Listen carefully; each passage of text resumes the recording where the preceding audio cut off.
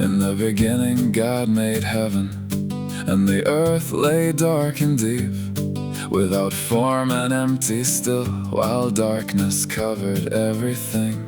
The Spirit of God moved on the waters, hovering over the face of the deep. Then God said, "Let there be light," and light broke through the dark. God saw the light, that it was good.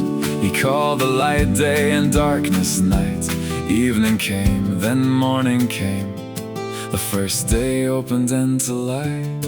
You spoke, and creation answered. You called, and the world took shape. Day by day your word went outward, and everything moved into place. From darkness into light, from empty deep to land and sea, all creation rose beneath your word, exactly as you said it would be.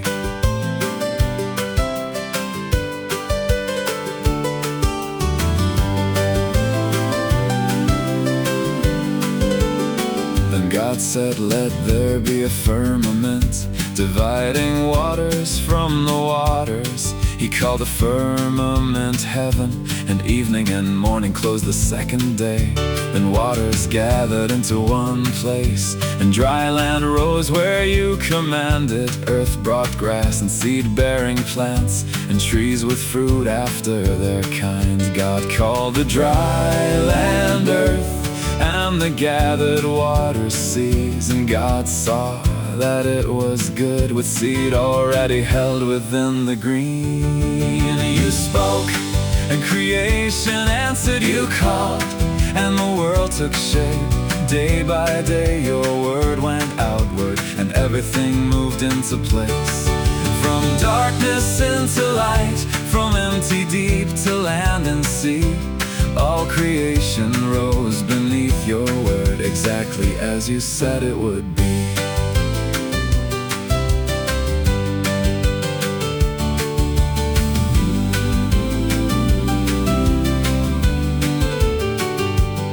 Then you set lights in the heavens to divide the day from night, for signs and seasons, days and years, and to give the earth their light. The greater light to rule the day, the lesser light to rule the night. And you made the stars also. God saw that it was good. And waters brought forth living creatures, and birds flew over open earth. Great whales and every moving creature, each one living after its kind. You blessed them, be fruitful, multiply. Fill the waters, fill the sky. Evening came, then morning came, and the fifth day passed by. Then earth brought forth the living creatures, cattle, creeping things, and beasts. And God said, "Let us make man in our image, after our likeness. Male and female you created them, and blessed them there beneath the sky. Be fruitful, multiply, fill the earth, and have dominion over it." You gave the seed-bearing herbs for food, and fruit from every yielding tree. You looked upon all you had made, and behold, it was very good. Evening came, then morning came. The sixth day stood complete. You spoke, and creation answered. You called, and the world took shape. Sea and sky, the stars and creatures, man and woman in their place. From darkness into light, from empty deep to life made full. You looked upon all you had made, and behold, it was very good. Thus the heavens and the earth were finished, and all the host of them. Then on the seventh day God rested from all the work that he had made. He He blessed the seventh day and sanctified it, because his work was done. Creation stood beneath his word, and the rhythm had begun.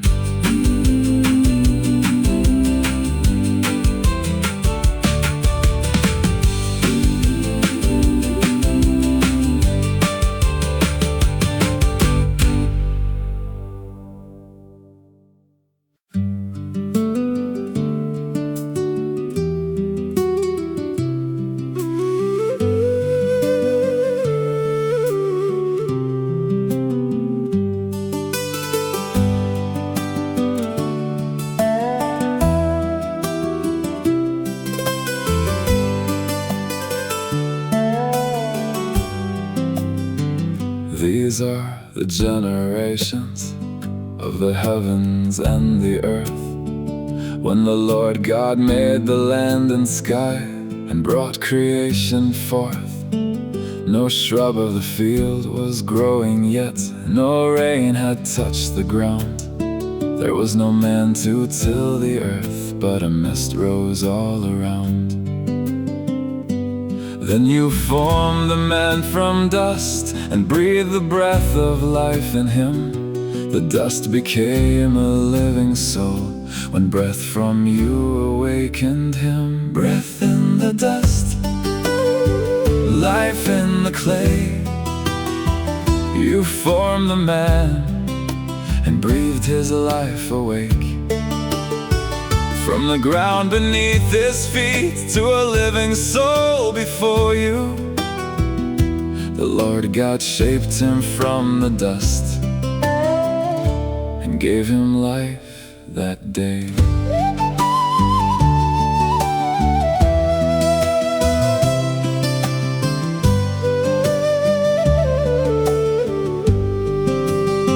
The Lord God planted a garden eastward in Eden, green and fair.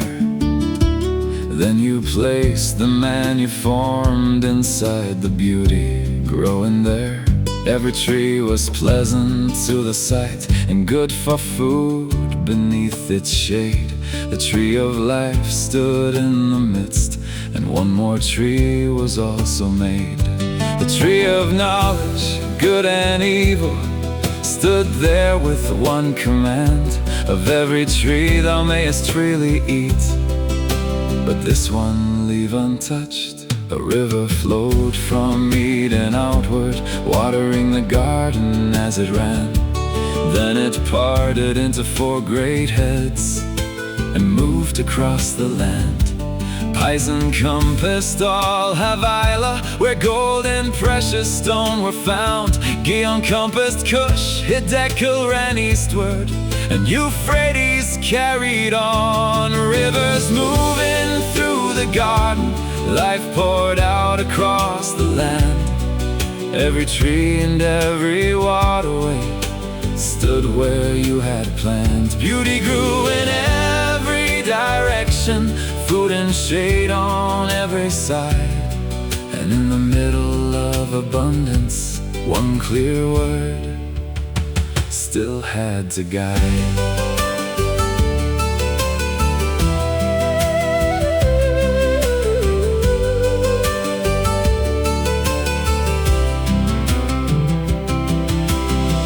Placed the man within the garden to dress it and to keep it there. You gave him freedom through the garden with one command held clear: of the tree of knowledge, good and evil, thou shalt not eat thereof. For in the day that thou eatest, thou shalt surely die. Then you said, it is not good that the man should be alone. I will make an helpmeet for him, one fit to stand beside him there. You formed the beasts and birds from earth and brought them unto Adam there. He gave a name to every creature, but none was found to answer him. Then a deep sleep fell on Adam. You took one rib from out his side, closed the flesh where you had taken, and formed the woman as his bride. Then you brought her to the man, and joy rose in the words he said, "This is now bone of my bones, and flesh of my flesh." She shall be called woman, because she was taken out of man. Therefore shall a man leave father and mother, and cleave unto his wife, and they shall be one flesh. Breath in the dust, life in the clay, a garden to tend, a word to obey. Then woman beside man, one flesh without shame. The Lord God formed them, brought them together, and gave their life its place.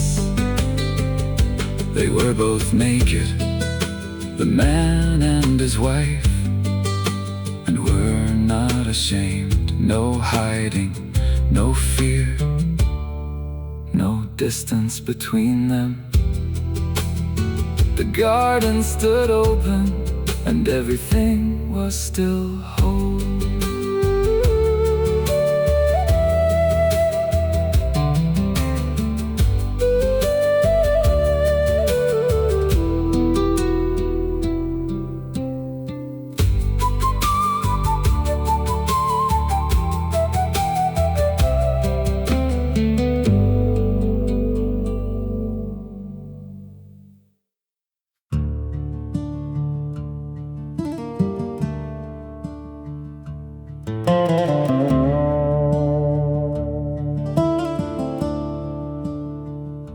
The garden rested still and open, with nothing hidden, nothing feared.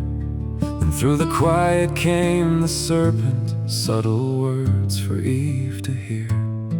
Yea, hath God said, ye shall not eat of every tree within this place? He took the word that God had spoken and bent it just enough to change. She said, we may eat of the fruit, but not the tree that stands within. God said, ye shall not eat of it, neither shall ye touch it, lest ye die. Then came the lie, ye shall not surely die. A question became a contradiction, and desire began to rise.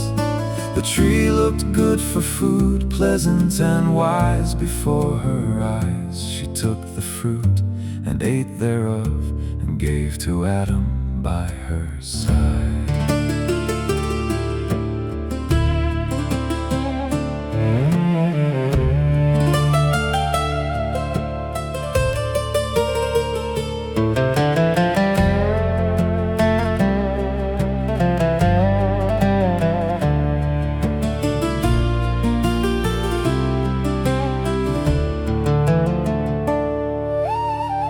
Then both their eyes were opened, and suddenly they knew their shame.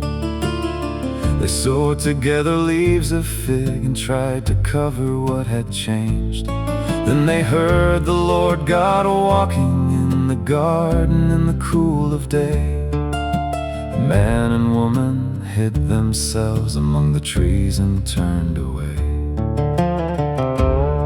Then you called unto the man, where art thou? He said, I heard thy voice, and I was afraid, because I was naked, and I hid myself. Who told thee thou wast naked? Hast thou eaten of the tree? The man said, the woman whom thou gavest me, she gave me, and I did eat. The woman said, the serpent beguiled me, and I did eat. The hiding turned to blaming, but nothing could hide what had been done.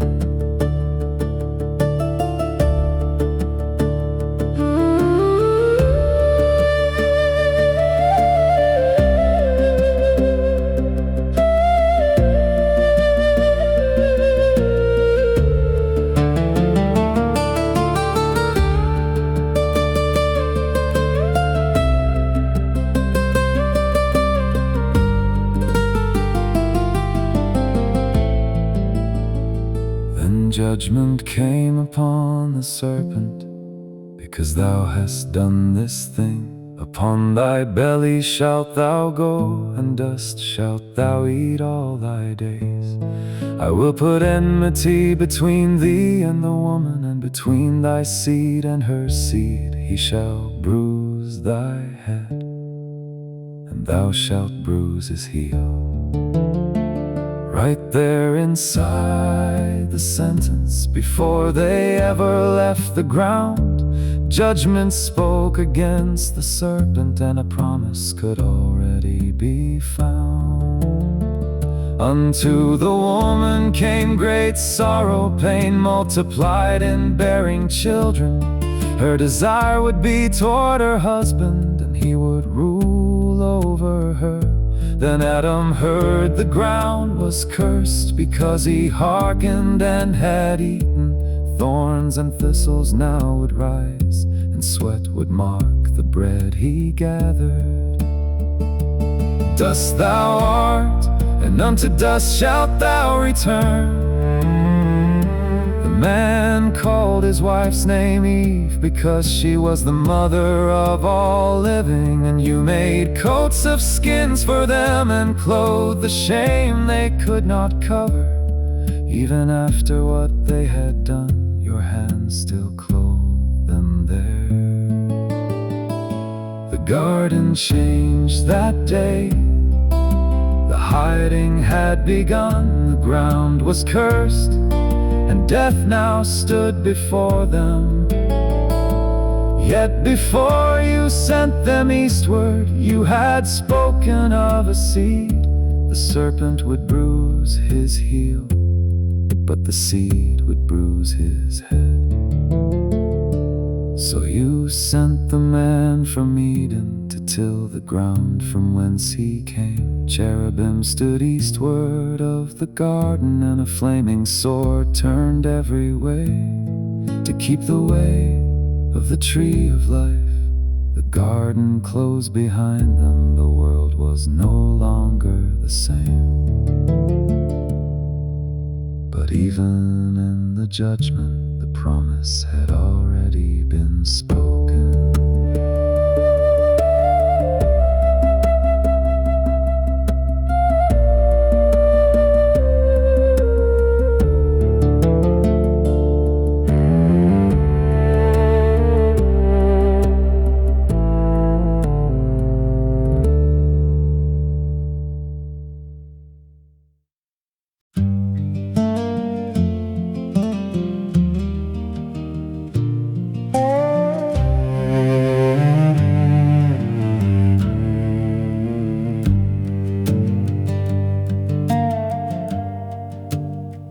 Outside the garden, east of Eden, life moved on beneath a curse. Adam knew his wife, and Eve conceived, and Cain became her firstborn son. She said, I have gotten a man from the Lord.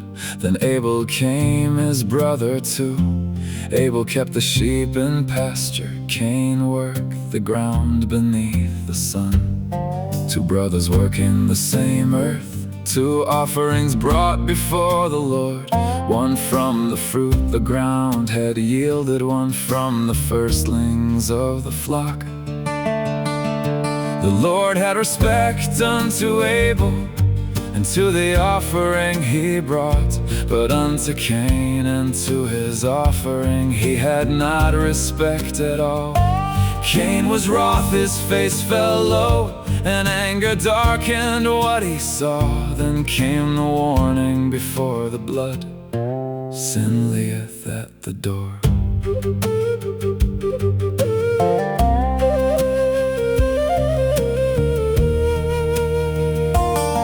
Sin lieth at the door. If thou doest well, shalt thou not be accepted.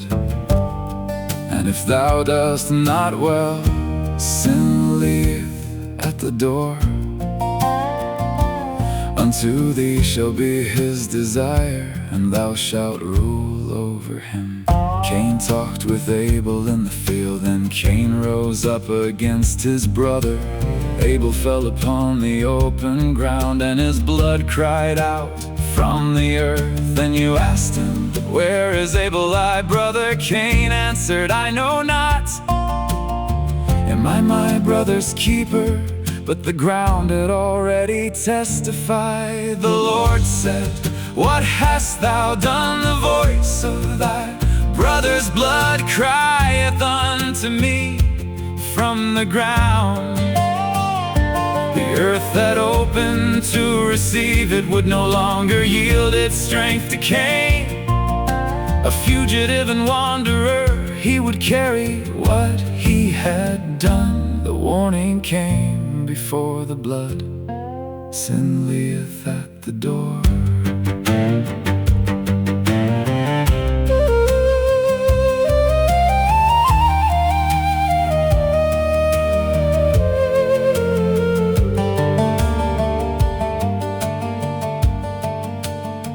Cain said, "My punishment is greater than I can bear beneath this weight. Everyone that findeth me shall slay me as I wander."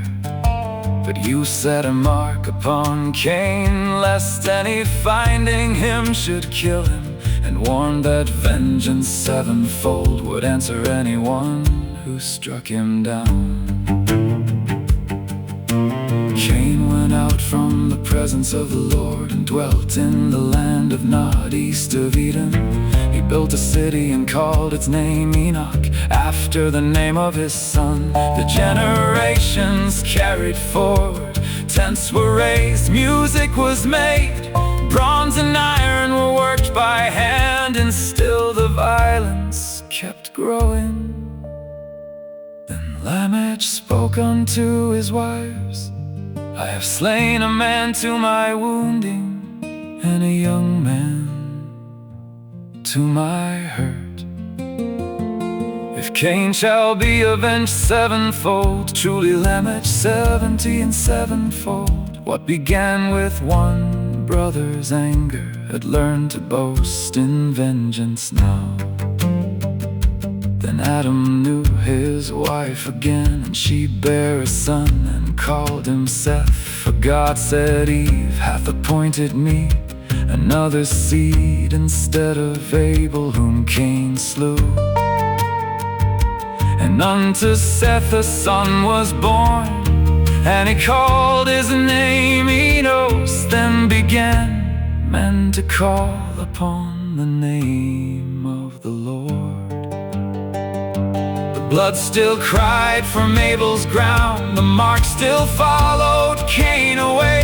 The city rose, the violence grew, and vengeance learned another name.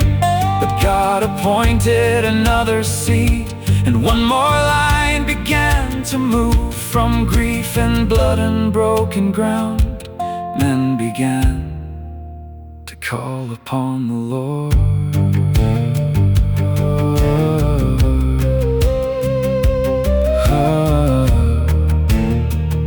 Outside the garden,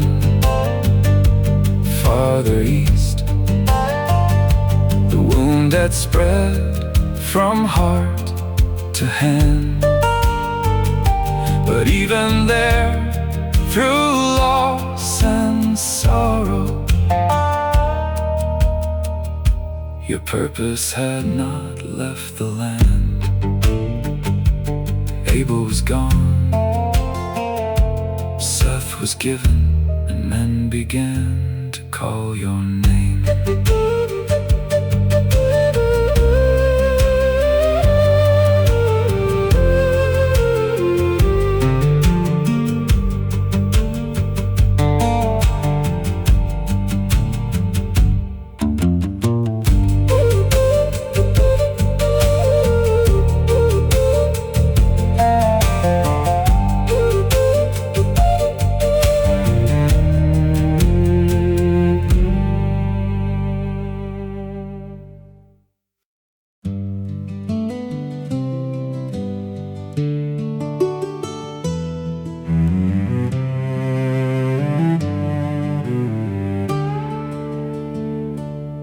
This is the book of generations, From the day that God made man, in the likeness of God he made him, male and female by his hand.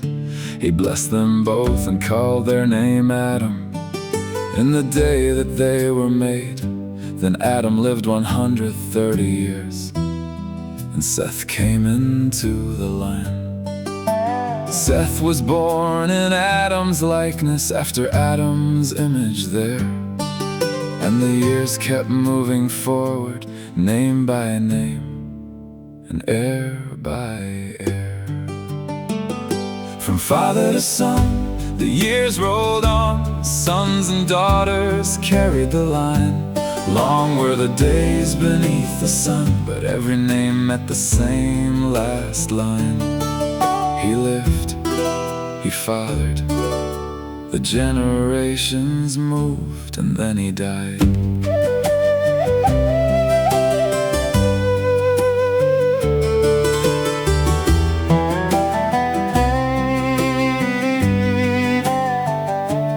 Adam lived 800 years more.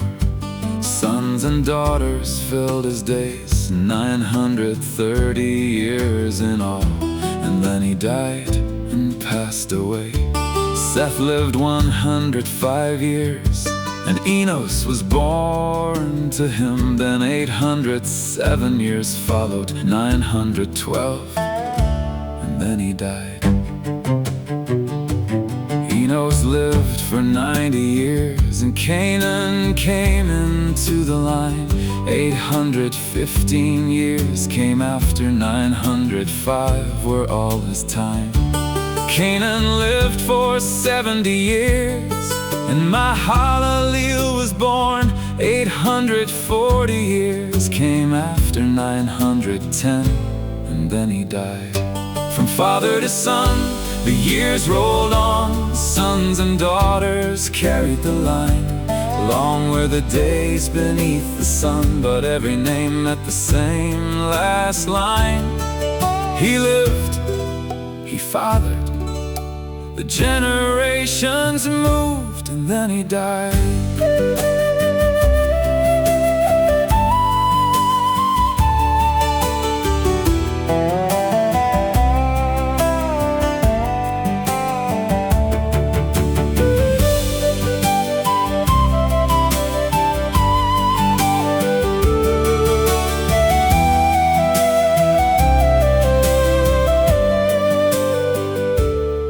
Mahalaleel lived 65 years, and Jared came beneath the sky. 830 years came after, 895, and then he died. Jared lived 162, and Enoch entered in the line.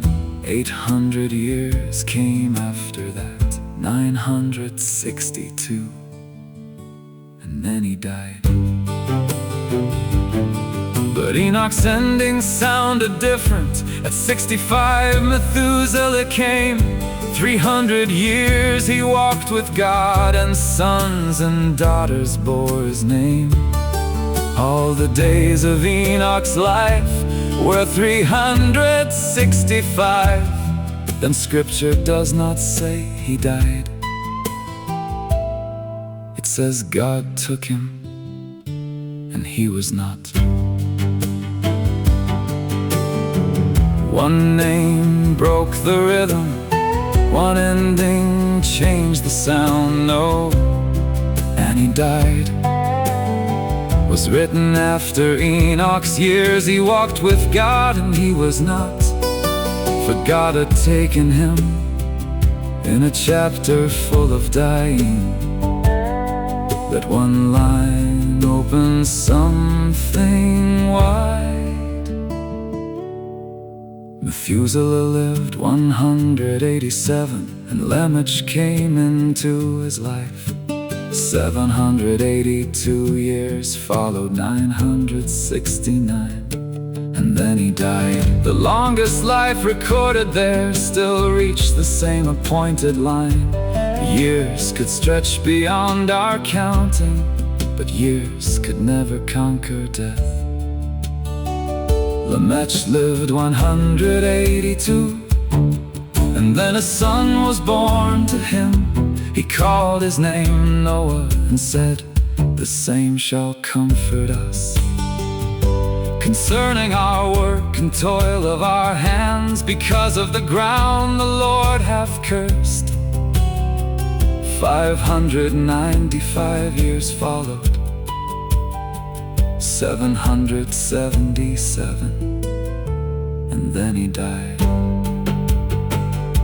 And Noah reached 500 years, and Shem and Ham and Japheth came. The line had crossed from Adam's breathing all the way to Noah's name. From father to son, the years rolled on. Sons and daughters carried the line. Again and again came, many died. Yet still the generations moved through time. And Enoch walked with God and was not. Then Noah's name was spoken with comfort. Death kept closing every lifetime, but the story had not closed. From Adam's dust to Noah's days, the names remain upon the page. Long lives passed, fathers died, children rose and took their place. And through the years of dust and sorrow, the line kept moving on.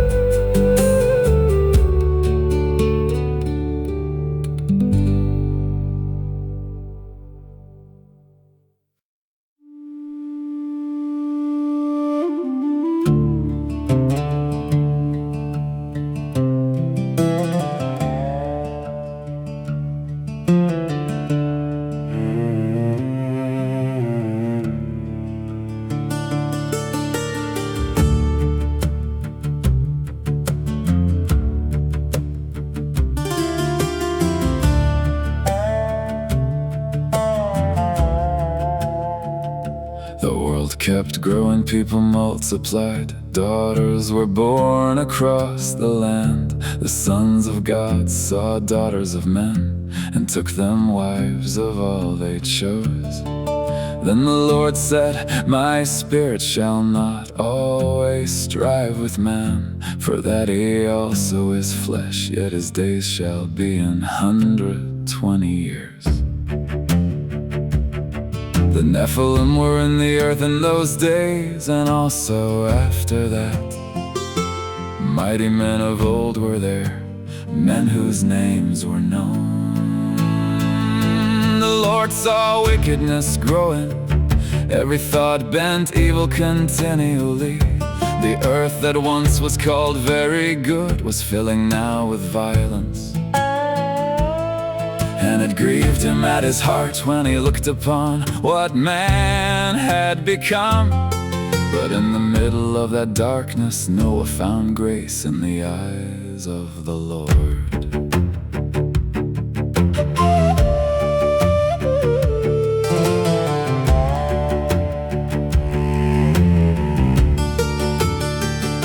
The Lord saw that man's wickedness was great, and every imagination of his heart was only evil continually.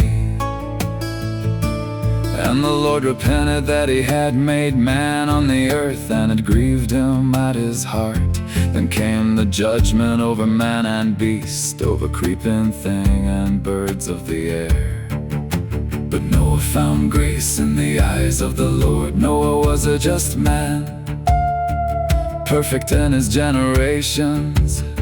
And Noah walked with God. The earth was corrupt before God. The earth was filled with violence. God looked upon the earth, and all flesh had corrupted his way. And in the middle of that darkness, Noah still walked with God. The world was turning toward judgment, but grace had found one household.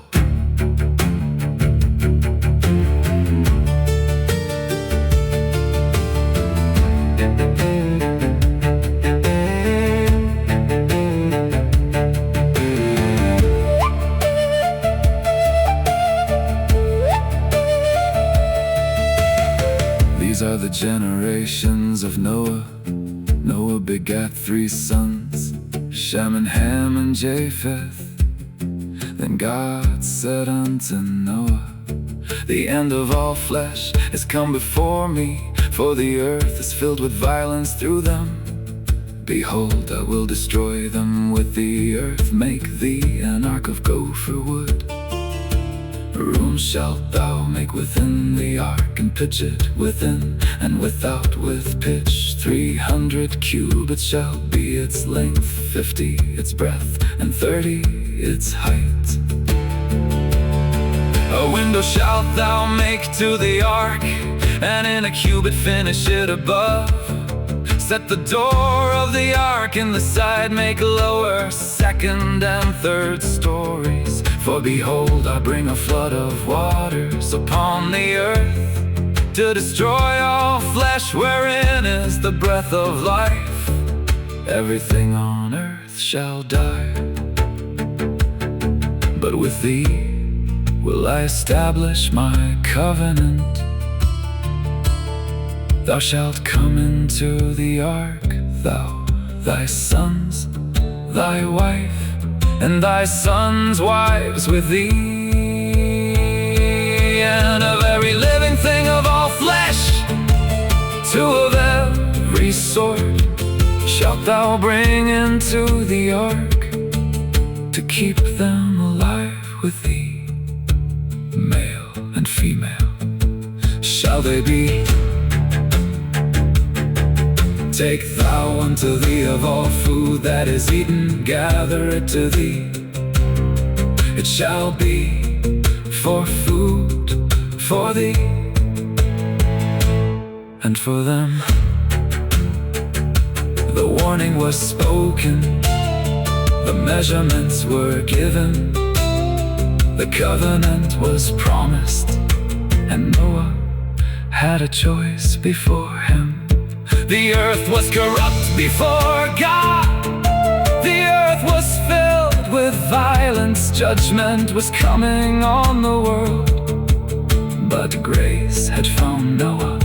He did not know the sound of the rain. He only knew the word you gave. And Noah did according unto all that God commanded him. By board, room by room, the ark began to rise. The world around him carried on, but Noah trusted what you said. Before the flood, before the fountains broke, before one drop came down, Noah did according unto all that God commanded him.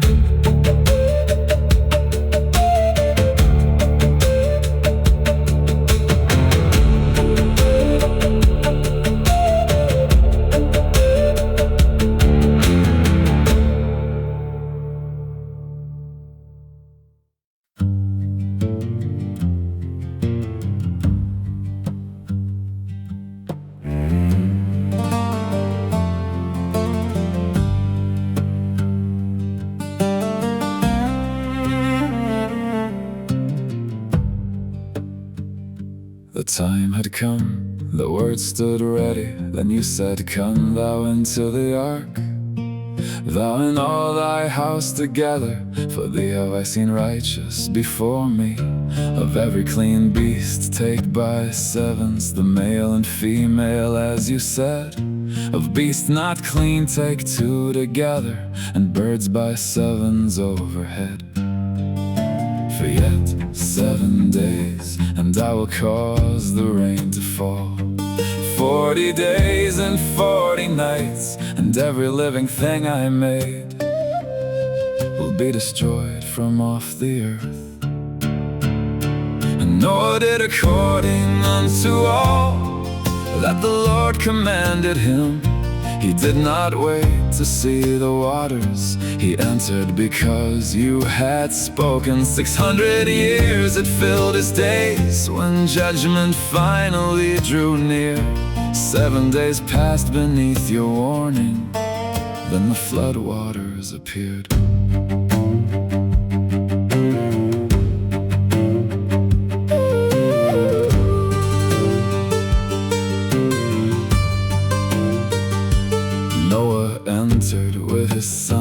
his wife and all his sons' wives too. Clean and unclean, beast and bird, went in by pairs as you had said. Then in the 600th year of Noah, 2nd month and 17th day, the fountains of the great deep broke, and heaven's windows opened wide. The rain was on the earth 40 days and 40 nights, and when they all had entered in, the Lord shut Noah in. The waters rose, the ark was lifted, what rested on the ground now moved. Higher still the flood prevailed, and every hill disappeared from view. The warning had become the water, the word had become what Noah saw. And through the storm the ark kept rising, held above it all.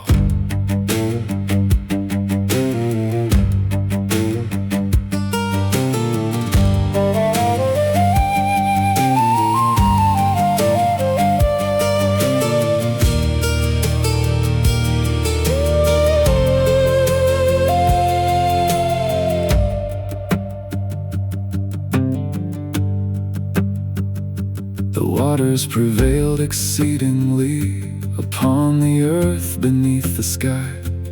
All the high hills under heaven were covered as the flood climbed high. 15 cubits upward rose the waters, and the mountains lay beneath. All flesh that moved upon the dry land fell beneath the judgment there. All in his nostrils was the breath of life. All that lived upon dry ground died. Noah only remained alive, and they that were with him in the ark outside. The waters covered what had been inside.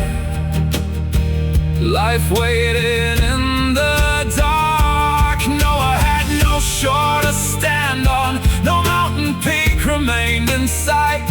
Only the ark upon the waters, and the word that brought them there.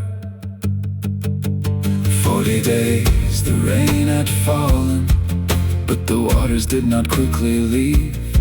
They prevailed upon the earth 150 days. The world below lay underwater, the ark remained above the deep, and every life that you had kept there waited for the waters to recede. The waters rose, the ark was lifted, the mountains disappeared from sight. Judgment covered all the dry land, but those within the ark remained alive. And Noah had entered at your calling, you shut him in before the rain. And while the waters ruled the earth, your word still held the ark above them. The world was water, the sky was gray, no dry land could be seen, but the ark still moved upon the flood, carrying the life that you had kept. 150 days of waters prevailing over the earth, and still the ark remained.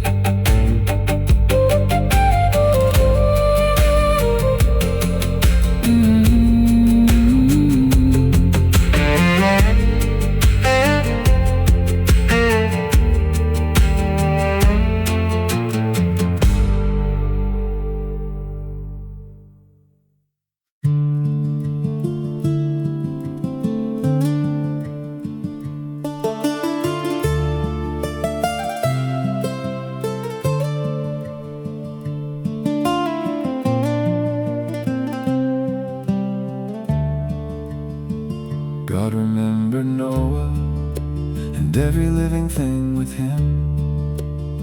You sent a wind across the earth, and the waters began to turn. The fountains of the deep were stopped, the windows of heaven restrained. The rain from heaven was held back, and the flood began to drain. Little by little the waters returned. The rising had finally ceased. What judgment covered for so long was slowly coming back to peace. God remembered Noah, and the waters started down.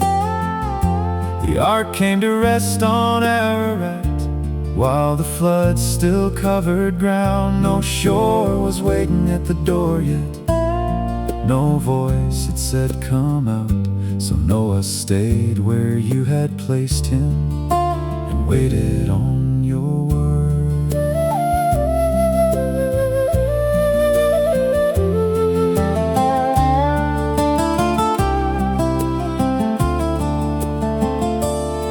The waters kept on falling lower.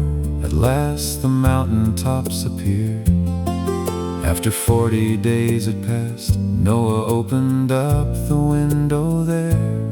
First he sent a raven outward, flying to and fro above the deep. Then he sent a dove to learn if dry ground had begun to be. But the dove found no rest for her foot. She came back to the ark that day. Noah reached and brought her in, then waited 7 days again. God remembered Noah, and the waters started down. The signs were coming one by one, but Noah did not leave the ark. A mountain peak, a returning dove were not the same as your command. He watched the earth grow dry beneath him and waited on your word.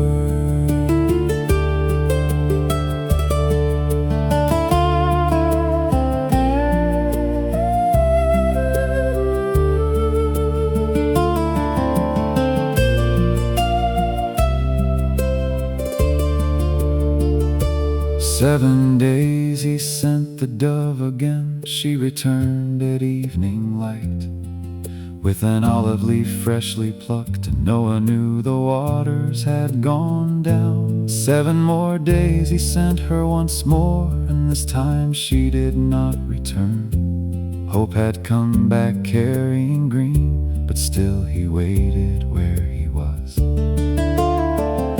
In Noah's 601st year, 1st month and 1st day, he removed the covering of the ark and saw the ground was drying there. But not until the 2nd month, the 27th day, was the earth dried fully beneath them. Then at last you spoke again. Go forth of the ark, thou and thy wife, and thy sons wives with thee. Bring forth with thee every living thing, that they may breed abundantly and be fruitful and multiply upon the earth. The door had once closed at your word, now the waiting ended the same way. So Noah went out with his family. Every beast and bird came to, every creeping thing after its kind, all leaving the ark as you said. Then Noah built an altar to the Lord, and took of every clean beast and bird. He offered burnt offerings there, and the Lord smelled a sweet savor. God remembered Noah, you brought him through the flood. You gave the wind, you dried the earth. You told him when to come out. He waited through the signs and seasons until your word released him there. The same God who shut the door behind him opened the world again. And the Lord said in his heart, I will not again curse the ground for man's sake.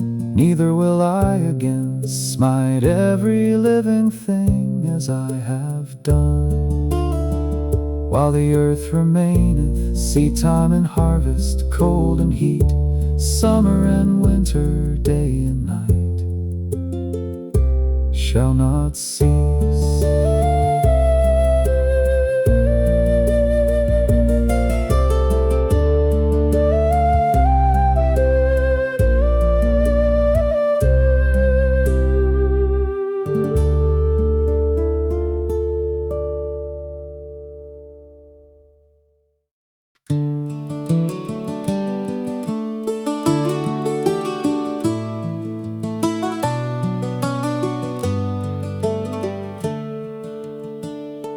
God blessed Noah and his sons and told them, be fruitful, multiply, replenish all the earth again beneath the open sky. The fear and dread of you shall be upon the beasts and birds that move, upon the fish within the sea. Into your hand they have been given. Every moving thing that liveth shall be meat for you to eat, even as the green herb once was given, now these also shall be meat. The world moved on beneath your blessing, life spread out across the land, but life still carried weight before you, and blood still mattered in your hand. For in the image of God was man made, and human life was not made small. The flood was gone, but your commandment still placed value over all.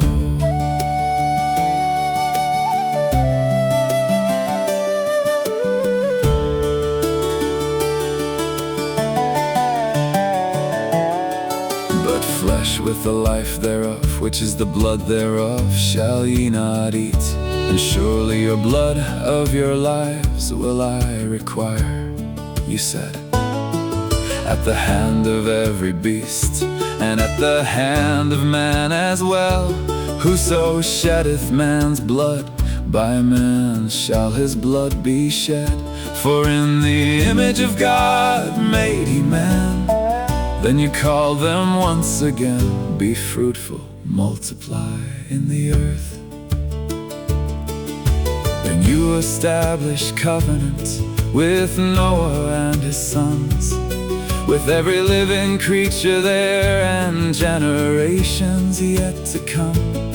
Never again would flood waters rise to cut off all flesh from the earth.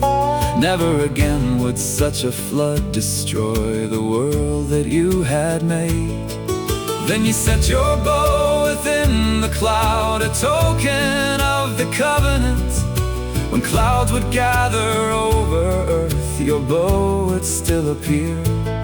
You said that you would remember your covenant with every living thing. No flood again would destroy all flesh. The bow would stand between.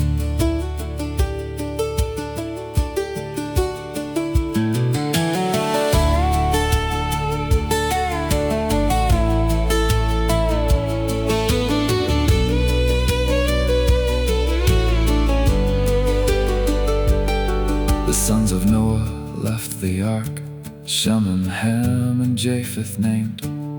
Ham was father there of Canaan, and from these the whole earth spread. Then Noah began to be a husbandman, and planted him a vineyard. He drank the wine and became drunken, and lay uncovered in his tent.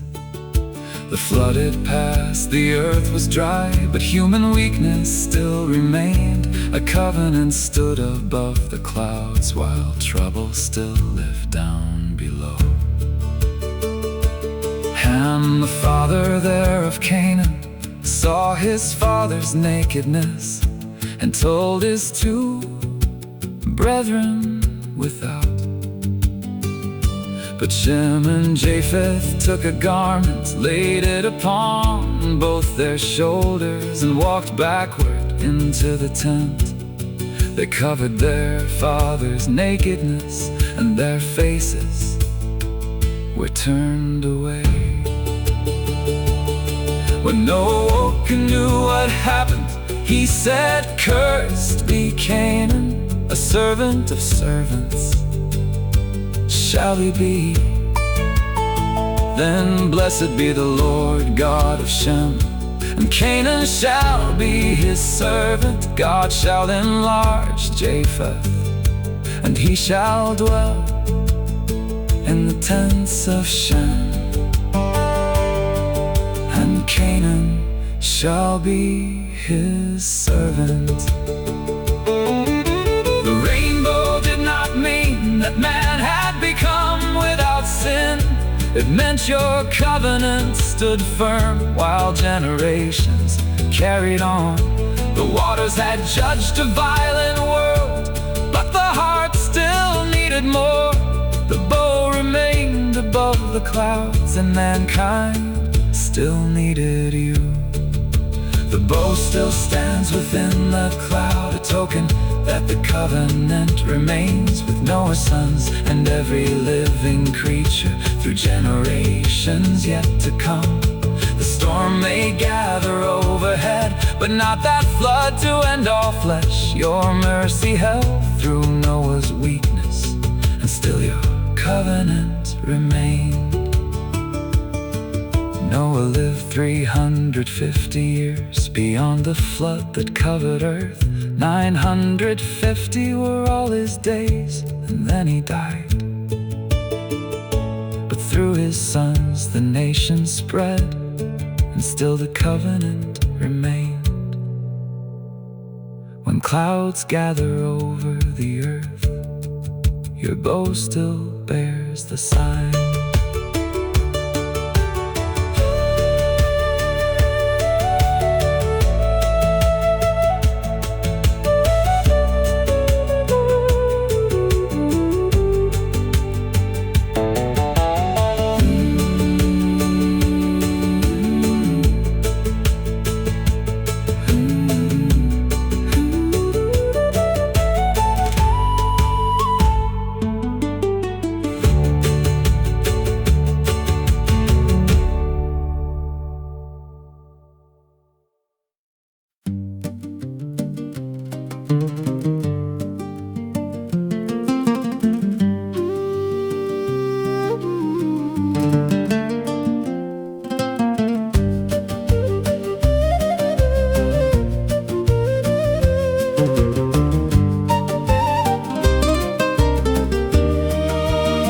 These are the generations of Noah's sons after the flood.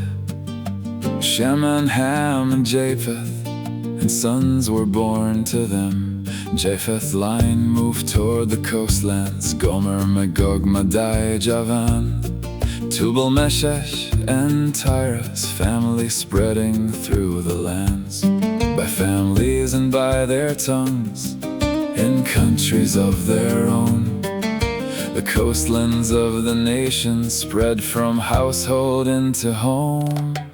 Family by family, land by land, name by name, the nations grew. After their tongues, after their kindreds, the world was filling up anew. From one household after the waters, many peoples filled the earth. Genesis opens up the map and shows where nations came forth.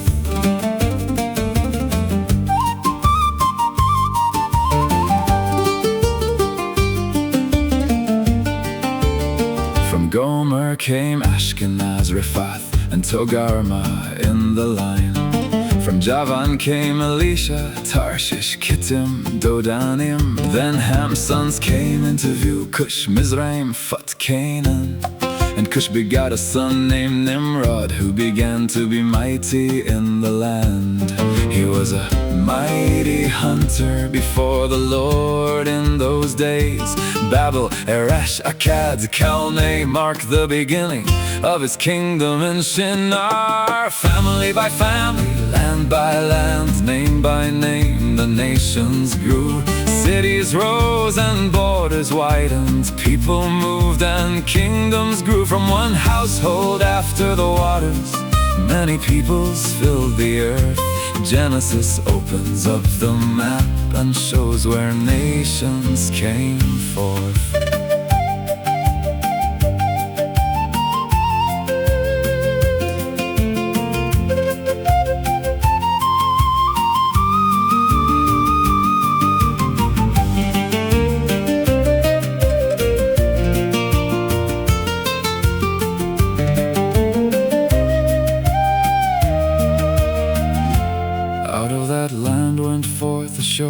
And Nineveh rose upon the way.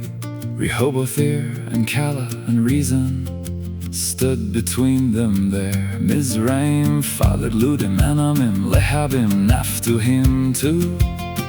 Pathrusim, Casluhim, Caphtorim, and more nations entered view. Canaan's firstborn son was Sidon, then Heth and peoples through the land. Jebusite and Amorite, Girgasite and Hivite clans, Arkite, Sinite, Arbadite, Amorite and Hamathite. Their border stretched from Sidon toward Gerar, toward Gaza, and the cities of the plain. Sodom, Gomorrah, Admah, Zeboim, and Lasha mark the way. These were Ham's sons by families, by tongues, by countries, by nations. Name, family by family, land by land, name by name, the nations grew. After their tongues, after their kindreds, the world was filling up anew. Not one forgotten in the record, not one line outside the page. House by house the earth was filling, generation after generation.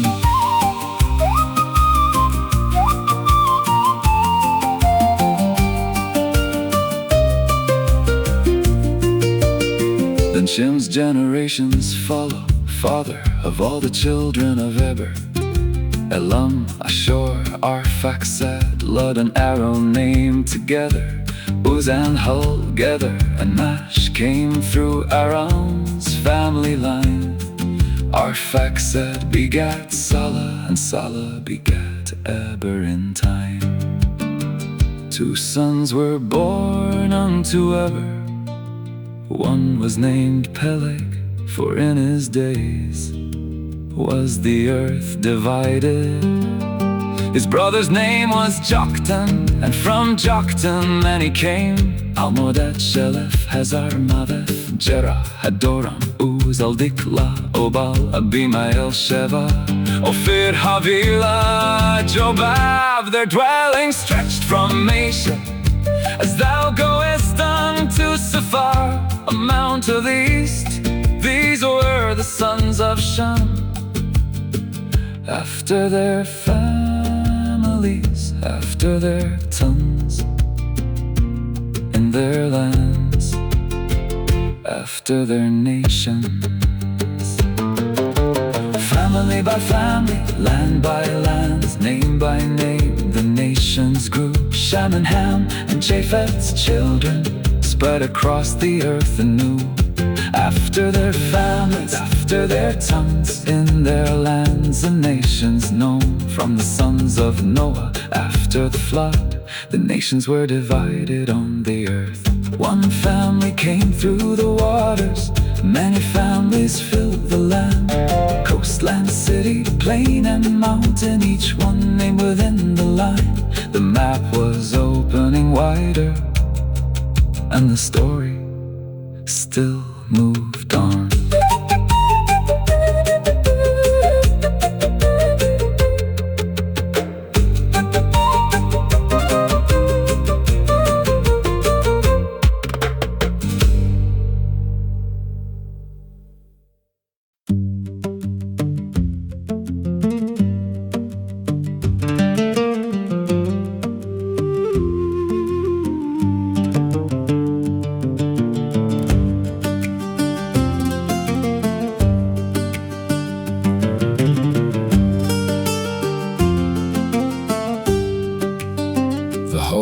Had one language and one speech from every mouth, As they journeyed from the east, they found a plain in Shinar's land. There they settled close together and said, "Come, let us make brick." They burned the bricks there thoroughly, with slime for mortar, brick for stone. Let us build ourselves a city and a tower whose top may reach heaven. Let us make ourselves a name, lest we be scattered over the earth. One people, one language, one city rising from the plain. Brick on brick they built together, trying to make themselves a name. But while the tower climbed above them, the Lord came down to see what the children of men were building there upon the plain of Shinar.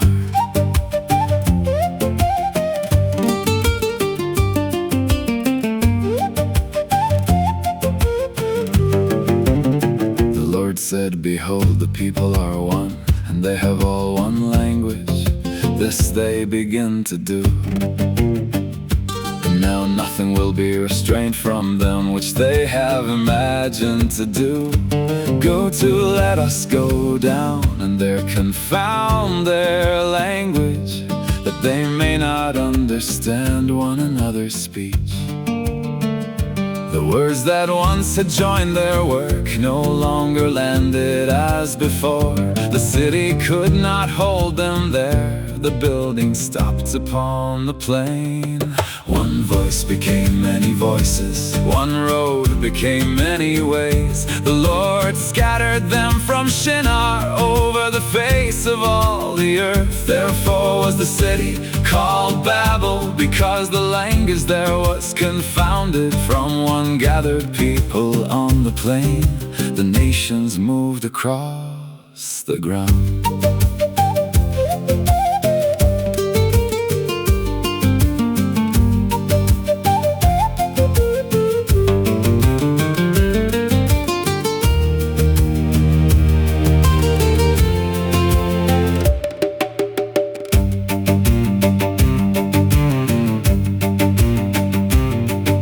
Scripture grows quiet with names again, fathers and sons carrying time. Shem was 100 years old when Arphaxad entered the line. 2 years after the flood had passed, 500 years still followed him.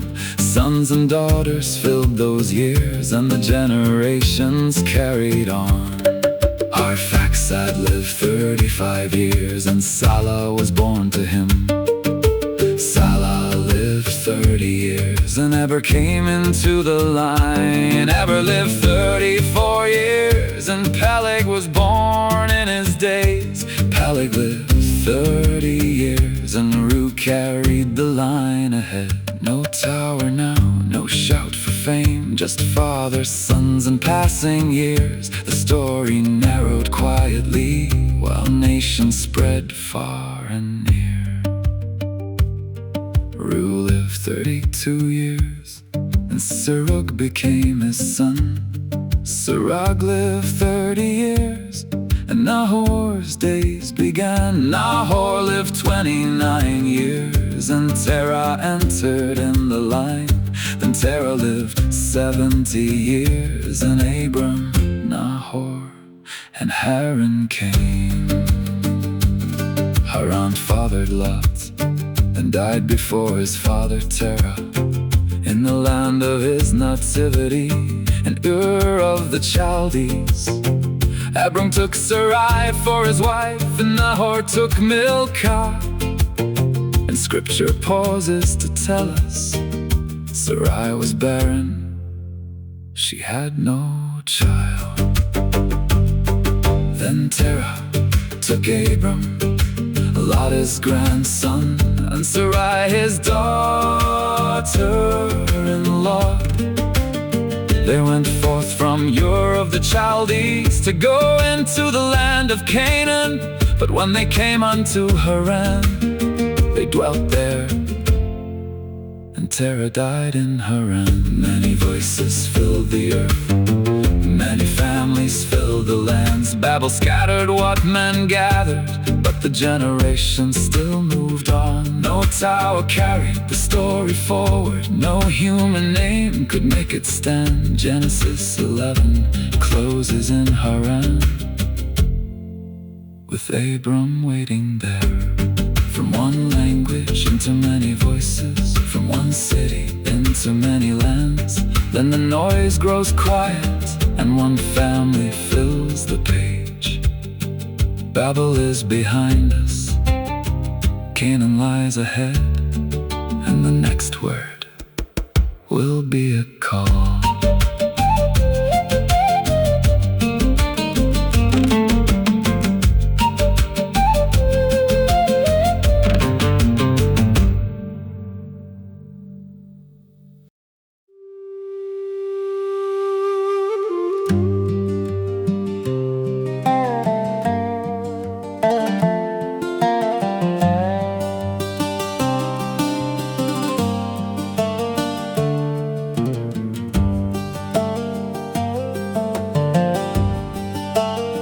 The Lord said unto Abram, Get thee out from thy country, from thy kindred and thy father's house, unto a land that I will show thee.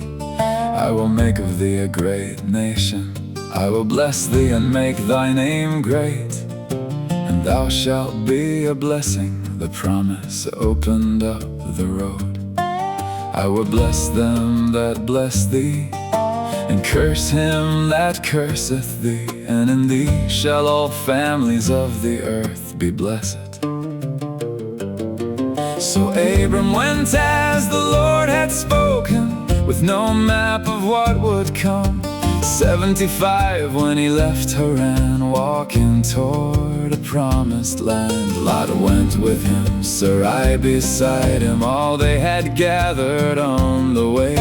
The road began with just one word, Go unto the land that I will show thee.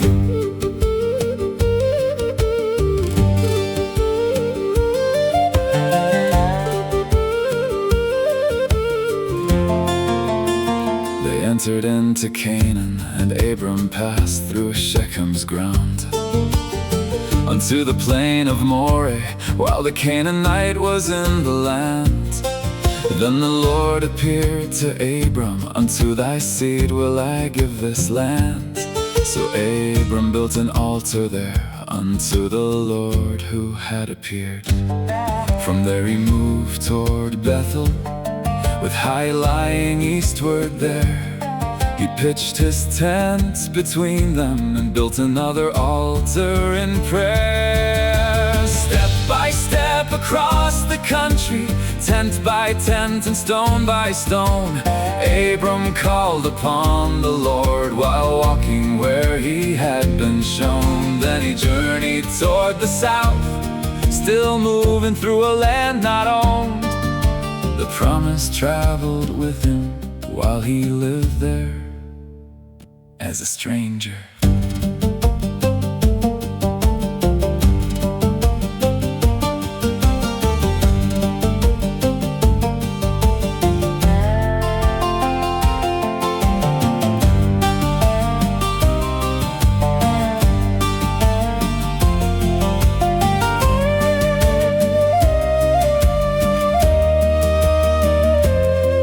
Then a famine struck the country, and the famine there was grievous. Abram journeyed down to Egypt to sojourn there for a while. As he drew near unto the border, fear began to shape his words. I know that thou art a fair woman, they may kill me and save thee alive. Say, I pray thee, thou art my sister, that it may be well with me for thy sake, and my soul shall live because of thee. Faith had brought him out of Haran, fear still traveled with him too. The Egyptians saw that Sarai was fair, Pharaoh's princess praised her beauty. She was taken into Pharaoh's house, and Abram was treated well for her sake. Sheep and oxen, servants and donkeys, camels and goods were added there. But the Lord had not forgotten Sarai, and the promise had not disappeared. The Lord plagued Pharaoh and his house with great plagues because of Sarai. Then Pharaoh called for Abram, "What is this that thou hast done unto me? Why didst thou not tell me that she was thy wife? Why saidst thou, she is my sister? Take her and go thy way." Pharaoh commanded his men concerning Abram, and they sent him away with Sarai his wife and all that he had. The road had shown both trust and fear. Abram had obeyed the call, then stumbled when the famine came. But the word you spoke at the beginning still had not fallen to the ground.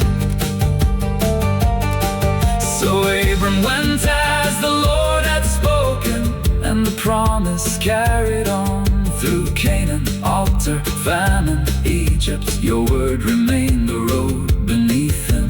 You called him out from what he knew. You showed him where the journey starts, and even when fear bent his choices, you did not forget what you had promised. From Haran into Canaan, from the altar down to Egypt, the journey had only begun. A call had become a road, a promise had become a life of walking. And Abram was still learning what it meant to trust the one who called him.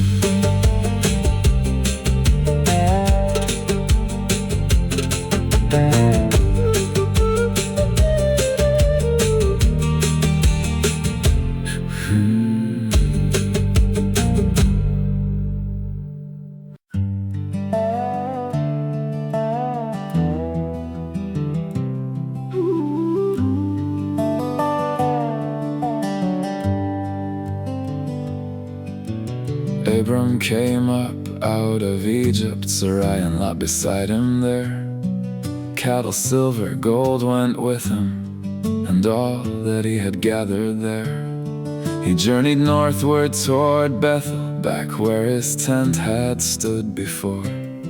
Between Bethel and Ai, to the altar he had made unto the Lord. Back where he had called your name, back where worship marked the ground. After Egypt and all its trouble, Abram called upon the Lord again. Back to the altar, back to the place, back where Abram called upon your name. The road had bent, but you were faithful. The promise had not moved away. And there beneath the open heavens, Abram called upon the Lord again.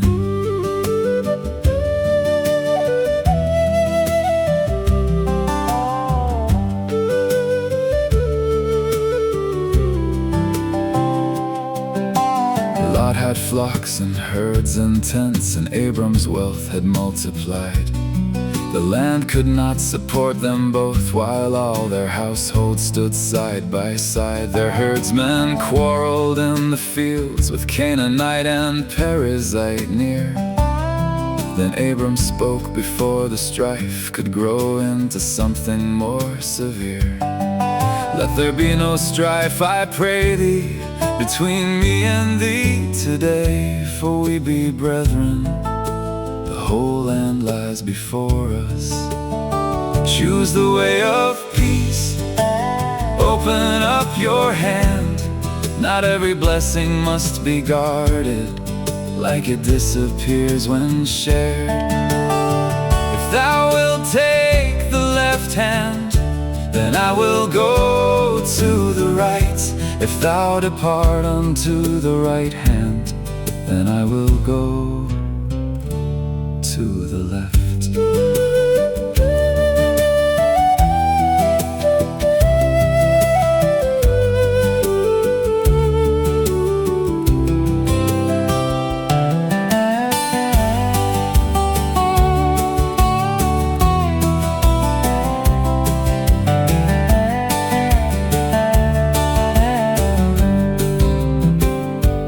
Lifted up his eyes and saw all the plain of Jordan watered well, like the garden of the Lord before him, like Egypt stretching down towards Zoar. So Lot chose all the Jordan plain and journeyed east away from Abram.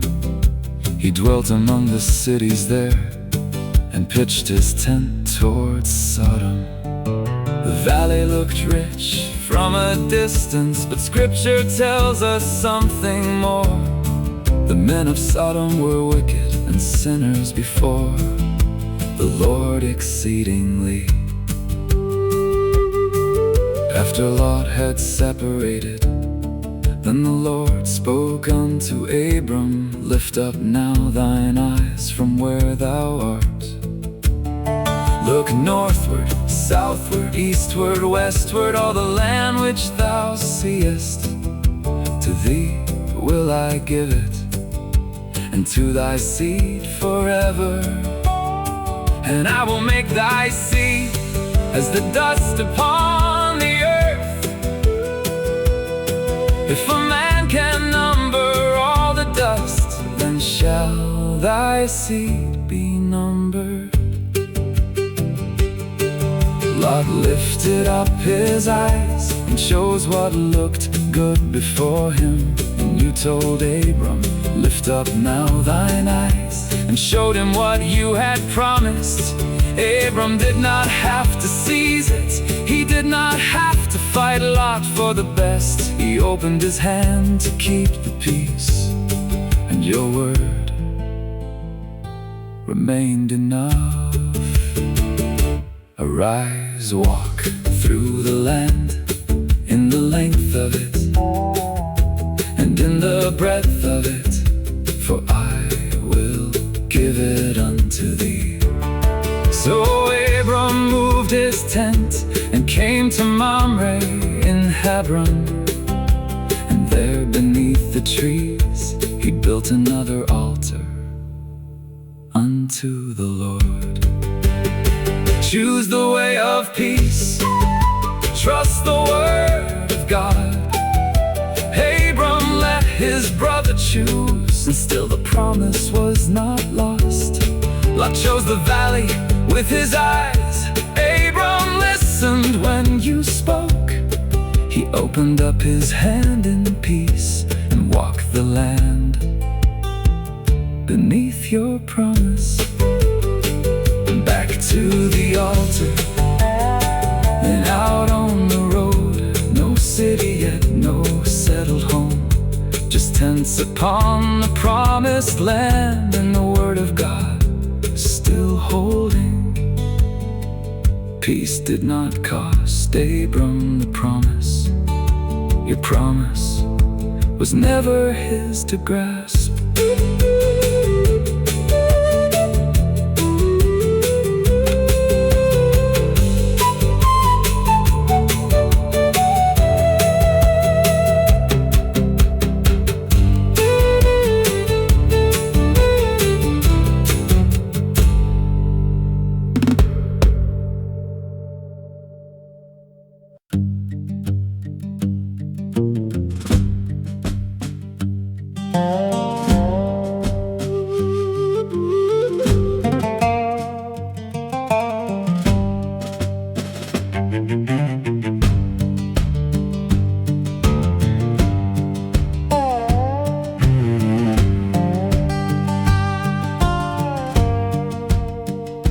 Kings had arisen, and borders shifted. War rolled hard across the plain.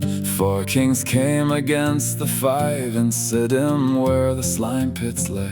Sodom fled, Gomorrah scattered, and the victors took the spoil. Goods and food and people with them carried off across the soil. And among the ones they captured was Lot, Abram's brother's son. Then one who had escaped the battle came and told what had been done. 318 trained men, born and raised within his house. Abram armed them, went in pursuit, and followed north as far as Dan. Through the night he split his servants, struck the kings and drove them on. Then pursued them unto Hobah on the left hand of Damascus.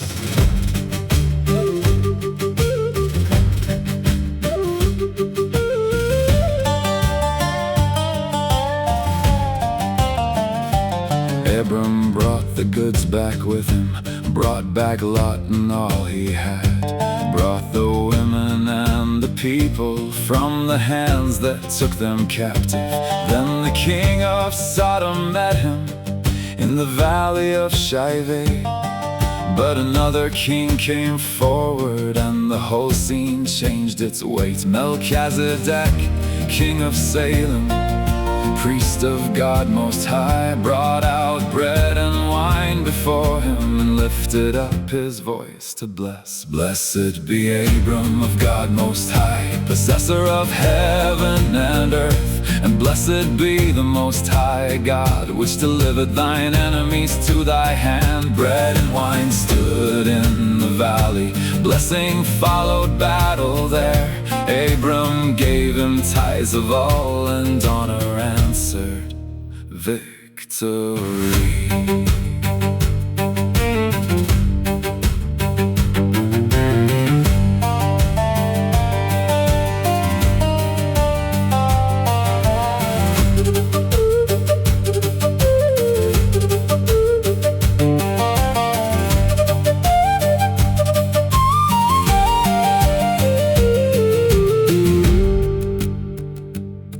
Then the king of Sodom told him, give me persons, take the goods. But Abram raised his hand unto the Lord God Most High of heaven and earth. I will not take a thread from thee, nor even one shoe latchet, lest thou say in days to come, I have made Abram rich. Only what the young man had eaten, and the portion due his allies, and Ereshkigal, Mamre with him. Abram would not claim the rest. The sword had won no right to boast, the spoil would never name his source. Abram would not let Sodom say that Sodom made the promise rich. The blessing came from God Most High, the victory came from God Most High. And in the valley bread and wine stood quietly between the kings. One king offered goods and gain, one king came with bread and blessing. Abram gave the 10th to Melchizedek, and refused the wealth of Sodom. The battle ended, Lot was home, but something greater had been shown. God Most High possessed the heavens, and Abram knew where blessing came from. Blessed be Abram of God Most High, possessor of heaven and earth. Blessed be the God who gave the victory and delivered every enemy. Abram would not take the riches that could let another claim his rise. He left the valley with the blessing, trusting God Most High. From clash of kings to bread and wine, from captive roads to blessings spoken, Lot came home, the spoil was offered, and Abram walked away unarmed. No king of Sodom made him rich, the blessing came from God Most High.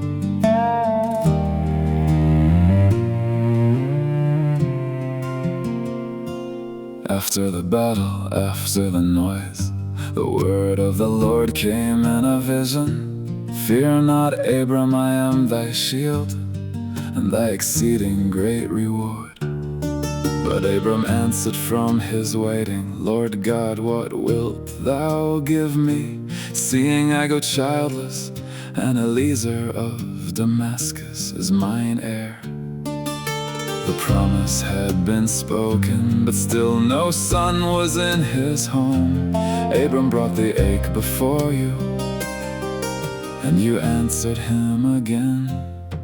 Then you brought him out beneath the stars. Look now toward heaven, tell the stars, if thou be able to number them, so shall thy seed be. Abram believed in the Lord, and you counted it to him for righteousness.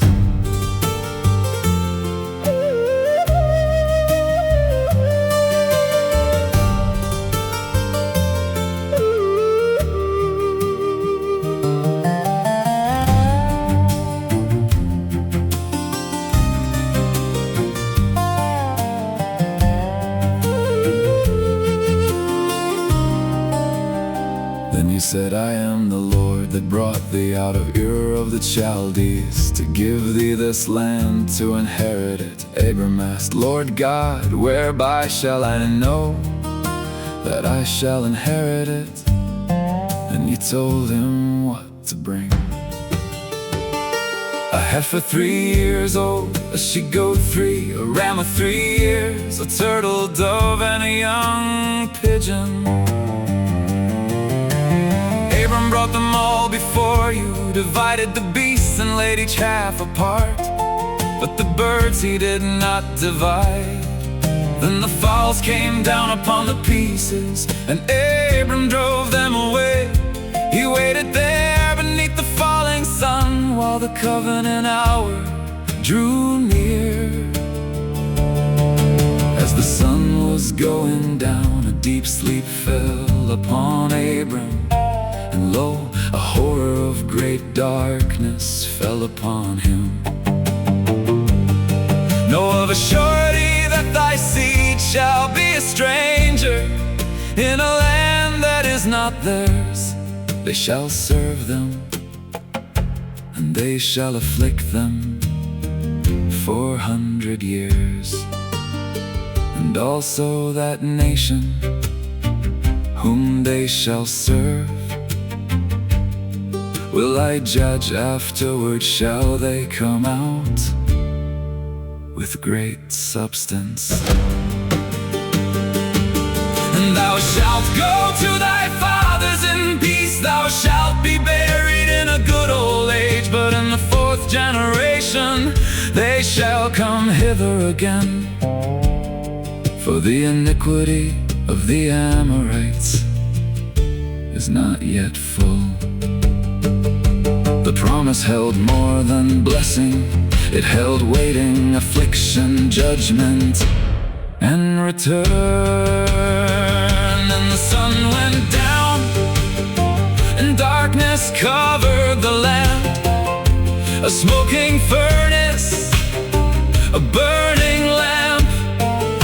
They passed between those pieces, and in that same day the Lord made covenant with Abram.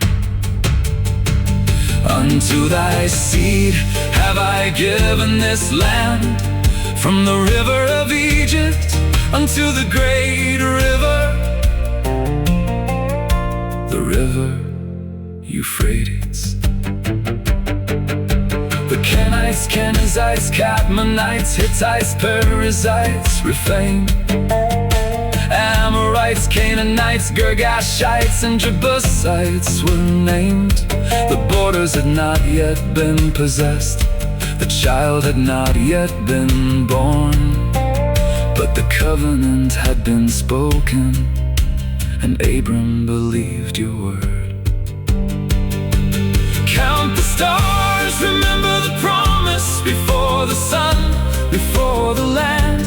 Abram believed the Lord, he could not see the generations, but he trusted what you said, and you counted faith for righteousness before the promise filled his hands. Under stars that filled the heavens, Abram stood with empty hands. No son yet, no land possessed, only the word of God. And that was enough to believe.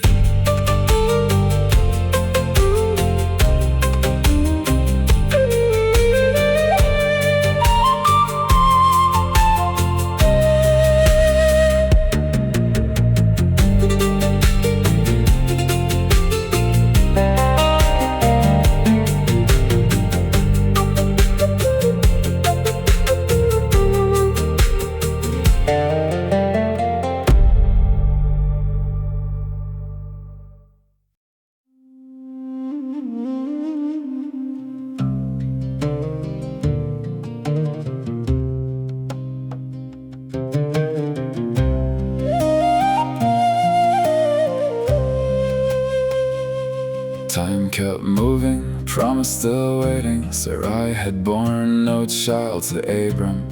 She had an Egyptian handmaid there, and Hagar was her name.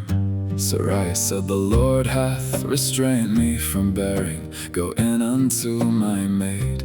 It may be that I may obtain children by her." And Abram hearkened to Sarai's voice. 10 years in Canaan had passed by, the waiting had become hard to bear. They reached to make the answer happen, and pain was waiting there. Waiting can grow heavy, hope can hurry what it cannot see. But the word you gave was still your word, and time had not changed what you would be. Human hands reached for an answer, but the promise still belonged to you. And in the trouble that came after, you still saw each life it carried through.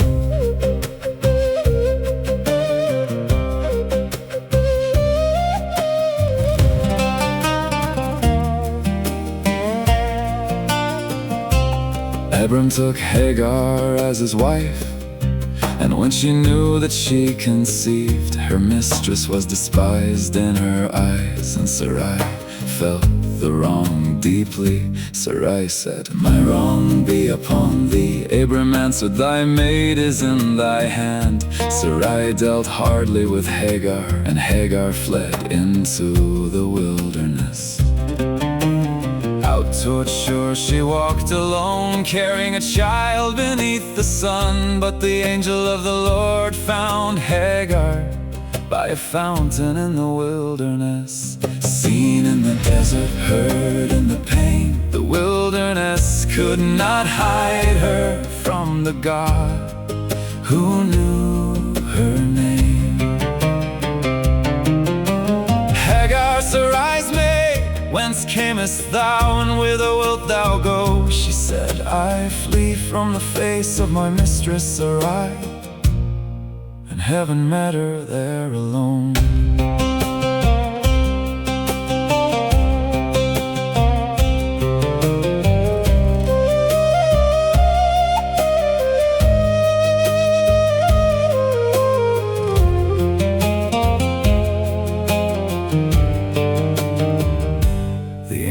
Said, "Return to thy mistress, and submit thyself under her hands." Then came a promise for her child, "I will multiply thy seed exceedingly, that it shall not be numbered for multitude. Behold, thou art with child, and shalt bear a son, and shalt call his name Ishmael. Because the Lord hath heard thy affliction, the name itself would carry that truth. Before Ishmael ever drew a breath, God had heard what Hagar lived through. He will be a wild man His hand will be against every man, and every man's hand against him, and he shall dwell in the presence of all his brethren. The road ahead would not be easy, but the child had not gone unseen, and neither had his mother. And Hagar called the name of the Lord that spake unto her, Thou God seest me. For she said, Have I also here looked after him that seeth me? Therefore the well was called Beer Lahai, the well of him that liveth and seeth me. She had run from a wounded tent, she had walked toward Egypt alone, but before she reached another land, you found her beside the spring. You heard her affliction, you saw where she was, you named the son she carried, and gave her words to carry home. Seen in the desert, heard in the pain, the wilderness could not hide her from the God who knew her name. She called you, Thou God seest me, and Ishmael's name said you had heard. The waiting had not changed your promise, and no wounded life escaped your sight. Hagar returned, and she bare Abram a son. Abram called his name Ishmael, just as the word had said. Abram was 86 years old when Hagar bare Ishmael to him. The promised son had not yet come, the waiting was not over. But in the wilderness, Hagar learned, you see, you hear.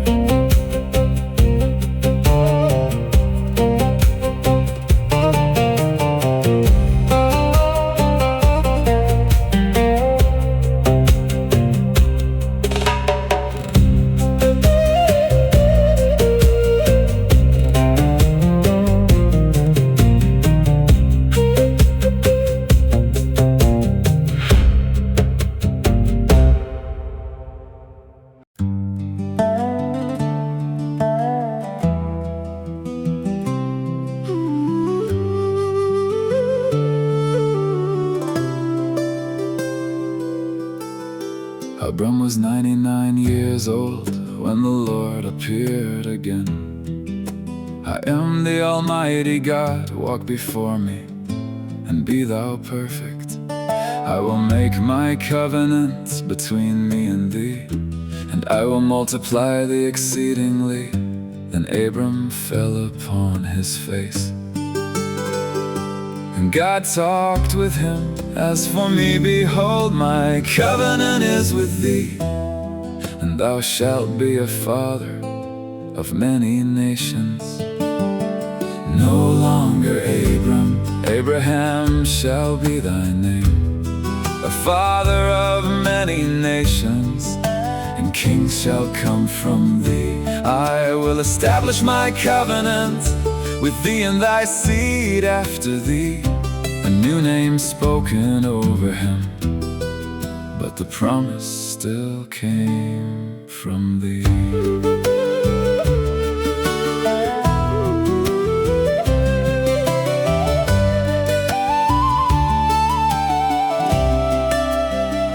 I will give unto thee, and to thy seed after thee, the land wherein thou art a stranger, all the land of Canaan, and I will be their God.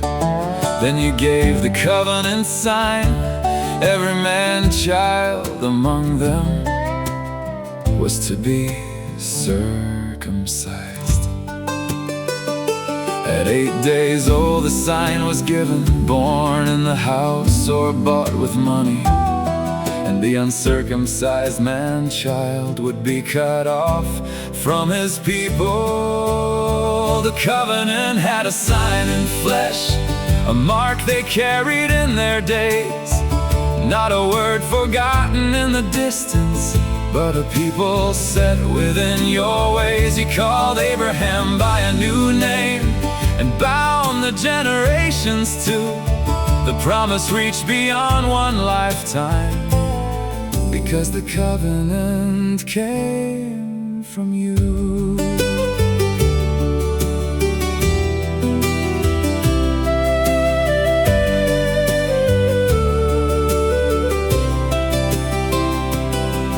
God said, as for Sarai thy wife, thou shalt not call her name Sarai. Sarah shall her name be. I will bless her and give thee a son also of her. She shall be a mother of nations, kings of people shall be of her. Then Abraham fell upon his face and laughed within himself. Shall a child be born unto him that is 100 years old? And shall Sarah that is 90 years old bear? Then Abraham said, oh, that Ishmael might live before thee. And God said, Sarah thy wife shall bear thee a son indeed, and thou shalt call his name Isaac. I will establish my covenant with him for an everlasting covenant, and with his seed after him. And as for Ishmael, I have heard thee. Behold, I have blessed him. I will make him fruitful. I will multiply him exceedingly. 12 princes shall he beget, and I will make him a great nation. But my covenant will I establish with Isaac, which Sarah shall bear unto thee at this set time in the next year. The years had not erased the promise, age had not made your word grow weak. What seemed impossible to Abraham was still exactly what you meant. Then God left off talking with him and went up from Abraham. And Abraham took Ishmael his son, and every male within his house, born in the house or bought with money, he circumcised them that same day, according to all that God had spoken. He did not wait another day. Abraham was 99, Ishmael was 13 years old. That same day the sign was carried by every male within his household. No longer Abraham now bore the name. No longer Sarai, Sarah would bear the promised son. You heard his prayer for Ishmael and blessed that son as well. But Isaac would carry the covenant, just as you had said. A new name, a covenant sign, a son still waiting in the year ahead.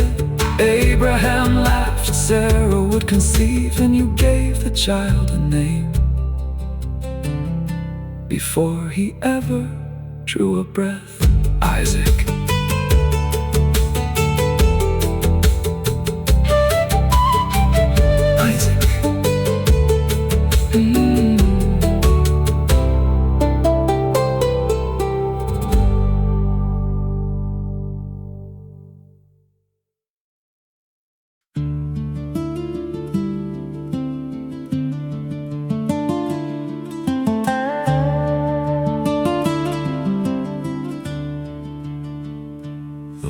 Appeared by Mamre's oaks while Abraham sat beside his tent.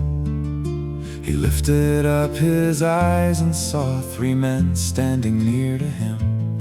He ran to meet them from the doorway, bowed himself toward the ground. Pass not away, I pray thee, Lord, rest here beneath the tree a while. Water came to wash their feet, bread was hurried to be made. Curds and milk and tender calf were set before them in the shade. Under the oaks at Mamre, a promise came again. Abraham stood beneath the tree while the Lord spoke of what would be. The waiting years were nearly over, the appointed time was drawing near. Sarah would bear the promised son, and nothing was too hard for the Lord.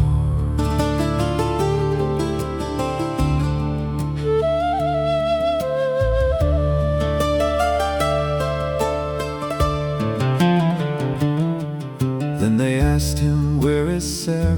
Abraham said, "Behold, in the tent." And the Lord said, "I will certainly return according to the time of life, and lo, Sarah thy wife shall have a son." Sarah heard it from the tent door there. Abraham and Sarah both were old, and Sarah laughed within herself. "After I am waxed old, shall I have pleasure, my Lord being old also?" Then the Lord asked Abraham, "Wherefore did Sarah laugh? Is anything too hard for the Lord?" That was the answer in the air. "At the time appointed I will return, and Sarah shall have a son." She said, "I laughed not, for she was afraid." But you answered, "Nay, but thou didst laugh." The promise did not bend with age, the appointed time still stood.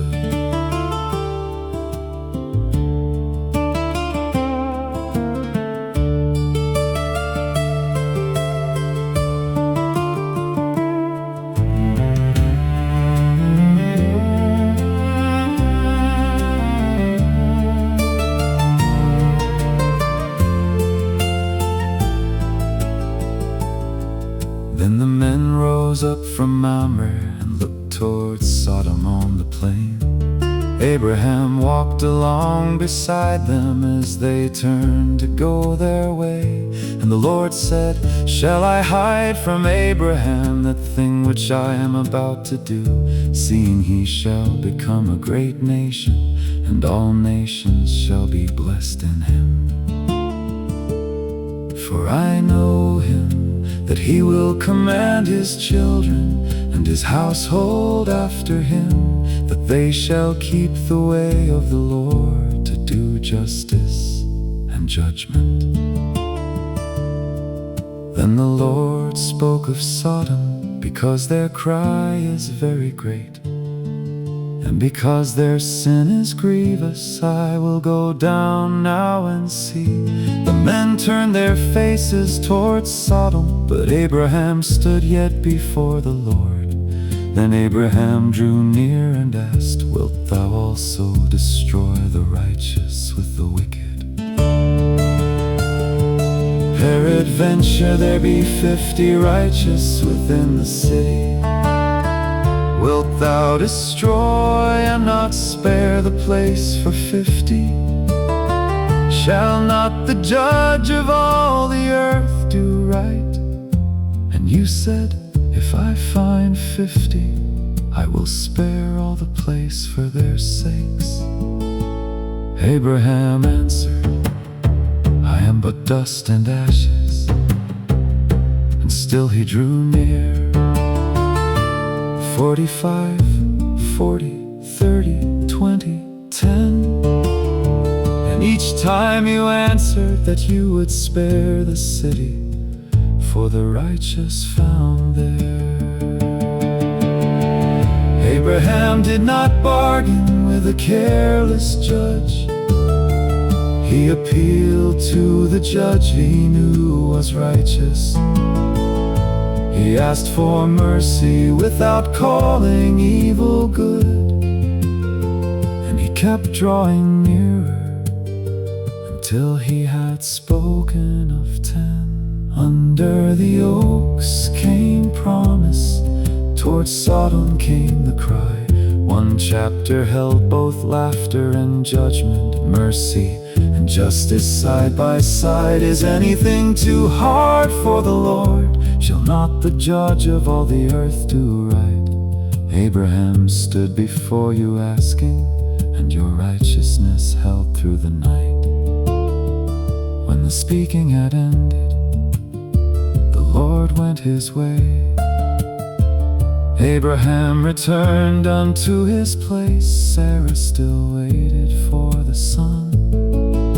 Sodom still stood upon the plain. The promise was moving toward fulfillment. The judgment was moving nearer too. And Abraham had learned again to stand before the Lord.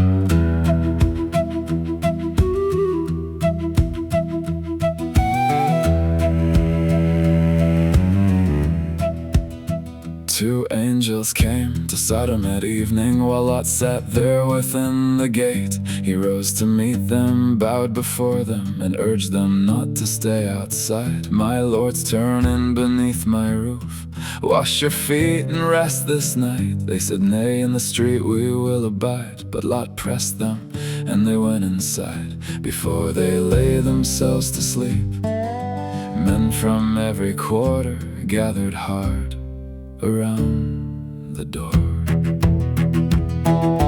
Lot went out and shut the door, begging them to do no wickedness. Then the angels pulled him back inside, shut the door against the crowd, and struck the men outside with blindness until they wearied for the door.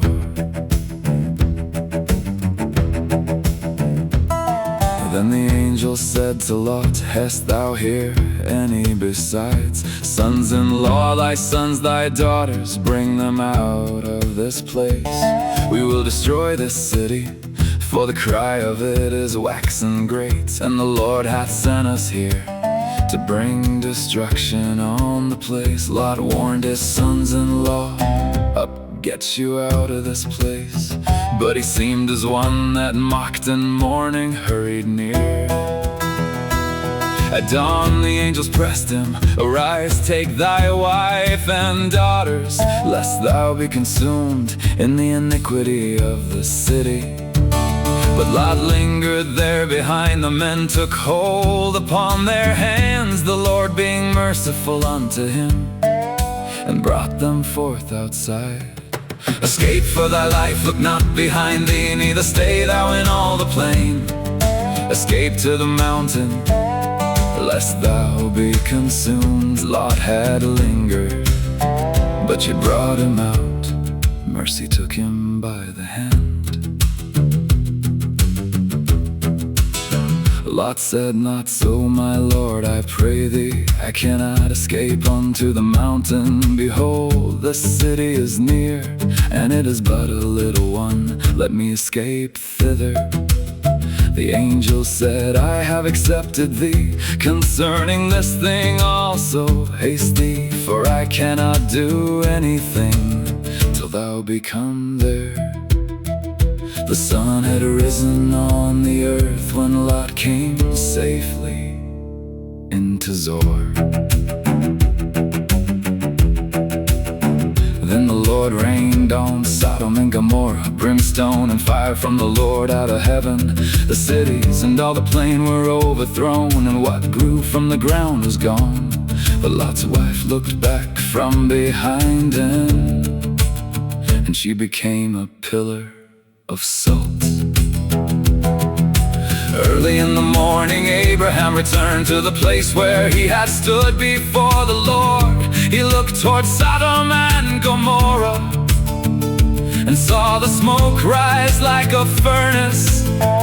And Scripture tells us God remembered Abraham and sent Lot out of the overthrow when the cities were destroyed. Later Lot went up from Zoar and dwelt in a cave with his 2 daughters. They feared their family line would end and made their father drink wine. Both conceived by him. The firstborn bore Moab, the younger bore Ben-Ammi. From them came Moab and Ammon. Out of the fire, out of the plain, Lot was carried by mercy away. Sodom fell beneath the judgment. Abraham watched the smoke that day. The chapter does not end with innocence. Human fear and sin remain. Yet through judgment and ruin, God remembered Abraham. The city was gone, the plain was burned. Lot escaped, but not untouched. Judgment had fallen, mercy had carried Lot out, and Abraham's place before the Lord had not been forgotten.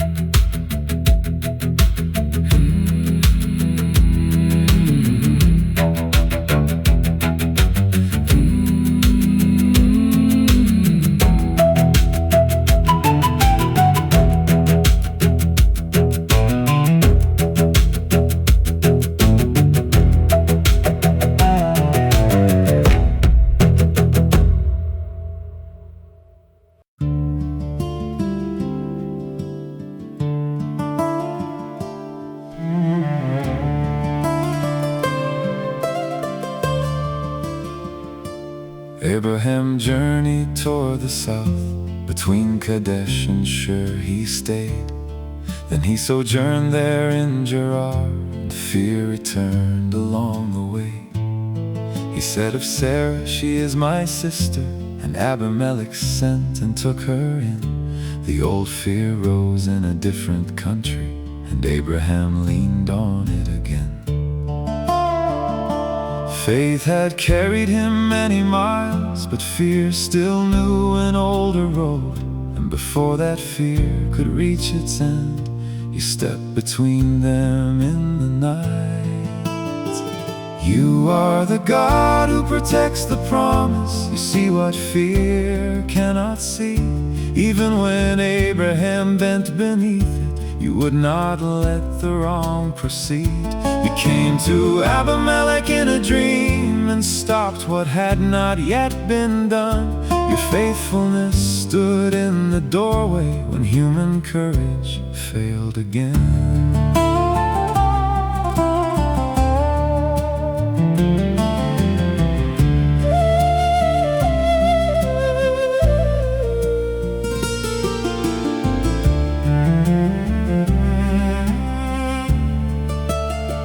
God came to Abimelech by night.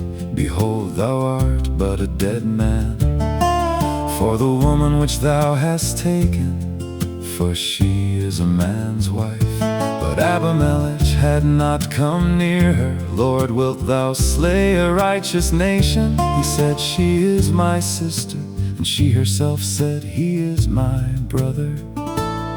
In the integrity of my heart and innocency of my hands have I done this. And God said, yea, I know it, and I withheld thee from sinning against me. You are the God who protects the promise. You see the heart and stay the hand. I withheld thee from sinning against me. Mercy stood where danger had. Not because every man was faithful, not because fear had disappeared. You guarded Sarah through the night and made your warning plain and clear.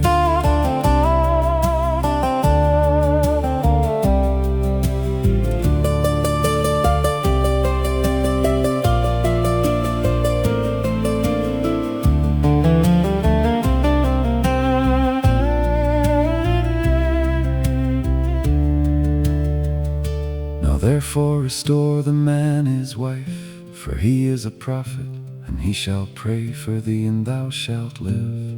But if thou restore her not, know thou that thou shalt surely die, thou and all that are thine. So Abimelech rose early and told his servants what you said. Then Abimelech called Abraham, what hast thou done unto us?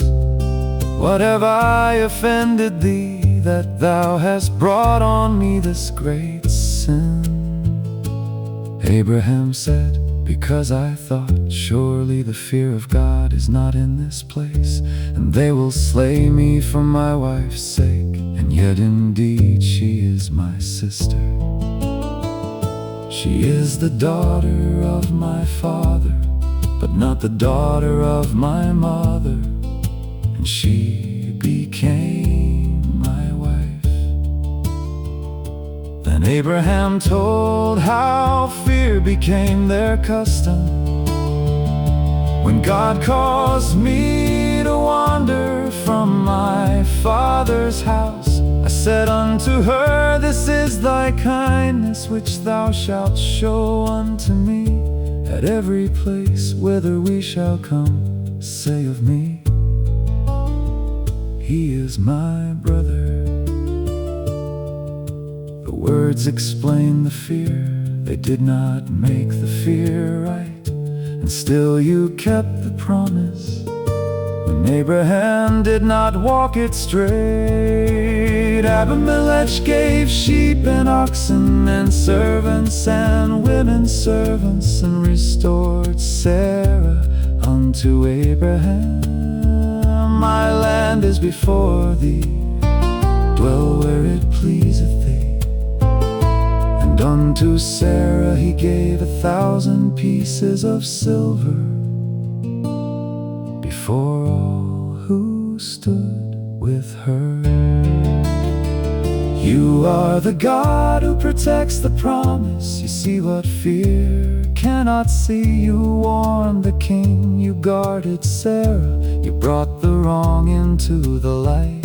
Then Abraham prayed as you commanded, and Abimelech's house was healed. The promise moved beyond the failure, because your faithfulness had not changed. Abraham prayed, and God healed Abimelech, his wife, and his maidservants, and they bare children. For the Lord had closed the wombs because of Sarah, Abraham's wife. Fear had bent the road again, but you had not forgotten Sarah. You had not forgotten Abraham, and you had not forgotten what you promised.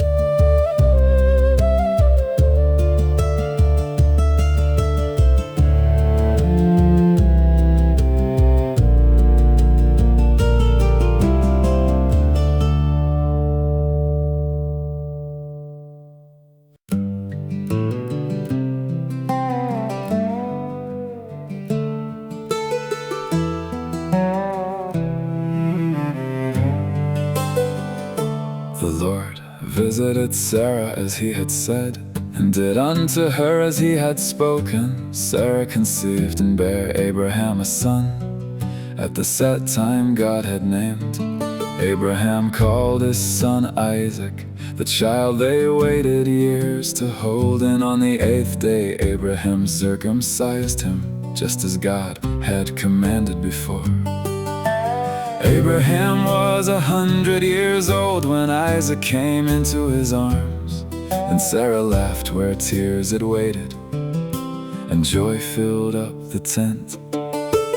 God hath made me to laugh, so that all that hear will laugh with me. Who would have said unto Abraham that Sarah would give children suck? Yet at the time you had appointed, the promised child was finally here.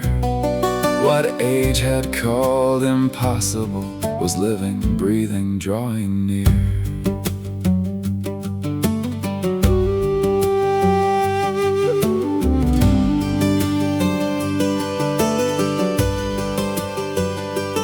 child grew and was weaned, and Abraham made a great feast that day. But Sarah saw the son of Hagar, the Egyptian, mocking there. She said, "Cast out this bondwoman and her son, for the son of this bondwoman shall not be heir with my son, even with Isaac." The thing was very grievous in Abraham's sight because of his son. But God told Abraham not to grieve, and spoke again about both boys. "And Isaac shall thy seed be called, the covenant line would pass through him. And also of the son of the bondwoman will I make a nation. Because he is thy seed, one promise did not erase the other. Isaac carried the covenant name, and Ishmael still remained beneath your care."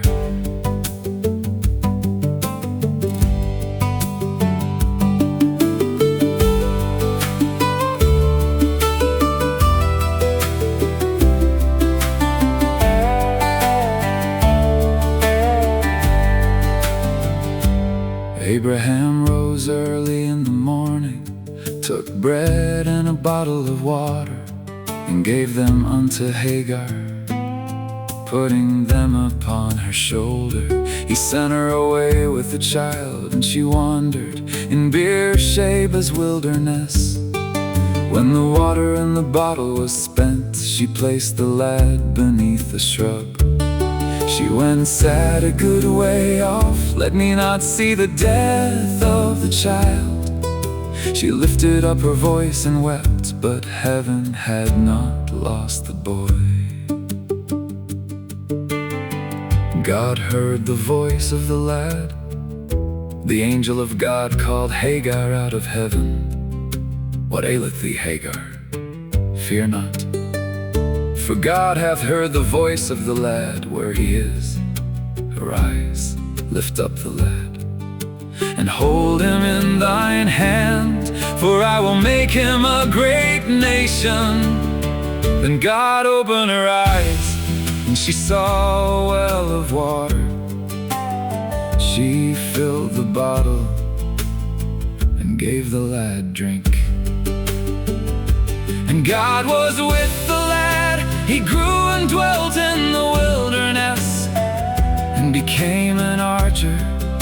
He dwelt in the wilderness of Paran, and his mother took him a wife out of the land of Egypt. The wilderness had not canceled the word. The God who heard him stayed with him there. At that time Abimelech came with Phicol, captain of his host. God is with thee in all that thou doest. Now therefore swear unto me here, that thou wilt not deal falsely with me, nor with my son, nor my son's son. And Abraham said, I will swear. But Abraham reproved Abimelech because of a well of water, which Abimelech's servants had violently taken away. Abimelech said he had not known it. Then Abraham gave sheep and oxen, and the two men made a covenant there. Abraham set 7 ewe lambs apart, a witness that he had dug the well. Therefore he called that place Beersheba, for there they swear both of them, and peace was settled by the well. Laughter filled the tent with Isaac. The wilderness heard Ishmael's voice. At Beersheba a covenant was sworn, and Abraham planted a grove. He called there on the name of the Lord, the everlasting God. Through joy and grief, through wells and waiting, your word kept moving on. Isaac laughed beneath the promise, Ishmael grew beneath your care. A well stood open in the wilderness, another marked the peace at Beersheba. And Abraham called upon the name of the Lord, the everlasting God.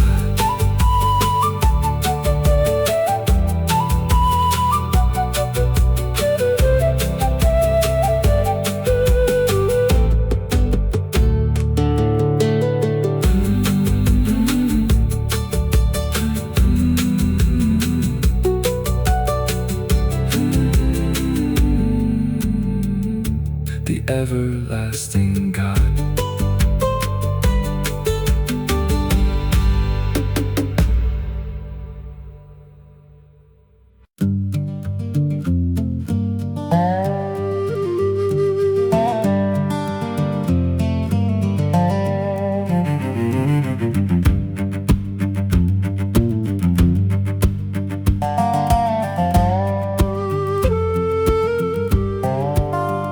After these things God tested Abraham. Abraham, he answered, Behold, here I am. Take now thy son, thine only son, Isaac, whom thou lovest, and go into the land of Moriah. Offer him there for a burnt offering. Upon a mountain I will show thee.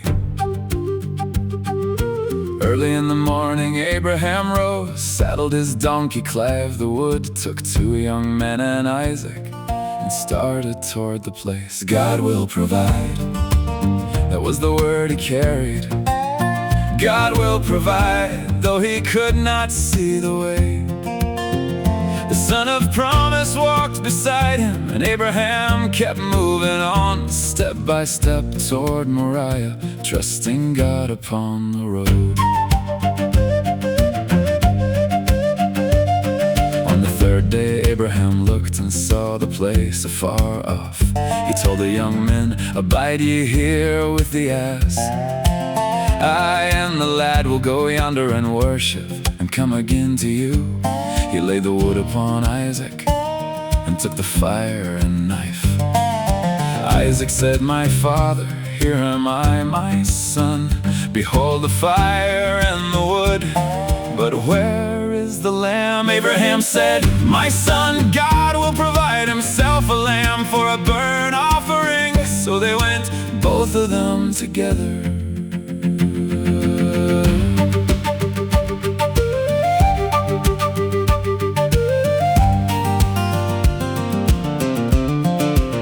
They came to the place God had shown. Abraham built the altar, laid the wood in order, bound Isaac and laid him there. He stretched forth his hand and took the knife to slay his son. Then the angel of the Lord called from heaven, Abraham, Abraham, here am I. Lay not thine hand upon the lad, neither do thou anything unto him. For now I know that thou fearest God, seeing thou hast not withheld thy son, thine only son, from me. Abraham lifted up his eyes and saw a ram caught by his horns in a thicket. He took the ram and offered him for a burnt offering in the stead of his son. Abraham called that place Jehovah-Jireh. In the mount of the Lord it shall be seen. God will provide, the words were true upon the mountain. The hand was stayed, the ram was there, Isaac was spared alive. Abraham had not withheld his son, God had provided in the place he chose. The angel of the Lord called again, By myself have I sworn, because thou hast done this thing, and hast not withheld thy son. In blessing I will bless thee, I will multiply thy seed as the stars of heaven, and as the sand upon the seashore.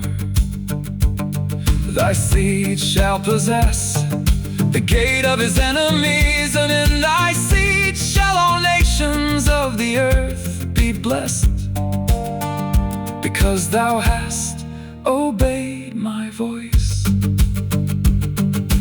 Abraham returned to the young men, and they went together to Beersheba. Then word came from Nahor's house, and Rebekah's name entered the story. The mountain was behind them, Isaac was alive, the promise moved forward.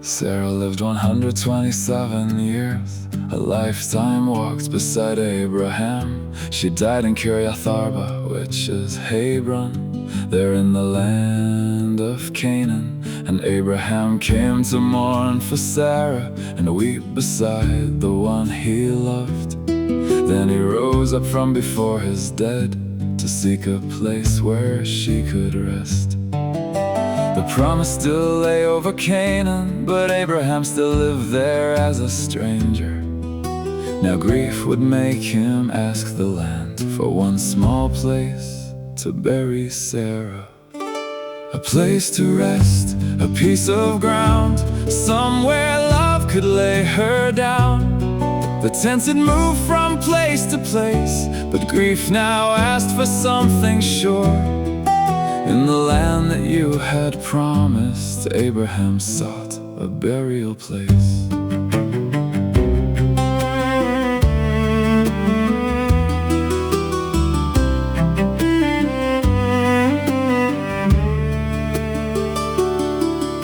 He spoke unto the sons of Heth, I am a stranger and a sojourner with you. Give me a possession of a burying place, that I may bury my dead out of my sight.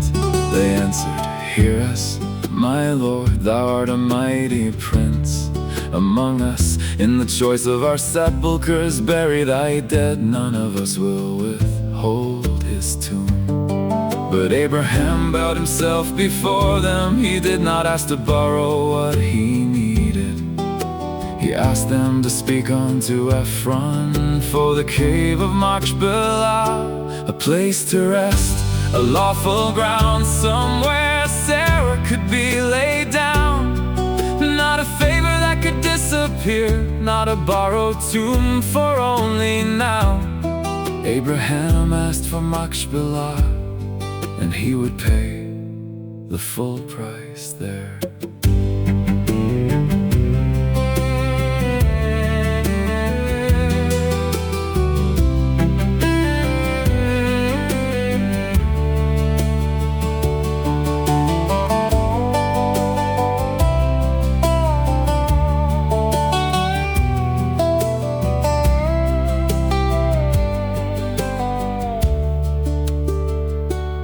Ephraim sat among the sons of Heth, and answered Abraham before them all. The field give I thee, and the cave that is therein I give it thee. In the presence of the sons of my people give I thee, bury thy dead. But Abraham bowed again before the people, and answered Ephraim in their hearing, If thou wilt give it, I pray thee hear me. I will give thee money for the field. Take it of me,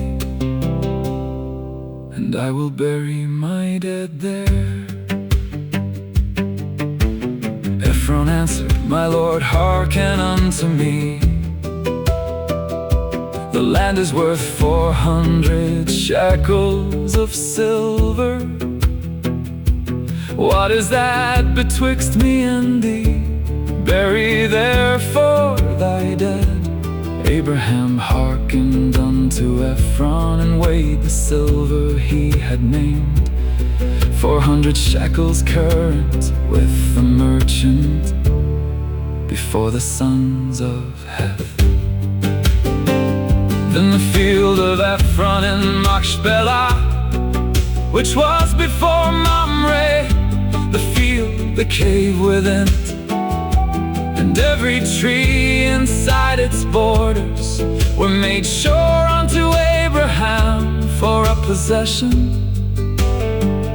in the presence of the sons of Heth, before all who entered the city gate. Abraham had crossed the land in tents, he had built altars beneath open skies. But now in the land he promised, he held one field by lawful purchase. Not a palace, not a kingdom, not the whole land in his hand. Just a field, a cave, and a place to lay Sarah. A place to rest, a piece of ground, where Abraham laid Sarah down, in Machpelah before Mamre, there in the land of Canaan. The promise was still larger than he could hold, but this one place was truly his. Grief had planted something lasting in the land he said a seed would have after this. Abraham buried Sarah, his wife, in the cave of the field of Machpelah before Mamre, which is Hebron. The field and the cave within it were made sure unto Abraham for possession of a burying place. The tents would move again, but Sarah had a place to rest.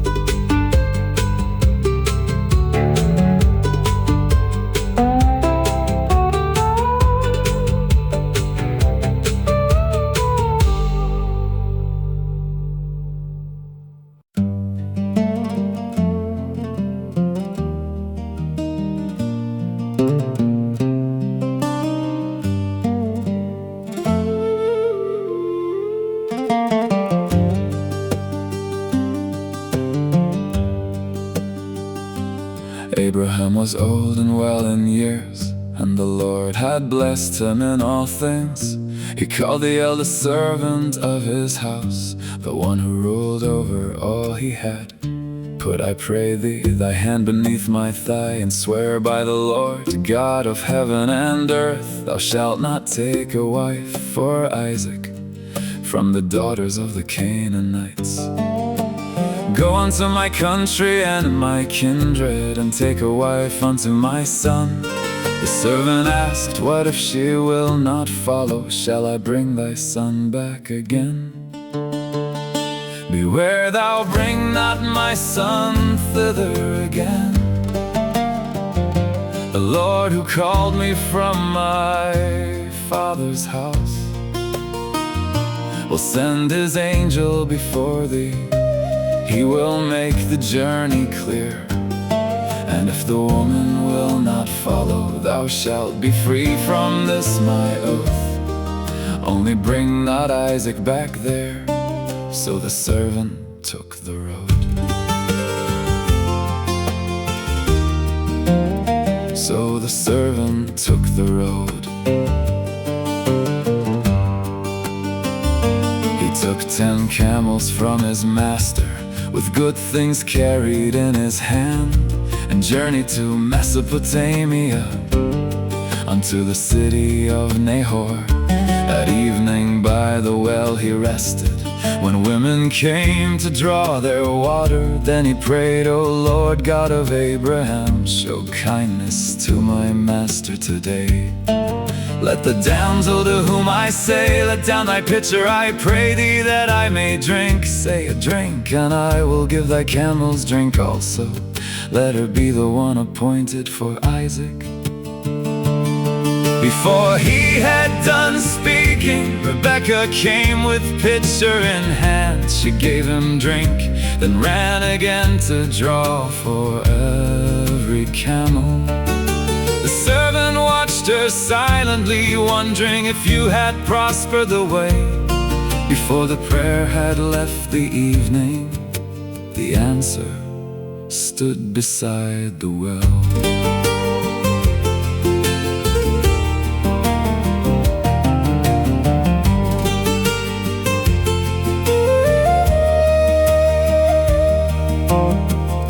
He asked whose daughter she was, and if there was room to lodge.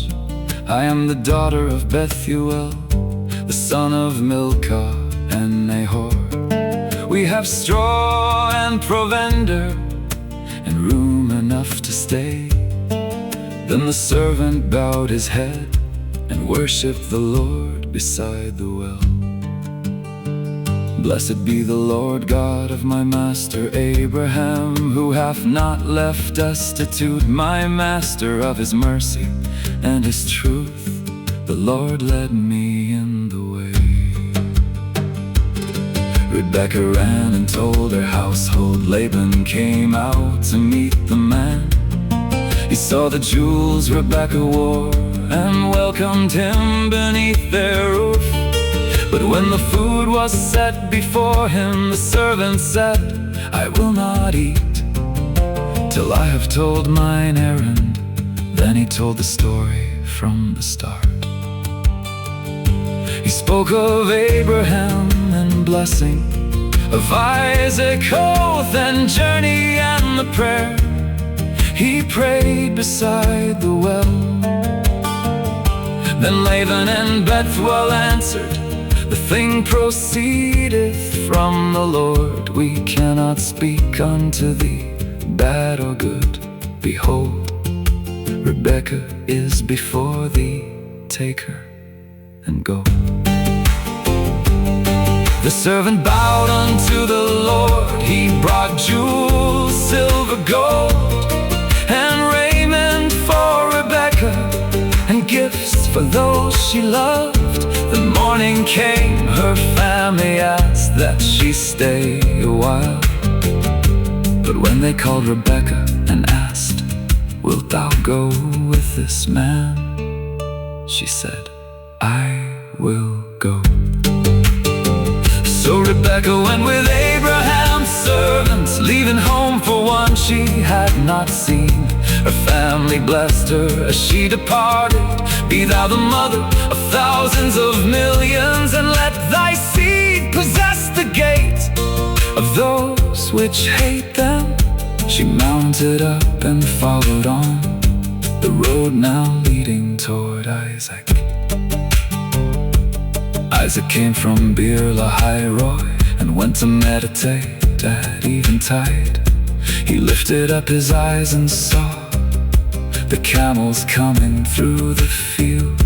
Rebekah lifted up her eyes, and when she saw him lighted from the camel, "What man is this that walks to meet us?" The servant said, "It is my master."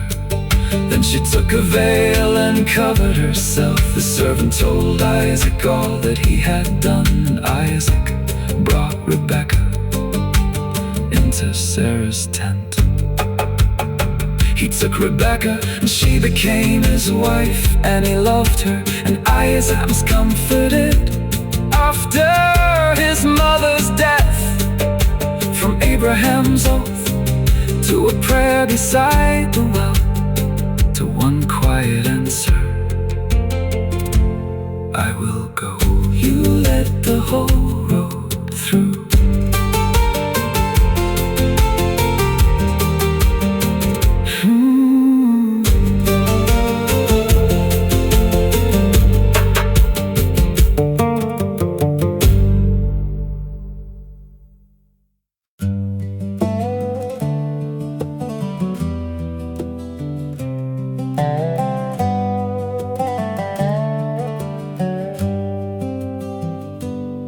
Abraham took another wife, and Keturah was her name. She bare Zimran, Jokshan, Medan, Midian, Ishbak, and Shua. From Jokshan came Sheba and Dedan, and Midian's sons spread east as well. Many branches grew from Abraham, but Isaac received all that he had. To the sons of the concubines he gave gifts, and while he yet lived he sent them eastward, away from Isaac, unto the east country. The years move on, the promise moves with them. One generation lays its life down, and another carries on. Abraham could give what filled his hands, but the promise rested on the word of God. What you had spoken did not die with him. The promise kept moving on.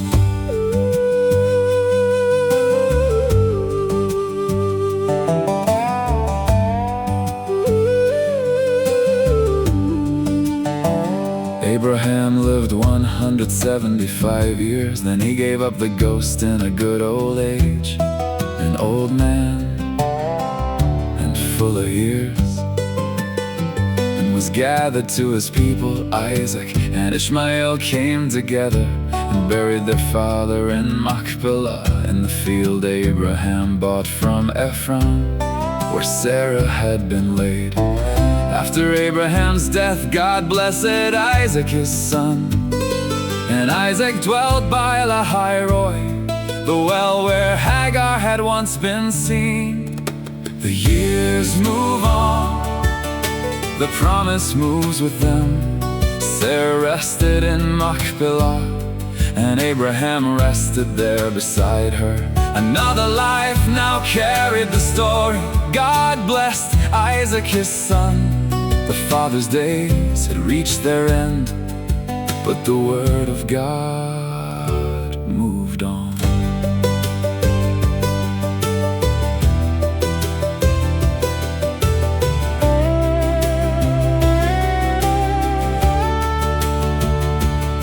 These are the generations of Ishmael, Hagar, the Egyptian son by Abraham, Nebajoth, Kedar, Adbeel, Mibsam, Mishma, Duma, Massa, Haidar, Tamar, Jeter, Naphish, Kedema, 12 princes according to their nations. Ishmael lived 137 years, then died and was gathered to his people.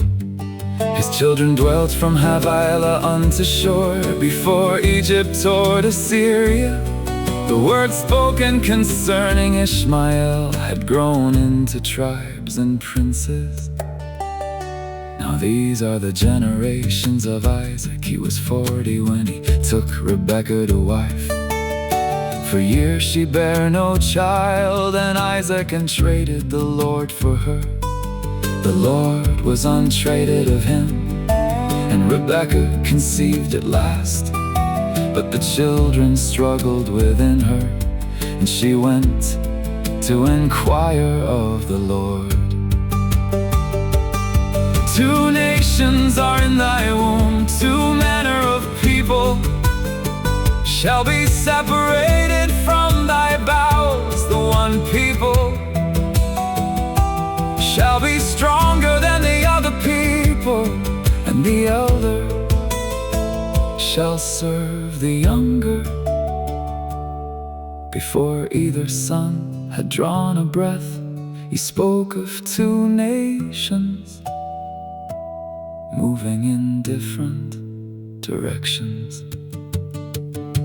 When her days were fulfilled, behold, there were twins. The first came out red, all over like an hairy garment. They called his name Esau. Afterward came his brother, his hand taking hold on Esau's heel. His name was called Jacob. Isaac was 60 when they were born. Esau grew a cunning hunter, a man of the field. Jacob was a plain man, dwelling in tents. Isaac loved Esau because he ate of his venison. But Rebekah loved Jacob. Then Jacob sowed pottage one day, and Esau came from the field faint. "Feed me with that same red pottage," Jacob said. "Sell me this day thy birthright." Esau answered, "I am at the point to die. What profit shall this birthright do to me?" A birthright traded for one meal, bread and lentil pottage in his hand. Esau ate and drank and rose and went his way. The chapter says it plainly. Thus Esau despised his birthright, what carried weight across generations. He treated lightly for a moment. Abraham was gathered to his people. Isaac received the blessing of God. Ishmael's princes filled the desert. 2 nations stirred within Rebekah, and beside a pot of lentils, one brother sold what should have mattered more. The promise kept moving, but not every heart valued what it had been given.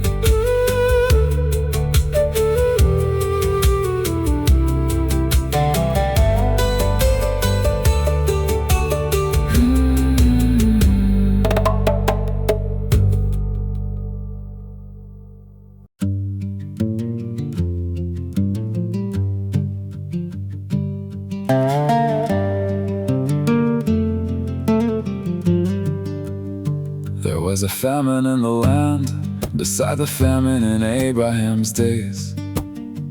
Isaac went unto Gerar, where Abimelech ruled the Philistines.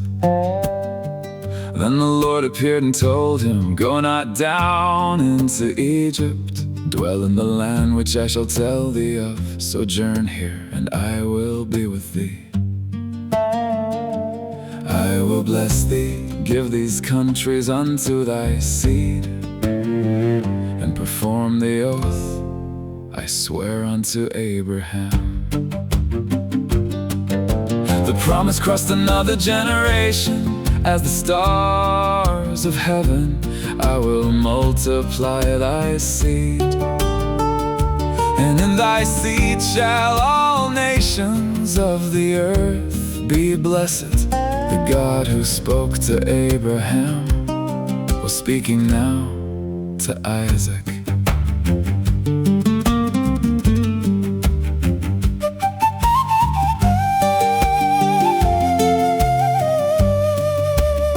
Because that Abraham obeyed my voice and kept my charge, my commandments, statutes, and laws, so Isaac dwelt in Gerar. But when the man asked of his wife, he said, "She is my sister," for fear they would kill him for Rebekah. After he had been there a long time, Abimelech looked from a window and saw Isaac sporting with Rebekah. Then the king called him near. "Behold, of a surety she is thy wife. How saidst thou, she is my sister?" Isaac answered, "Lest I die for her." Abimelech said, "What hast thou done unto us? One of the people might have lain with thy wife and brought guilt upon us." Then he charged all his people, "He that toucheth this man or his wife shall surely die." Isaac sowed in that land and received 100-fold that year. The Lord blessed him, and the man waxed great. His flocks and herds increased, until the Philistines envied him.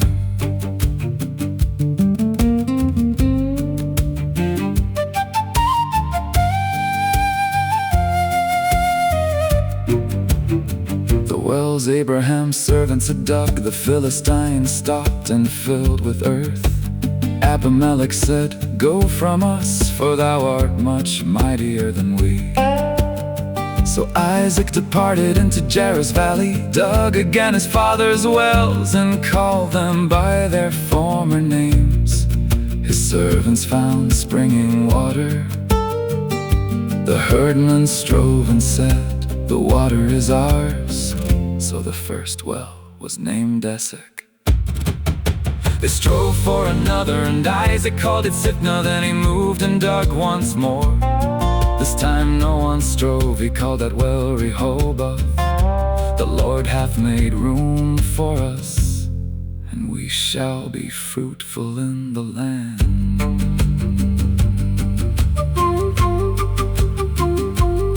From there Isaac went to Beersheba, and the Lord appeared that same night. I am the God of Abraham thy father. Fear not, for I am with thee. I will bless thee, and multiply thy seed, for my servant Abraham's sake. So Isaac built an altar there. He called upon the name of the Lord, pitched his tent in that place, and his servants dug another well. Then Abimelech came from Gerar with the Huzath and Phicol. Isaac asked, why come ye to me, seeing ye hate me and send me away? They answered, we saw certainly that the Lord was with thee. Let there be an oath between us, let us make a covenant. Isaac made them a feast, they ate and drank. In the morning they swore to one another, and departed from him in peace. That same day his servants came, we have found water. He called the well Sheba, and the city was called Beersheba. Through famine, through fear, through wells filled up with earth, the Lord was still with Isaac. Esek held contention, Sitnah held strife. Rehoboth opened into room. At Beersheba, altar, peace and water stood together in the land. When Esau was 40 years old, he took Judith the daughter of Beeri the Hittite, and Bashemath the daughter of Elon the Hittite. They were a grief of mine unto Isaac and Rebekah. The wells were open, the promise was moving, but trouble had entered the tents.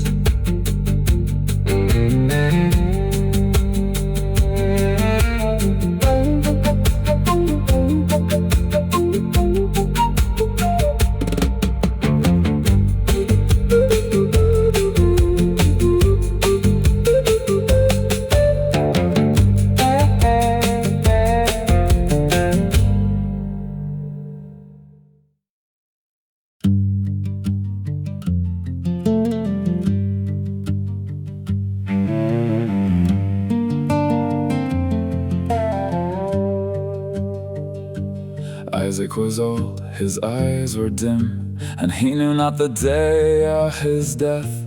He called Esau, his eldest son. Take thy weapons, go to the field, make me savory meat such as I love, and bring it here that I may eat, that my soul may bless thee before I die.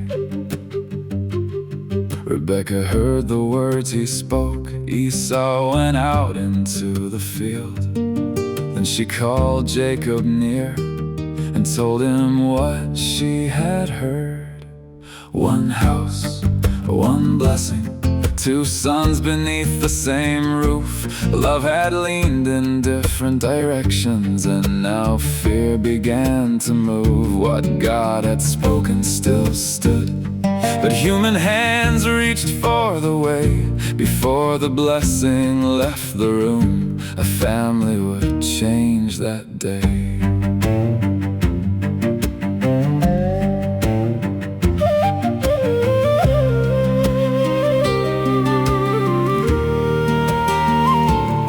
Rebekah said, obey my voice, bring me 2 good kids from the goats. I will make savory meat for thy father, such as he loveth.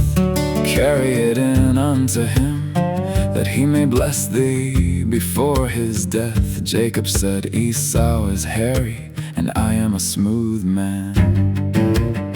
My father may feel me, I shall seem to him as a deceiver, and bring a curse, not a blessing. Rebekah answered, upon me be thy curse, my son. She put Esau's goodly raiment on Jacob, and goatskins on his hands and neck. Jacob carried the food to Isaac, my father. Isaac answered, here am I. Who art thou, my son? Jacob said, I am Esau, thy firstborn. I have done according as thou badest me. Isaac asked how he found it so quickly. Jacob answered, because the Lord thy God brought it to me. The voice was Jacob's voice, the hands were Esau's hands. Isaac felt what had been covered and questioned what he heard. Art thou my very son, Esau? Jacob answered, I am. Then Isaac ate the meat and drank the wine he brought.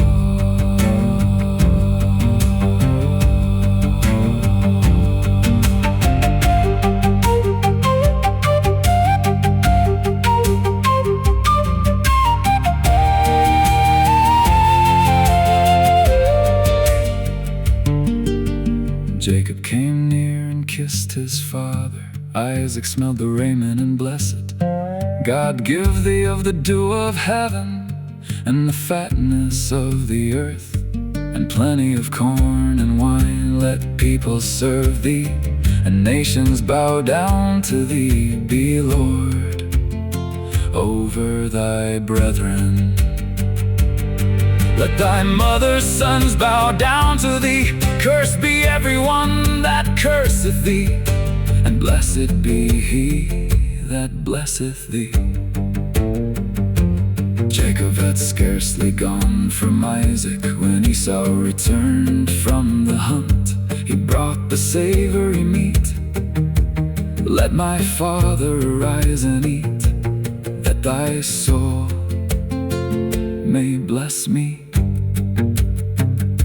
Isaac asked, who art thou? He said, I am thy son, thy firstborn Esau. Isaac trembled very exceedingly. Who? Where is he that brought me venison? I have blessed him, yea, and he shall be blessed.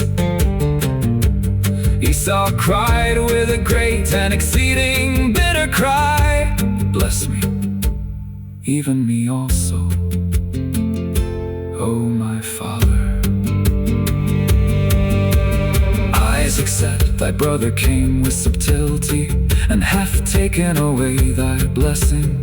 Esau answered, he hath supplanted me these 2 times. He took away my birthright, and now he hath taken away my blessing. Isaac told Esau, by thy sword shalt thou live, and shalt serve thy brother. When thou shalt have the dominion, thou shalt break his yoke from off thy neck. Esau hated Jacob because of the blessing his father gave him. The days of mourning for my father are at hand. Then will I slay my brother Jacob. But the words were told to Rebekah, and she called Jacob again. Free thou to Laban my brother in Haran, tarry with him a few days, until thy brother's fury turn away. One son burned with anger, one son prepared to leave. The blessing had been spoken, but the household would pay for the deceit. And then Rebekah said to Isaac, I am weary of my life because of the daughters of Heth. If Jacob take a wife of these, what good shall my life do me? the blessing remained. The family did not remain the same, and the road to Haran was about to open.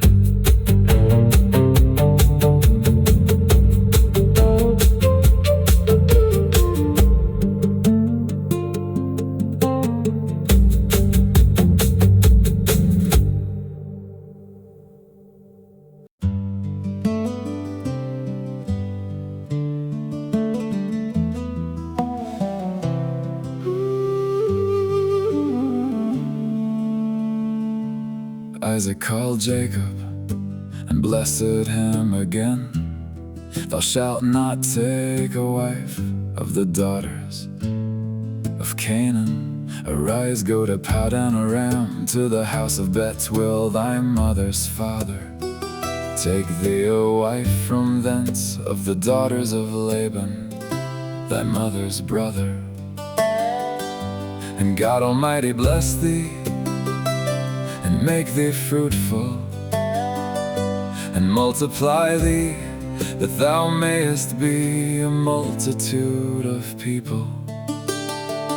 May he give thee the blessing of Abraham, to thee and to thy seed with thee, that thou mayest inherit the land wherein thou art a stranger. The blessing crossed another generation. Jacob left for Padan Aram. The road ahead was unfamiliar, but the promise had been spoken.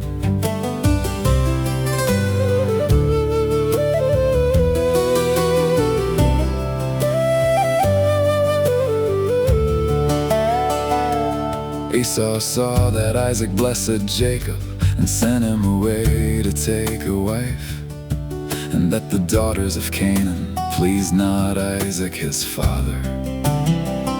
So Esau went unto Ishmael, and took Mahalath to be his wife, the daughter of Ishmael, Abraham's son, the sister of Nebajoth.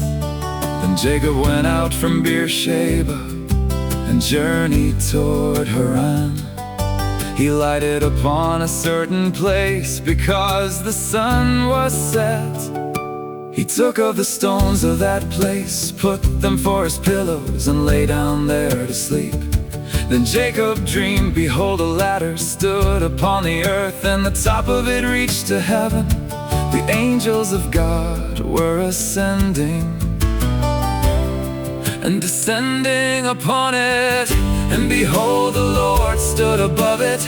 I am the Lord God of Abraham thy father, and the God of Isaac.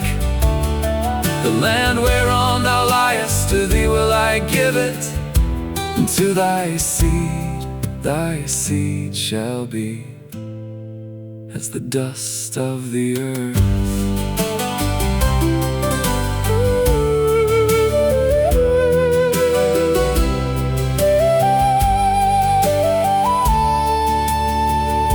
Shalt spread abroad to the west and to the east, to the north and to the south. And in thee and in thy seed shall all the families of the earth be blessed. And behold, I am with thee, and will keep thee in all places whither thou goest. I will bring thee again into this land, for I will not leave thee until I have done that which I have spoken to thee of. Jacob woke out of his sleep and said, Surely the Lord is in this place, and I knew it not. And he was afraid. How dreadful is this place! This is none other but the house of God, and this is the gate of heaven.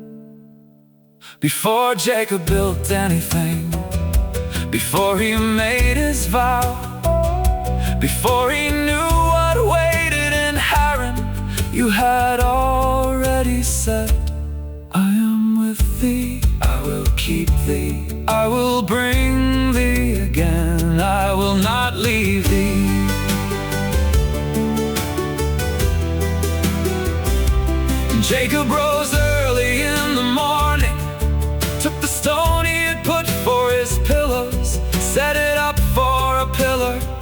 poured oil upon the top of it. He called the name of that place Bethel, though the city had been called Luz before.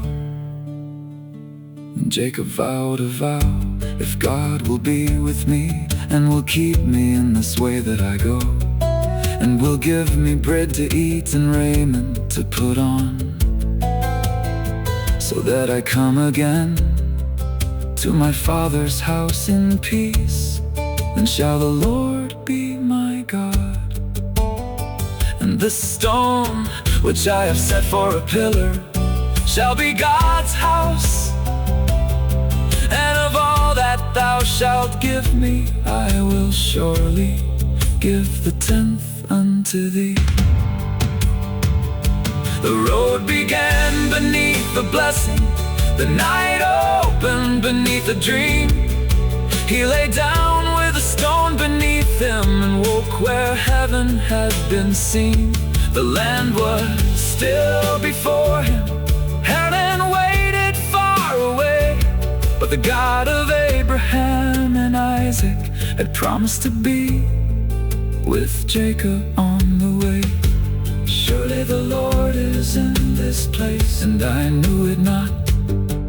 One stone became a pillar, Luz became Bethel. The journey still had miles ahead, but Jacob would not walk them alone. And I will not leave thee until I have done that which I have spoken to thee of.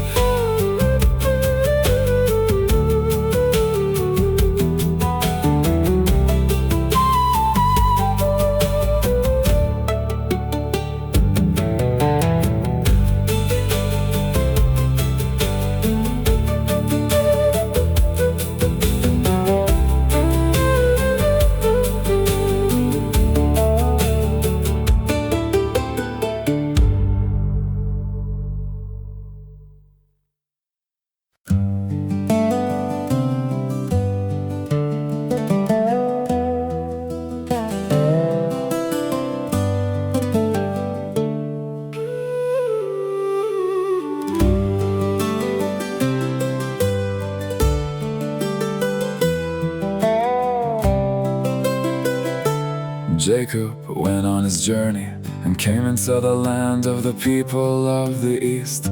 He looked, and behold, a well in the field, with 3 flocks lying there beside it. A great stone covered the well's mouth, and the shepherds waited for all the flocks to gather. Then they would roll the stone away, water the sheep, and put it back again. Jacob asked, my brethren, whence be ye? They answered, of Haran are we. He asked of Laban the son of Nahor. They said, we know him, he is well. And while they were speaking, Rachel came with her father's sheep. Jacob saw the daughter of his mother's brother walking toward the well. He rolled a stone from the well's mouth and watered Laban's flock. After all the miles behind him, family stood before him there.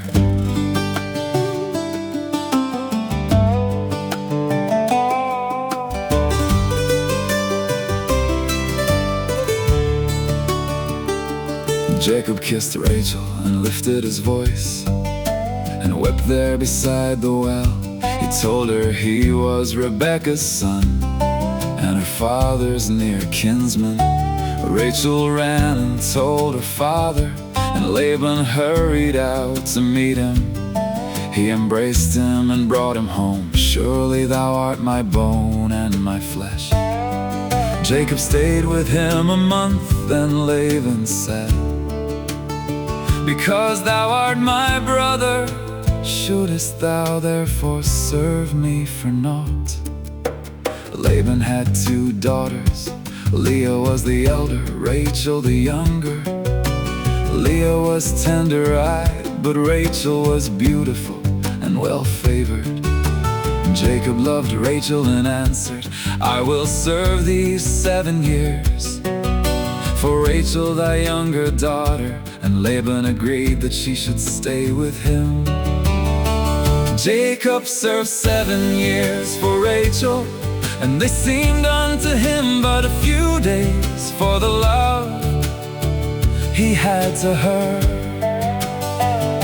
7 years beneath the same sun, 7 harvests coming and going, but love made the long road shorter. They seemed unto him but a few days.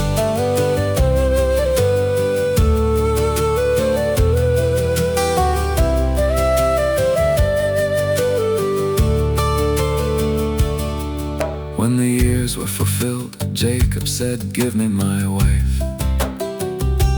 Laban gathered the men of the place and made a feast. But in the evening he took Leah his daughter and brought her unto Jacob. And in the morning, behold, it was Leah. Jacob said unto Laban, "What is this thou hast done unto me? Did not I serve with thee for Rachel? Wherefore then hast thou beguiled me?" Laban answered, "It must not be so done in our country, to give the younger before the firstborn. Fulfill her week, and we will give thee this also, for the service which thou shalt serve with me yet 7 other years." Jacob fulfilled Leah's week, and Laban gave him Rachel also to wife. He gave Bilhah to Rachel for a handmaid, as Zilpah had been given unto Leah. Jacob went in also unto Rachel, and he loved Rachel more than Leah. So he served with Laban yet 7 other years. Then the Lord saw that Leah was hated, and he opened her womb, but Rachel was barren. Leah conceived and bare a son, and called his name Reuben. Surely the Lord hath looked upon my affliction. Now therefore my husband will love me. She conceived again and bare Simeon, because the Lord hath heard that I was hated. He hath therefore given me this son also. Then came Levi. Now this time will my husband be joined unto me, because I have borne him 3 sons. Then she conceived again and bare a son. This time she said, "Now will I praise the Lord," and she called his name Judah. 7 years it seemed like days, for the love Jacob carried. Then one morning changed the household, and another 7 years began. Rachel was loved, Leah was hated, but the Lord saw Leah there. And before the chapter closed in sorrow, praise rose from the name of Judah. The road from Bethel reached a well, the well led Jacob into a household. Love brought 7 years of service, deception brought 7 more. And in the middle of a divided home, the Lord saw the one who was hated. Now will I praise the Lord. Judah, Judah, Judah.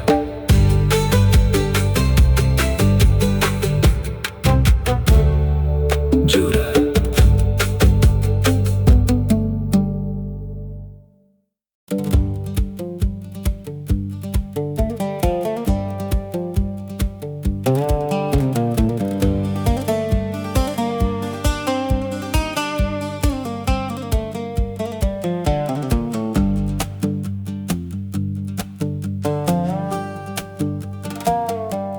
Rachel saw she bare Jacob no children. She envied her sister and cried, "Give me children, or else I die."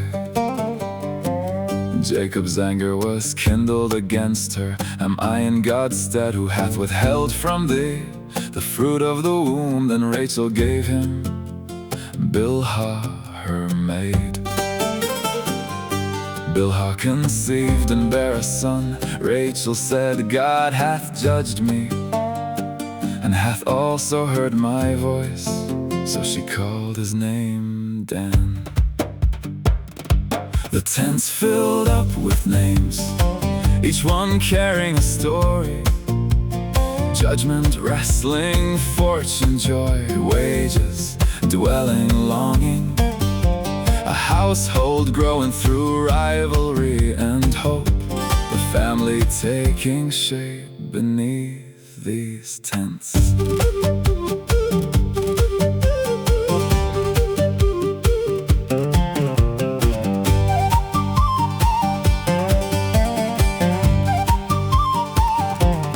Bilhah bare another son. With great wrestlings have I wrestled with my sister, and I have prevailed. Rachel called his name Naphtali. When Leah saw that she had left bearing, she gave Jacob Zilpah her maid. Zilpah bare Gad, then bare Asher. Leah said, a troop cometh, and named the first one Gad. Happy am I, for the daughters will call me blessed. So she called the next one Asher. The tents filled up with names, Dan and Naphtali, Gad and Asher. Children fill the household, yet striving filled it too. Joy and rivalry share the same roof.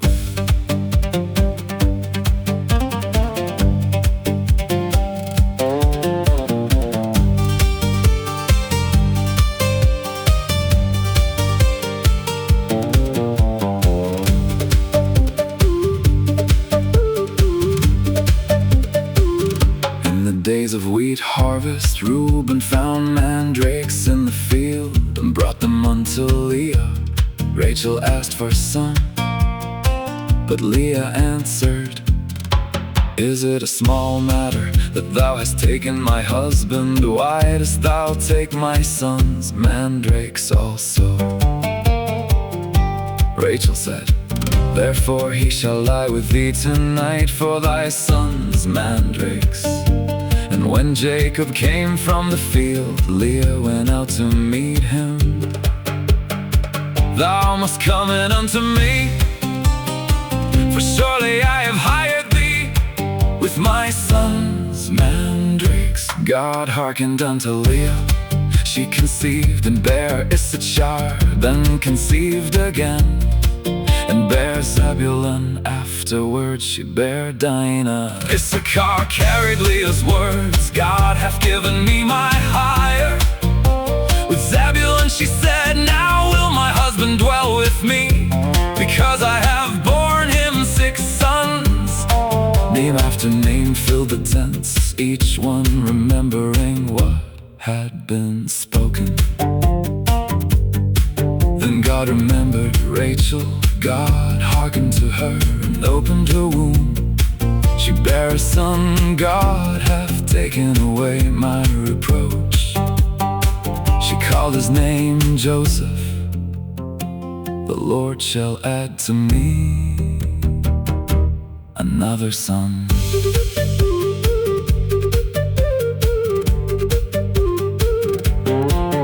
After Joseph was born, Jacob said unto Laban, send me away, that I may go unto mine own place, and to my country. Give me my wives and my children, for whom I have served thee. Laban answered, I have learned by experience, that the Lord hath blessed me for thy sake. Jacob would take for his wages the speckled and spotted cattle, the brown among the sheep, and the spotted and the speckled among the goats.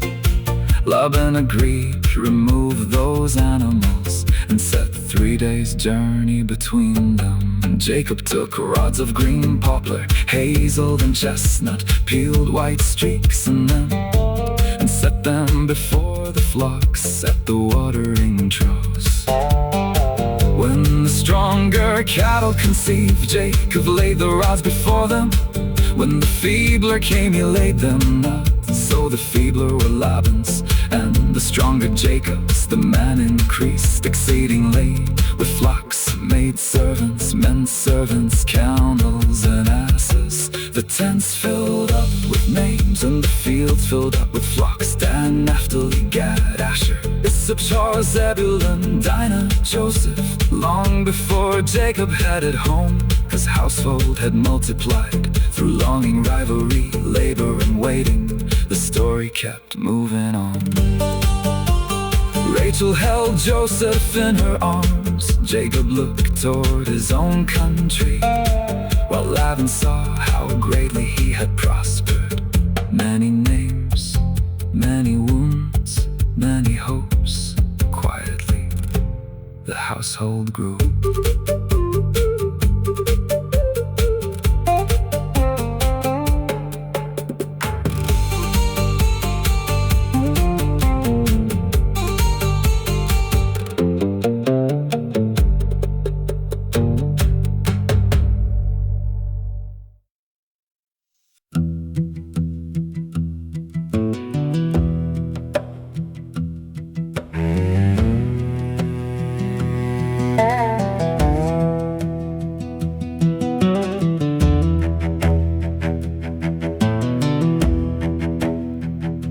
Jacob heard the words of Laban's sons. Jacob hath taken away all that was our father's. He saw that Laban's countenance was not toward him as before.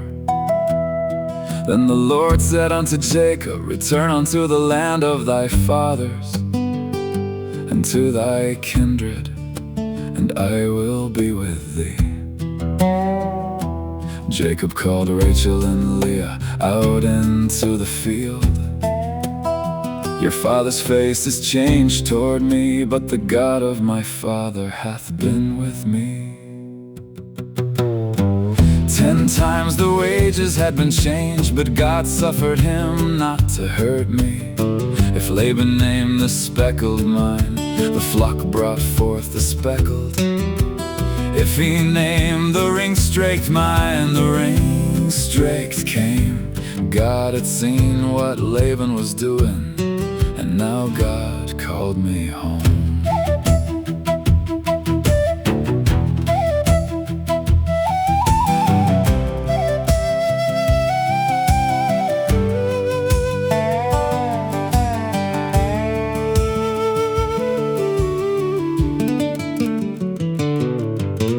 Jacob told them of the dream. I have seen all that Laban doeth unto thee.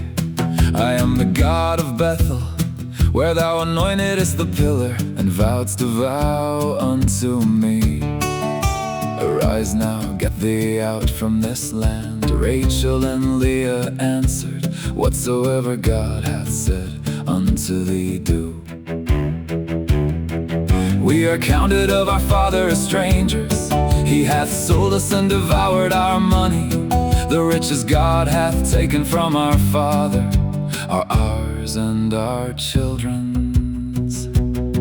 So Jacob rose and set his family on camels, taking his cattle and all his goods. Laban had gone to share his sheep, and Rachel stole her father's images. Jacob stole away unawares to Laban, telling him not that he fled. He passed over the river and set his face toward Mount Gilead. On the 3rd day Laban heard. For 7 days he followed hard, but God came to Laban by night. Take heed what thou sayest to Jacob, either good or bad. The chase still reached Mount Gilead, but God had set a boundary there.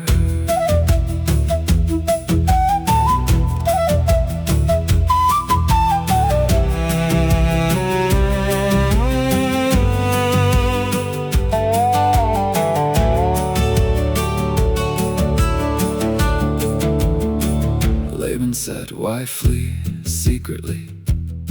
I might have sent thee away with songs. It is in my power to do you hurt. But the God of your father warned me last night. And wherefore hast thou stolen my gods? Jacob answered, I was afraid thou wouldest take thy daughters by force. Search and see what thou canst find. With whomsoever thou findest thy gods, let him not live.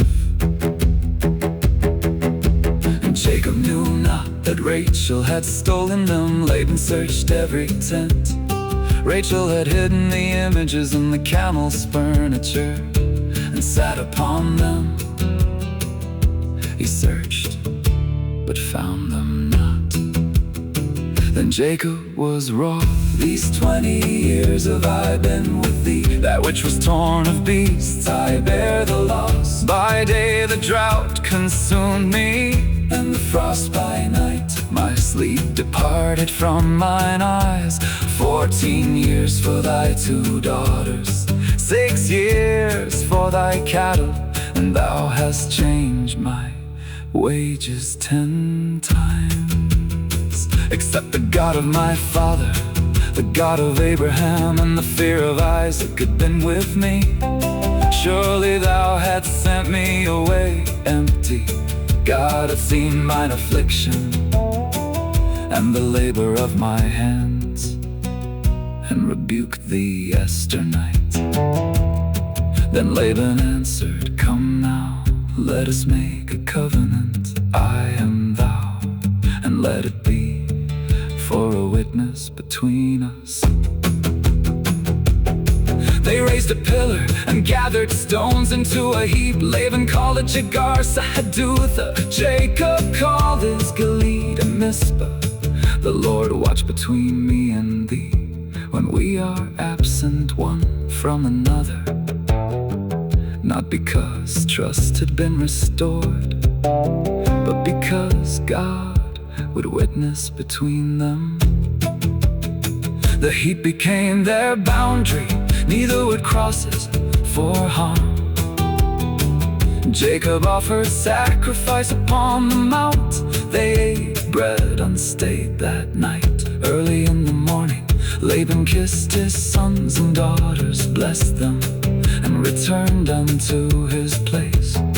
The road home stood open, and between 2 men who could no longer trust each other, God remained the witness.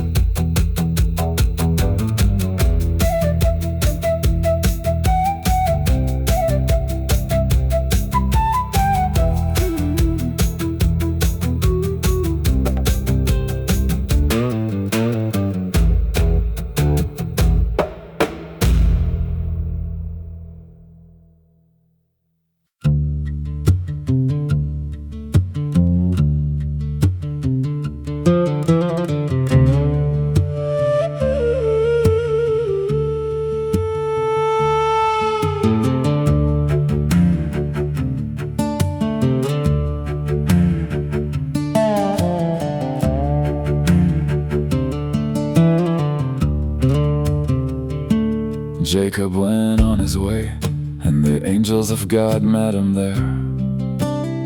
When he saw them, he said, this is God's host. So he called the name of that place Mahanaim. Then Jacob sent messengers before him unto Esau his brother, unto the land of Seir, the country of Edom. I have sojourned with Laban, and stayed there until now. I have oxen, asses, flocks, servants I send to tell my Lord, that I may find grace in thy sight. But the messengers came back, Esau cometh to meet thee, and 400 men with him. Jacob was greatly afraid and distressed. He divided the people and the flocks, the herds and camels into 2 bands. If Esau smite the one, then the other may escape.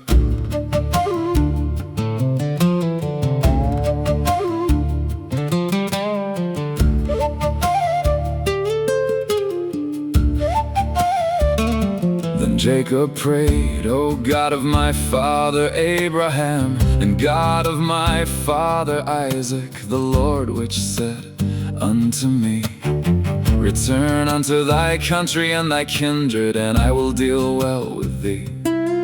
I am not worthy of the least of all the mercies and truth thou hast shown me. With my staff I passed over this Jordan, and now I am become two bands. Deliver me, I pray thee, from the hand of my brother Esau, for I fear him. Thou saidst, I will surely do thee good, and make thy seed as the sand of the sea, which cannot be numbered for multitude. Fear stood close beside him, but Jacob answered fear with the word that God himself had spoken.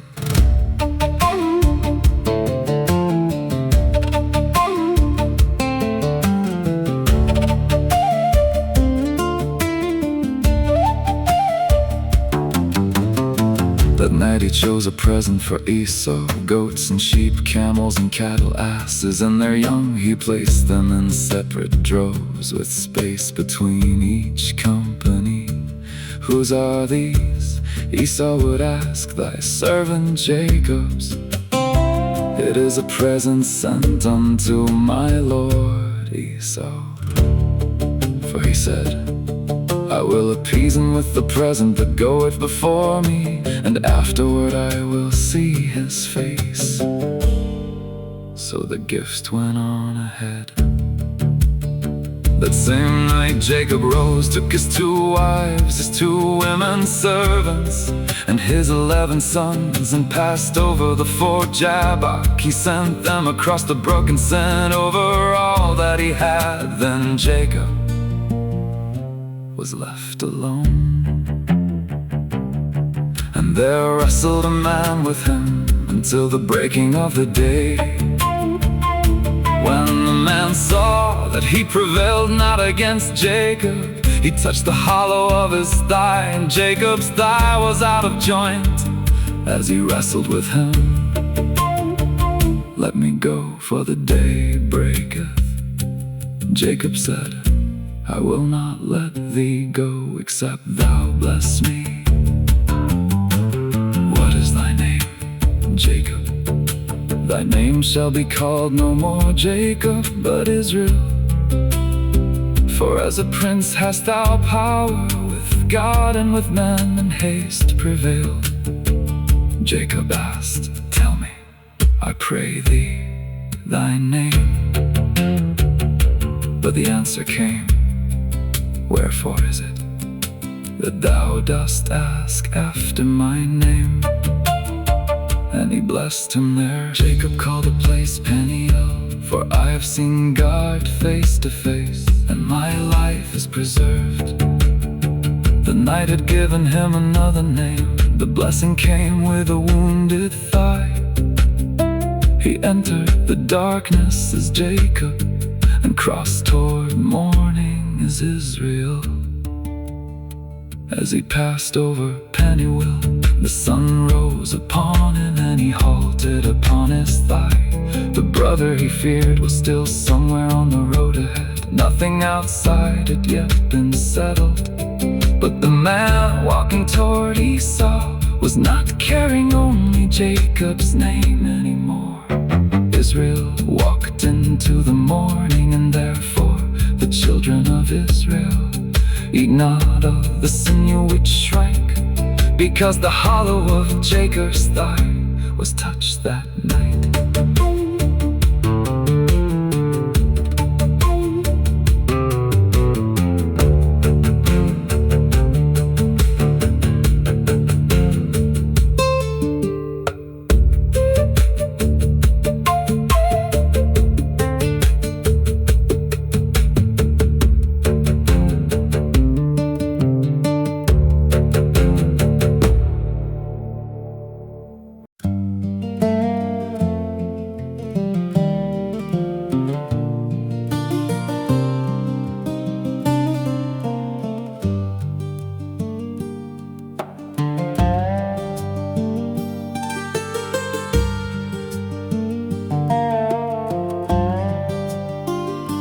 Jacob lifted up his eyes and saw Esau coming near, 400 men beside him on the road he once had feared.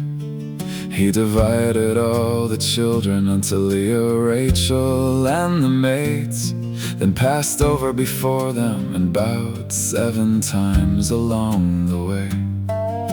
The brother he had feared for years was standing just ahead. Jacob came with bowed down body, waiting for what Esau would do. But Esau ran to meet him, fell upon his neck, embraced his brother, kissed him, and they wept. The road Jacob feared through all the night opened into morning tears. 2 brothers stood upon the ground where anger had once lived.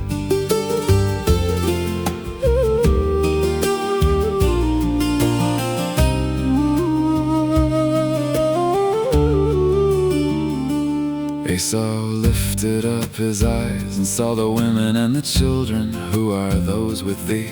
Jacob answered, the children which God hath graciously given thy servant. Then the handmaids drew near with their children, and they bowed themselves.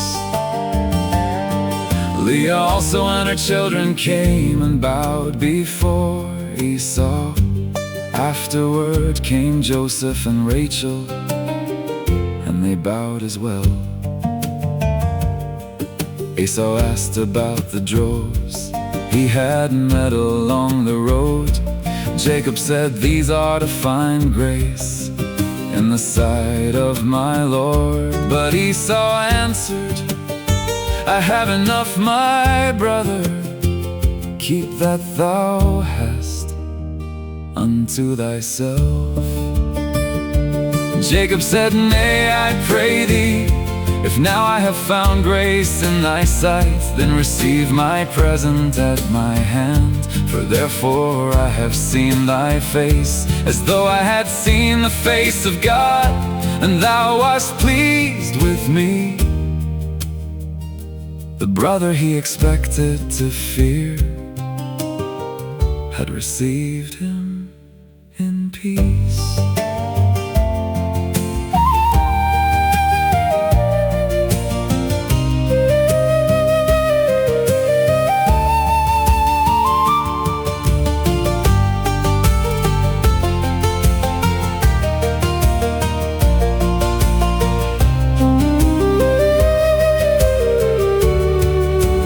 Take, I pray thee, my blessing that is brought to thee, because God hath dealt graciously with me, and because I have enough. Jacob urged him, and Esau took it. Then Esau said, let us take our journey, and let us go. But Jacob spoke of tender children, and flocks with young beside them. If men should overdrive them one day, all the flock will die. Let my Lord pass over before his servant. I will lead on softly, according as the cattle and the children be able to endure, until I come unto my Lord, unto Seir. Esau offered to leave some of his people. Jacob answered, what needeth it?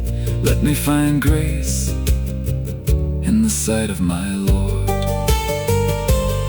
So Esau returned that day on his way unto Seir. Jacob journeyed to Succoth, built himself a house, and made booths for his cattle.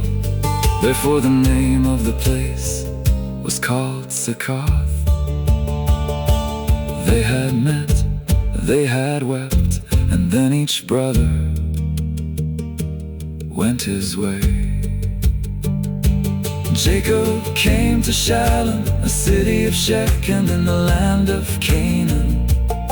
When he came from Paddan Aram, He pitched his tent before the city and bought a parcel of a field from the children of Hamor, Shechem's father, for 100 pieces of money. The night before it held a wrestling, the morning held his brother's arms. Jacob had crossed the road in fear, but Esau ran to meet him. No sword fell upon the household, no battle broke across the ground.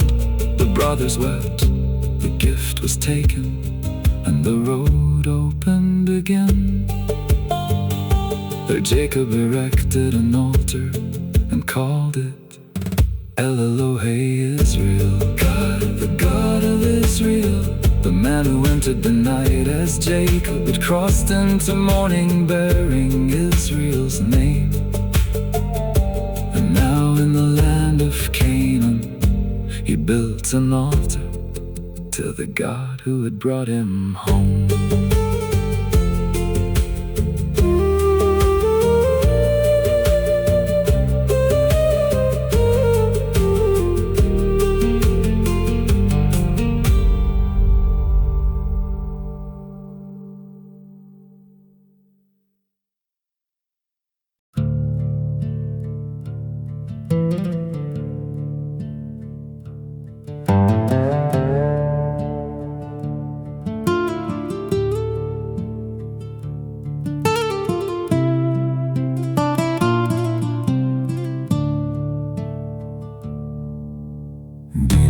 Leah's daughter went out to see the daughters of the land.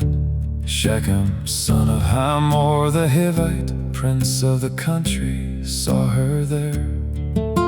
He took her, lay with her, and defiled her. Then his soul clave unto Dinah, and he spake kindly unto the damsel.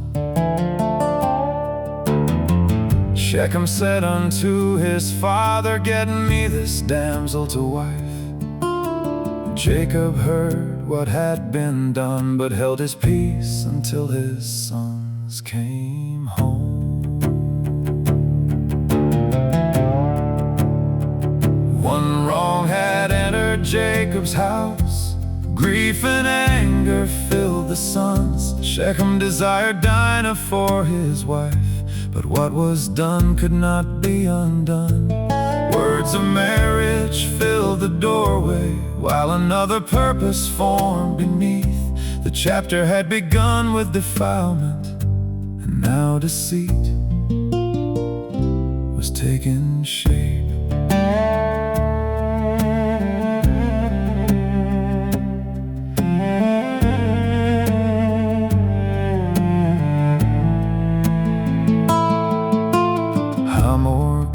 Speak with Jacob, my son Shechem's soul longeth for your daughter. I pray you give her him to wife, make ye marriages with us.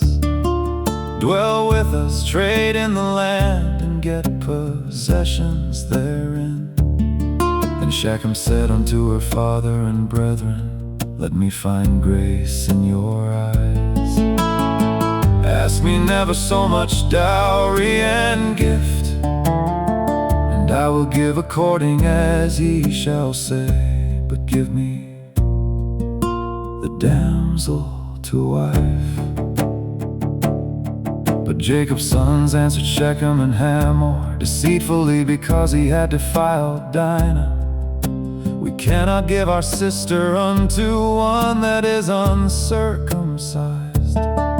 Only in this will we consent, if every male among you be circumcised, then we will dwell with you and become one people. A covenant sign became the cover for a plan they did not speak. Hamor and Shechem heard the bargain, and the words pleased them. Shechem delayed not to do the thing, for he had delight in Jacob's daughter. Then father and son went to the city gate and persuaded every male.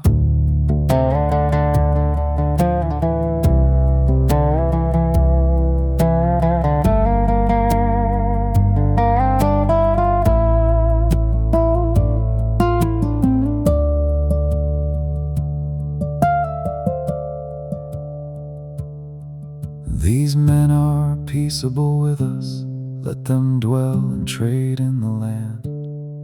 Let us take their daughters to us, and give our daughters unto them. Only let every male be circumcised, as they are circumcised. Shall not their cattle in substance, and every beast of theirs be ours. The men of the city hearkened, every male was circumcised. And on the third day, when they were sore, Simeon and Levi took their swords. They came boldly upon the city, and slew all the males. Hamor fell, Shechem fell. They took Dinah out of Shechem's house, and went out. Then the other sons of Jacob came upon the slain, and spoiled the city, because their sister had been defiled.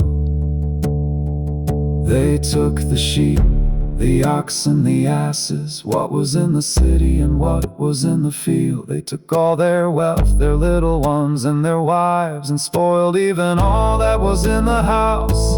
The chapter gives no victory song, no clean ending follows the swords. Dinah had been defiled, her brothers answered with deceit and blood. The city was emptied, the household carried what came next. And Jacob looked at what his sons had done, and feared the land around them.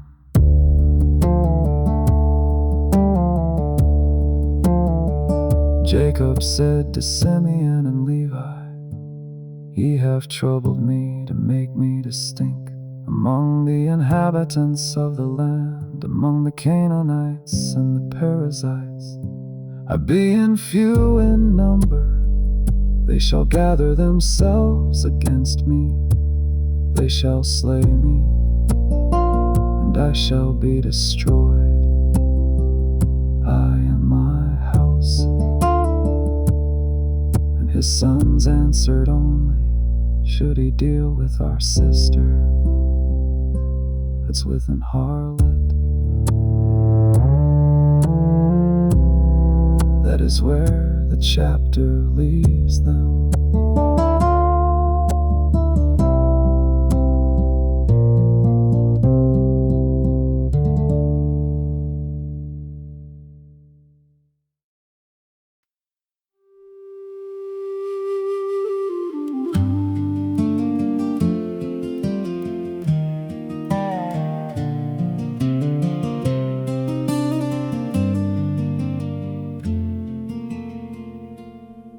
After Shechem, God said to Jacob, Arise, go up to Bethel and dwell there. Make there an altar unto God, that appeared unto thee when thou fleddest from Esau. Then Jacob spoke unto his household, Put away the strange gods among you. Be clean and change your garments. Let us arise and go up to Bethel. I will make there an altar unto God, who answered me in the day of my distress, and was with me in the way which I went. Back to Bethel, back where the promise met him, back where a stone once stood, beneath a traveler's head. Years had carried Jacob far, God was calling him again. Arise, go up to Bethel and dwell there.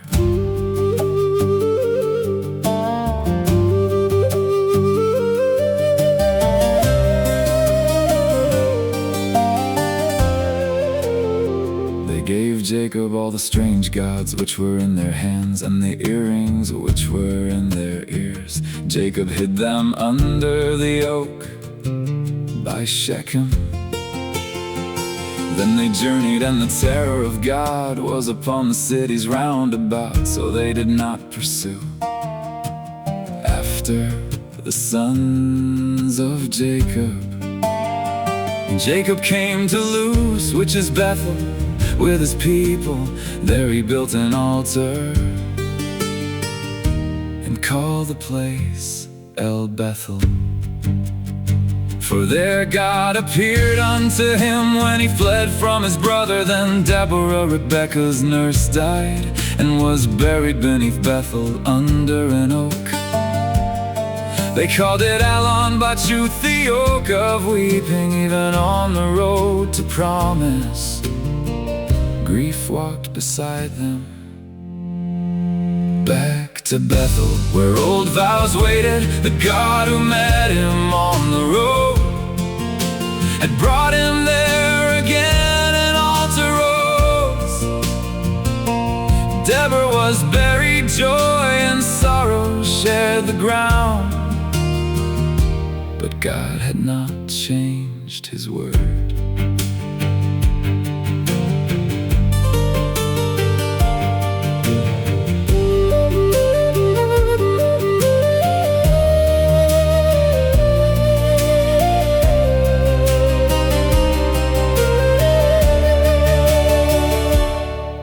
God appeared unto Jacob again when he came out of Paddan Aram, and blessed him there.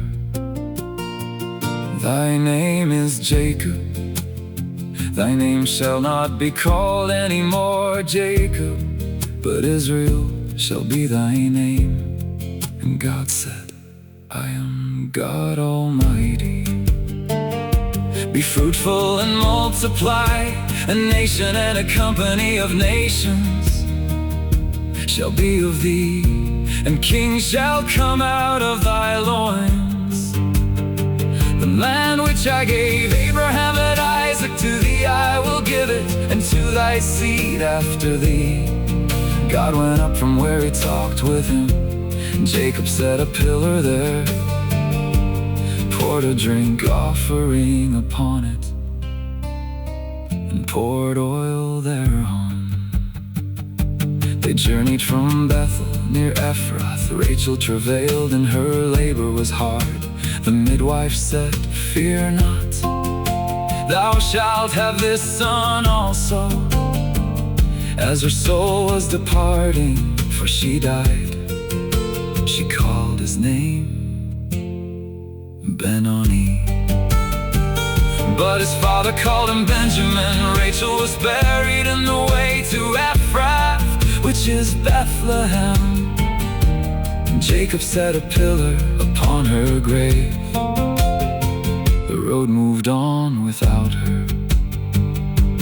Israel journeyed and spread his tent beyond the tower of Edar.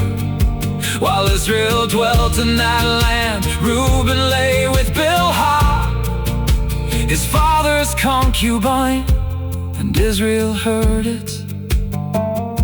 The chapter gives no speech, only the weight of what happened.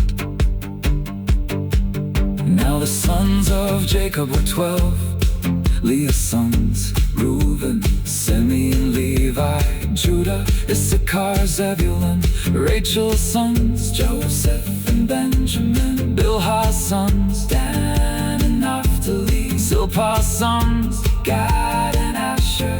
Back to Bethel, then beyond it, the road held altars, graves and names. Jacob heard Israel again, and God renewed the promise. Rachel was laid beside the road. Benjamin entered the family there. The household moved toward Mamre, carrying blessing and sorrow. Jacob came unto Isaac his father, Mamre, unto the city of Arba, which is Hebron, where Abraham and Isaac sojourned. Isaac lived 180 years. Then he gave up the ghost, died in a good old age, and was gathered unto his people. Esau and Jacob, his sons, buried him. Back to Bethel, back through grief, back into the land of promise. And the generations kept moving on.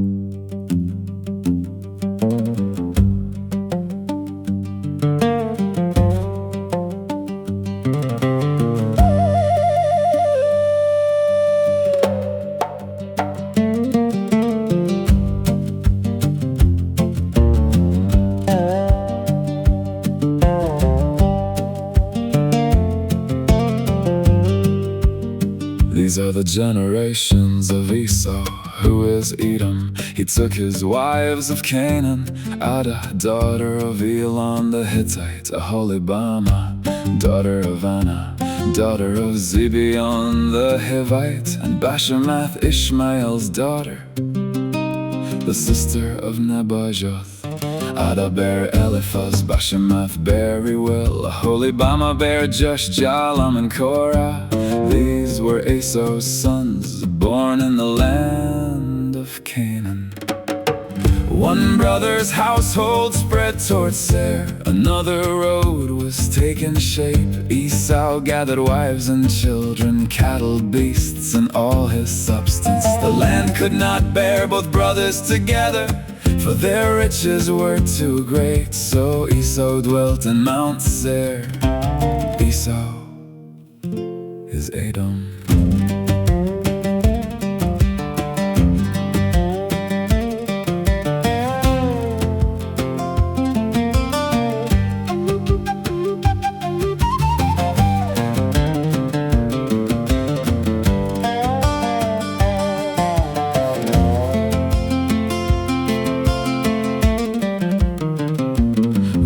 The sons of Eliphaz, Teman, Omar, Zepho, Gatam, and Kenaz.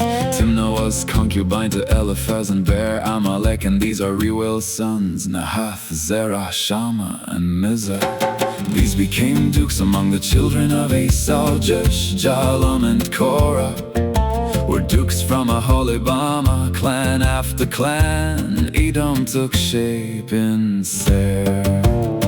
Names became households, households became chiefs. The sons of Esau spread through the mountain, each family marked in its place.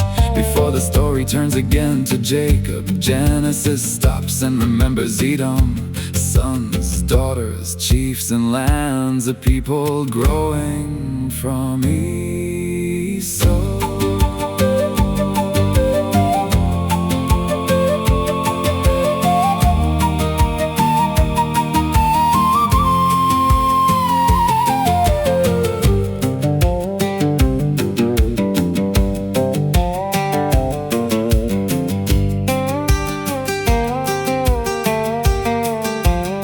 These are the sons of Seir the Horite, who inhabited the land.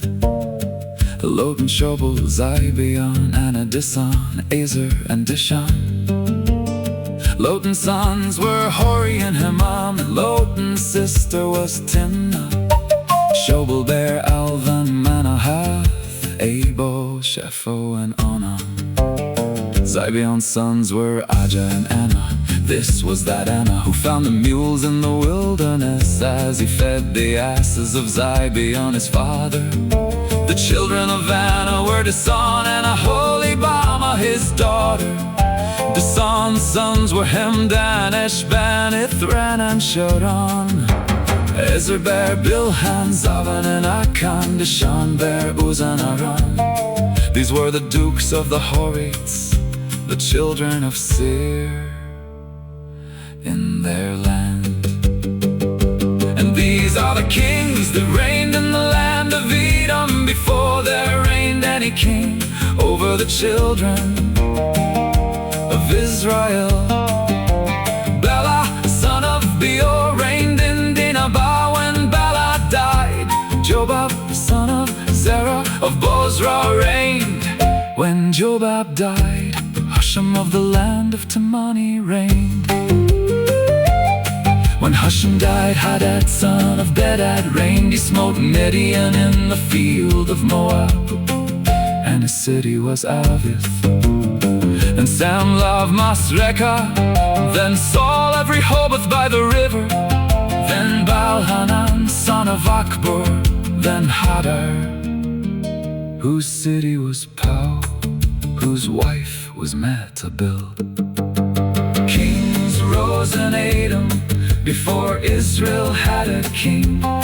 One ruler died, another took his place. Cities changed, names remained, the generations kept unfolding. Esau had become Edom, a people established in Mount Seir. And These were the dukes of Esau, according to the families and places: Timnah, Alva, Jetheth, Aholibama, Elah, Pinon, Kenaz, Taman, Mibzar, Magdiel, and Iram. These are the dukes of Edom, in the land of their possession. Esau is the father of the Edomites.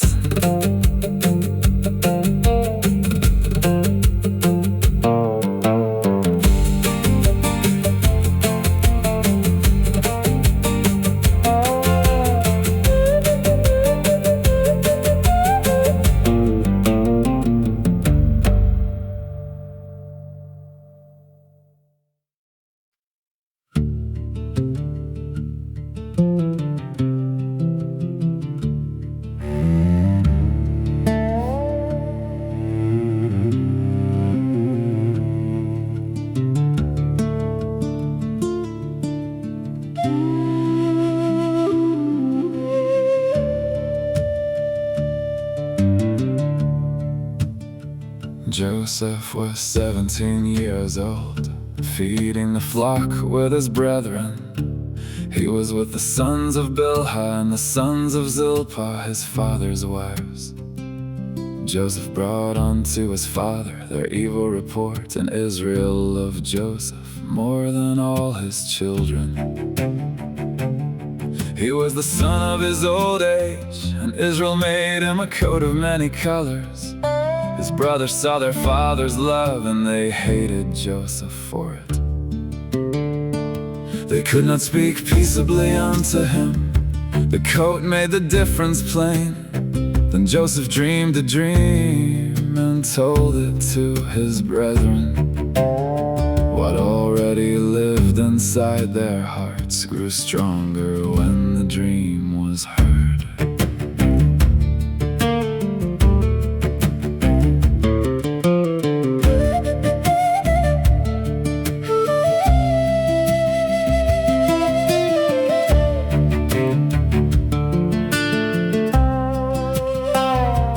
Binding sheaves in the field, my sheaf arose and stood upright. Your sheaves stood around about and made obeisance to my sheaf. His brethren answered, Shalt thou indeed reign over us? Shalt thou indeed have dominion over us? And they hated him yet the more. Then Joseph dreamed another dream. The sun and the moon and 11 stars made obeisance to me. His father rebuked him, Shall I and thy mother and thy brethren indeed come to bow ourselves to thee, to the earth? His brethren envied him, but his father observed the saying. The dream was spoken, time had not explained it yet.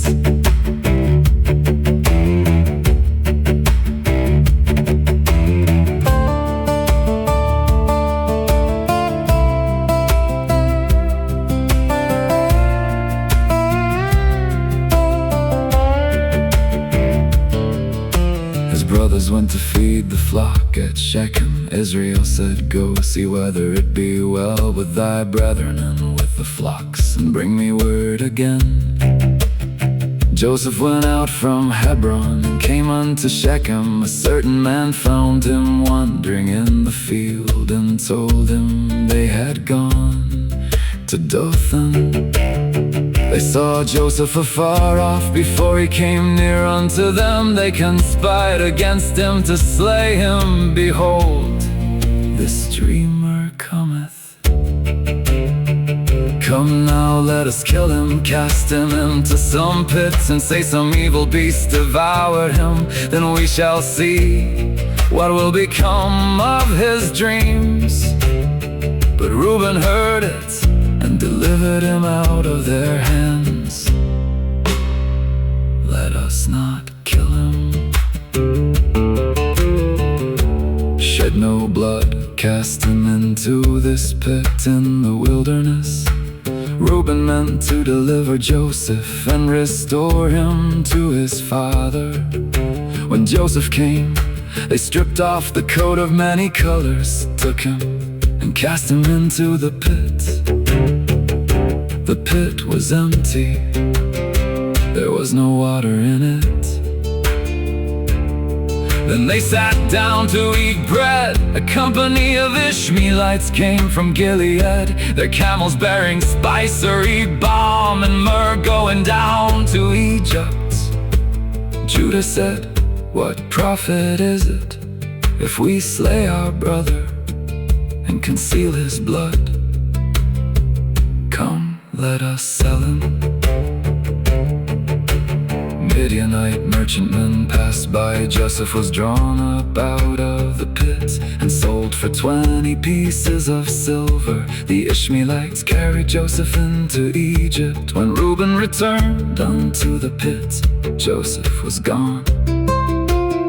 He rent his clothes and cried, "The child is not, and whither shall I go?" They killed a kid of the goats and dipped Joseph's coat in the blood. Then they sent the coat to their father. "This have we found. Know now whether it be thy son's coat or no." Jacob knew it, "It is my son's coat. An evil beast hath devoured him. Joseph is without doubt rent in pieces." He rent his clothes, put sackcloth upon his loins, and mourned for his son many days. His children rose to comfort him, but he refused to be comforted.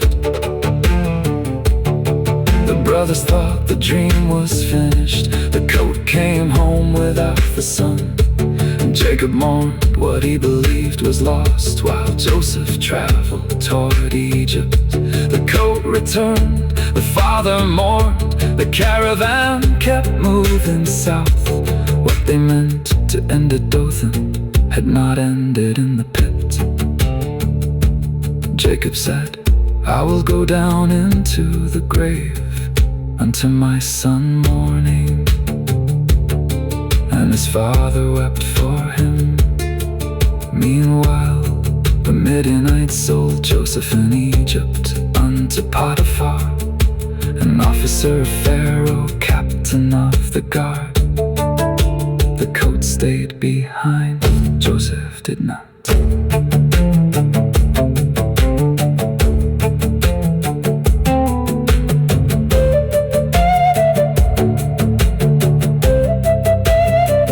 Joseph did not.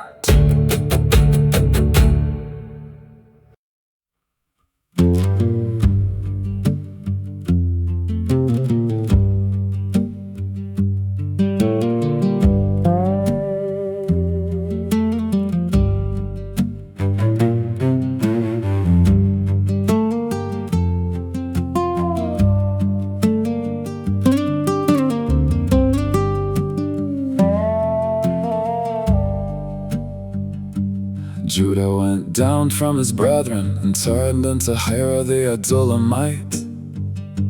There he saw the daughter of Shua, a Canaanite, and took her to wife. She bare him then Onan, then Shelah born while he was at Shazib. Judah took a wife for his firstborn, and Tamar was her name. Was wicked in the sight of the Lord, and the Lord slew him. Then Judah told Onan to raise up seed unto his brother. A family line moved through sorrow, through choices tangled hard with wrong. One son died beneath his wickedness, another soon would follow on. And Tamar waited in the household, where a word was given but not fulfilled. The story moved through hidden places, through what was done and what was withheld.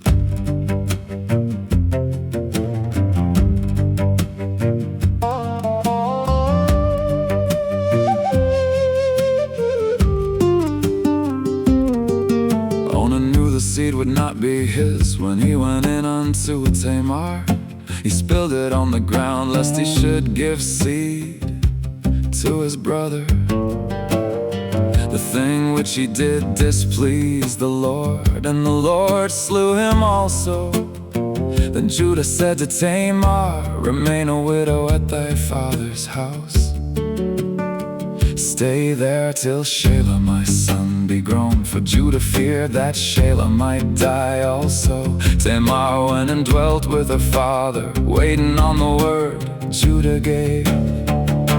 In process of time, Judah's wife died. Afterward he went to Timnath to share his sheep with Hira his friend. Tamar heard where Judah was going.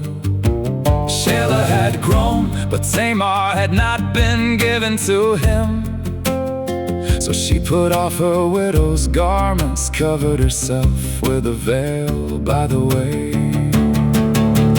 Judah saw her there and knew not that she was Tamar. He asked to come in unto her. She asked what he would give. A kid from the flock. Then she asked for a pledge until the kid was sent.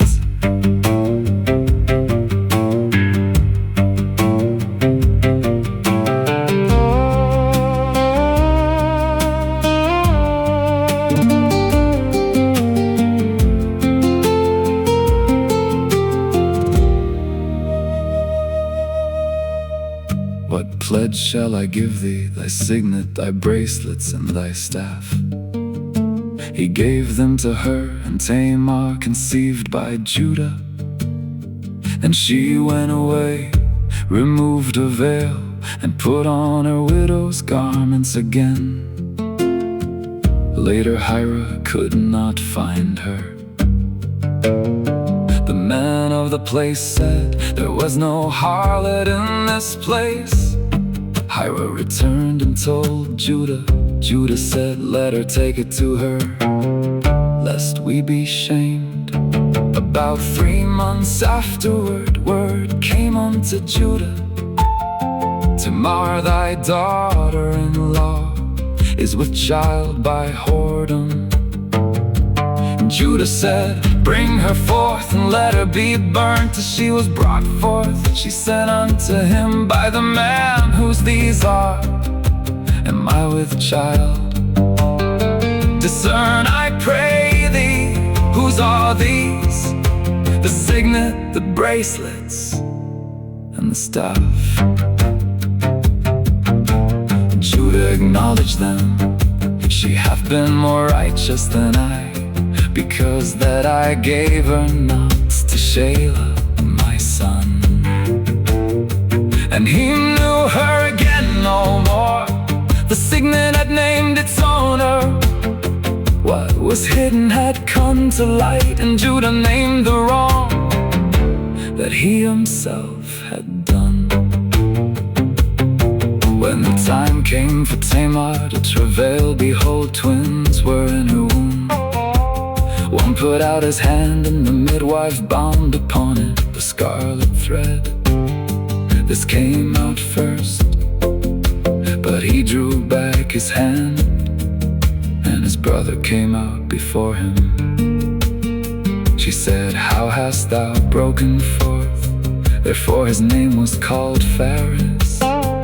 Afterward came his brother with the scarlet thread upon his hand. His name was called Zara. A signet, bracelets, a staff, and a scarlet thread. Small things carried witness through a house of broken words. Judah saw what he had withheld. Tamar's sons came into the line, Phares first and Zara after, and the generations moved on. No easy road, no spotless household, no attempt to make the wrong look right. And Genesis leaves the record, what was hidden, what was recognized, and the children who were born. The signet told whose deed it was. thread marked the hand, and the story kept moving.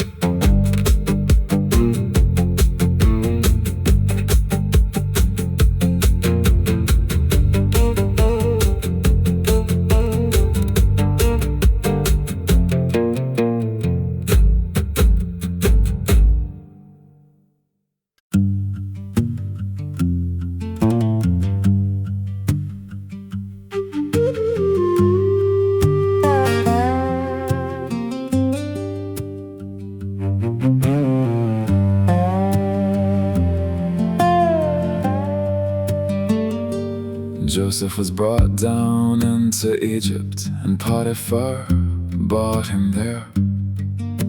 An officer of Pharaoh, captain of the guard, he bought him from the Ishmaelites who had carried Joseph down. And the Lord was with Joseph, and he was a prosperous man. Joseph served within his master's house, and Potiphar saw the Lord was with him, and that the Lord made all he did to prosper in his hand. Far from his father, far from the tents he knew, the Lord was with Joseph in a land that was not his own. His place had changed, his God had not, and favor followed Joseph through the work set in his hands.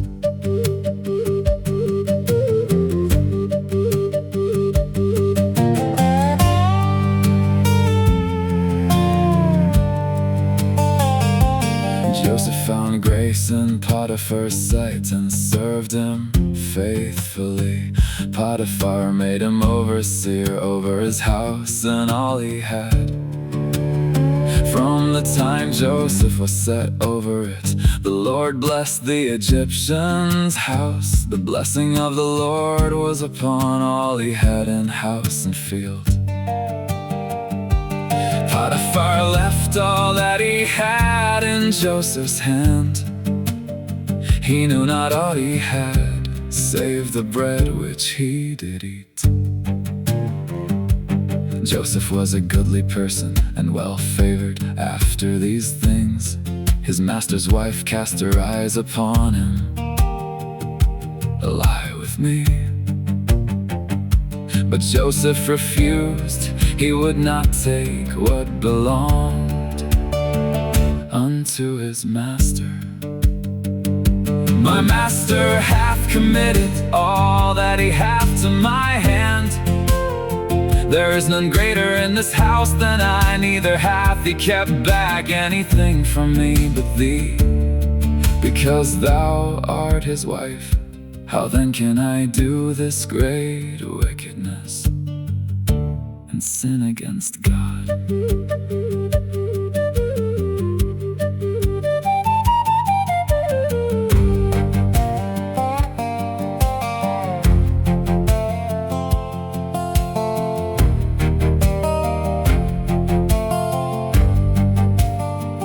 Spake unto Joseph day by day, but he hearkened not unto her, to lie by her, or to be with her. Then there came a certain day when Joseph entered the house to do his business, and none of the men of the house were there within. She caught him by his garment, lie with me. Joseph left the garment in her hand, fled, and got him out. When she saw that he had left his garment and fled forth, she called unto the men of the house. See, he hath brought in an Hebrew unto us to mock us. She kept Joseph's garment beside her until his Lord came home, then told the same accusation. And when his master heard her words, his wrath was kindled. And Joseph's master took him and put him into the prison, a place where the king's prisoners were bound. Joseph had refused the wickedness. The garment he left behind became the thing used against him. The house where he had been trusted was behind him now. But the Lord was still with Joseph. The Lord was with Joseph and showed him mercy. He gave him favor in the sight of the keeper of the prison. The keeper committed to Joseph's hand all the prisoners that were there. Whatsoever they did there, Joseph was the doer of it.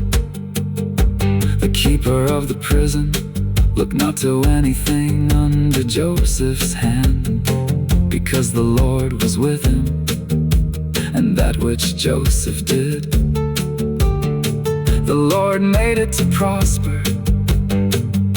From Potiphar's house to the place of prisoners, the same words followed him. The Lord was with Joseph. His coat had once been taken by his brothers. Now another garment was left behind. One had been used to make his father believe he was dead. This one was used to make his master believe alive. But neither garment could tell the whole story. Joseph was in prison, and the Lord was with him there.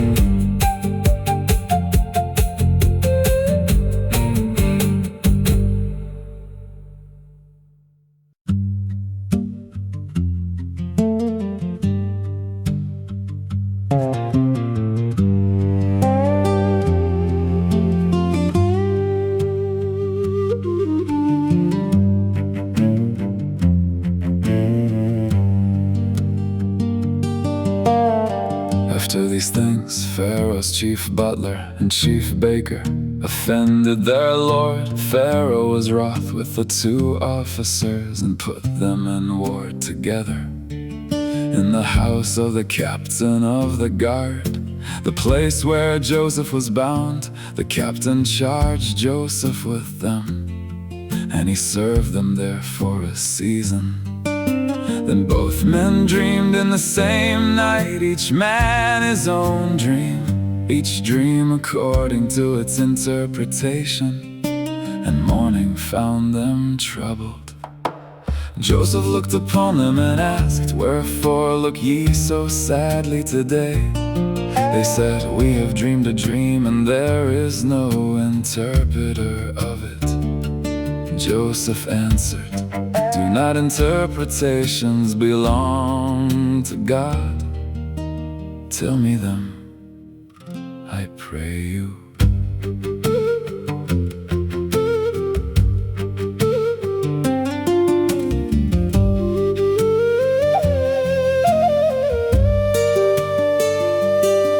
The chief butler told his dream, "Behold, a vine was before me.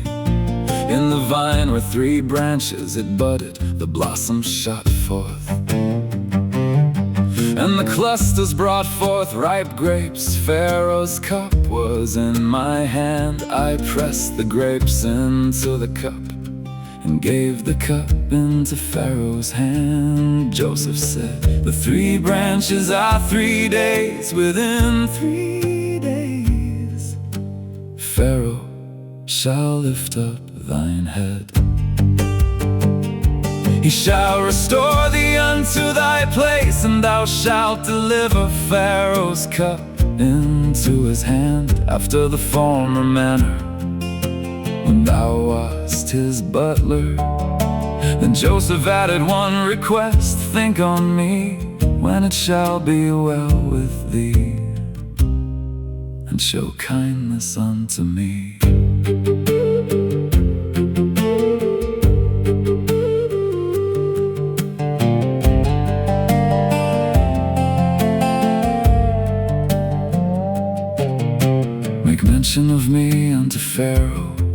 and bring me out of this house.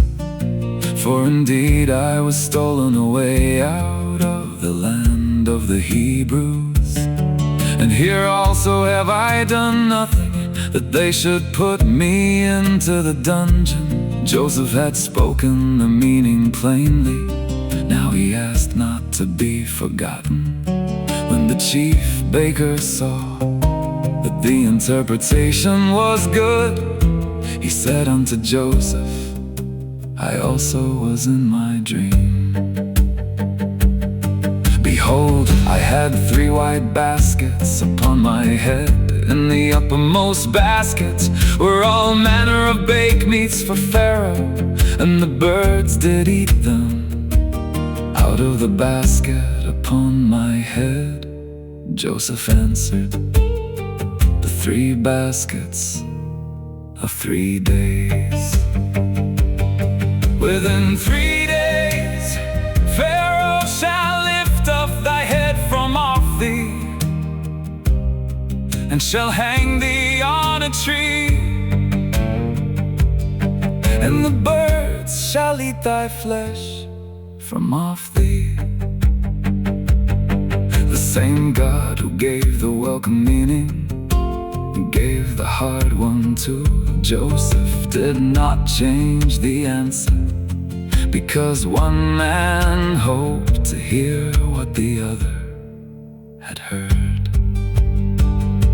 On the 3rd day, Pharaoh's birthday, he made a feast unto all the servants. He lifted up the head of the chief butler and of the chief baker among his servants. The butler was restored unto his butlership, and gave the cup into Pharaoh's hand again.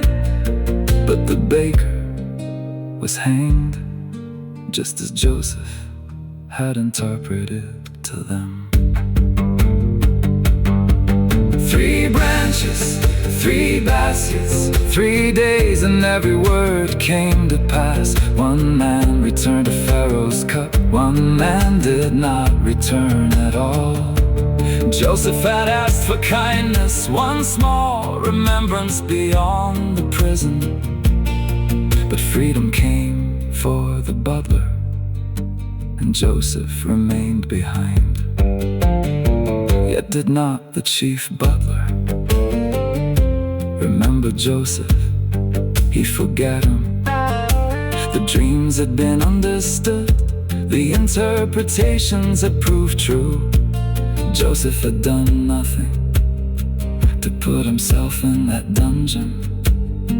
Still the door did not open, and Joseph waited there.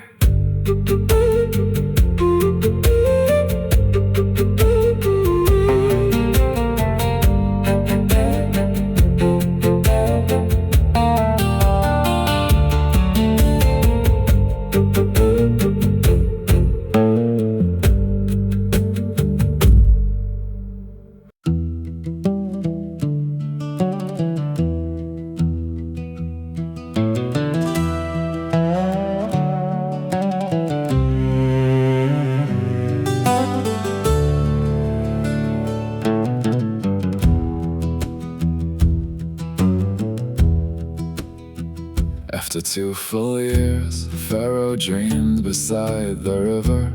7 well-favored, fat-fleshed kine came up and fed within the meadow. And 7 lean and ill-favored kine rose and devoured the 7 fat kine, yet still looked ill-favored. And Pharaoh woke. He slept and dreamed again, 7 good ears upon one stalk, and 7 thin ears blasted by the east wind. The thin ears swallowed up the good. In the morning Pharaoh's spirit was troubled. He called Egypt's magicians and wise men, but none could interpret the dreams.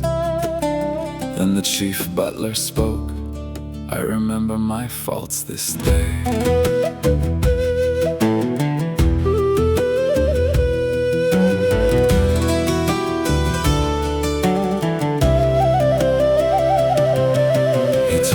the prison dreams, and the young Hebrew who interpreted them. As Joseph had spoken, so it came to pass. Pharaoh sent and called Joseph. They brought him hastily from the dungeon.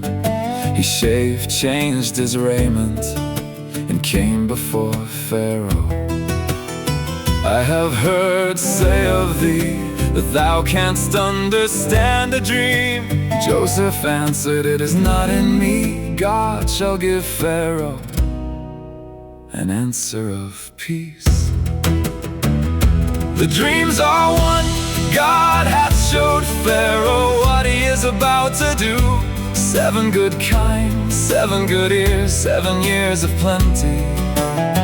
7 lean kine and empty ears, 7 years of famine.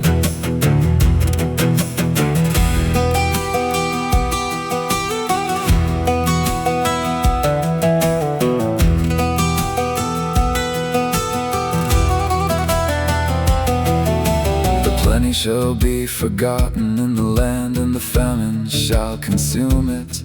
Because the dream was double, the thing is established by God, and God will shortly bring it to pass.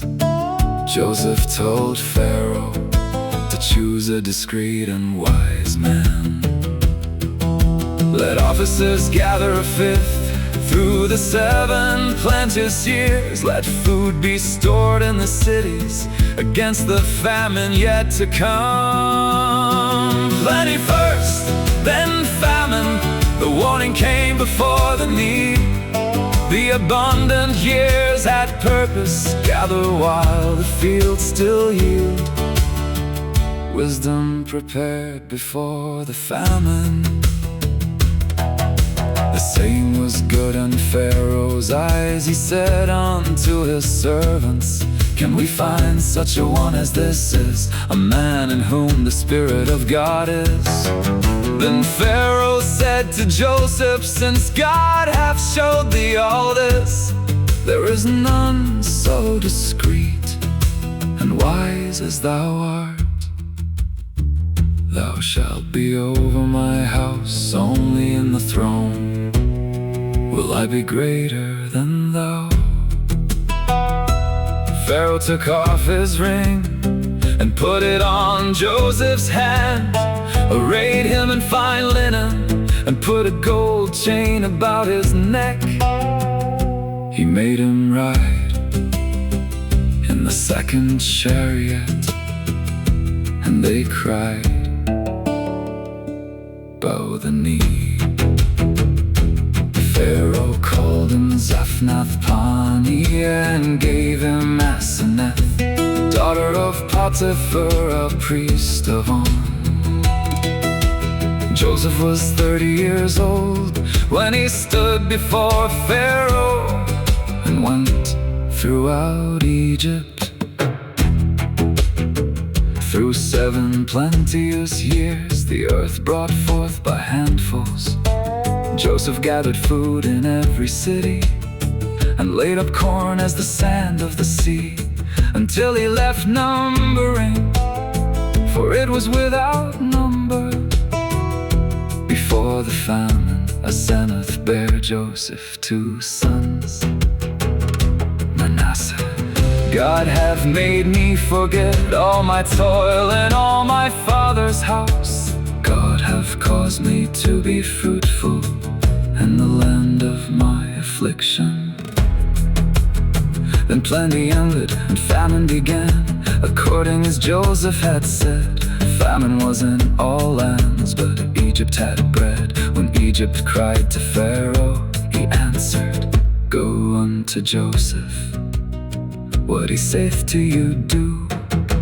Joseph opened the storehouses and sold to the Egyptians, and all countries came into Egypt to Joseph for corn. Because the famine was sore in all lands, God gave the meaning before the need. And the man forgotten in the dungeon now stood over Egypt's food. 2 full years had passed before the butler remembered. Then Joseph stood before Pharaoh and would not claim the wisdom. It is not in me. God gave the dream, God gave the meaning, and before the famine came, God opened the way.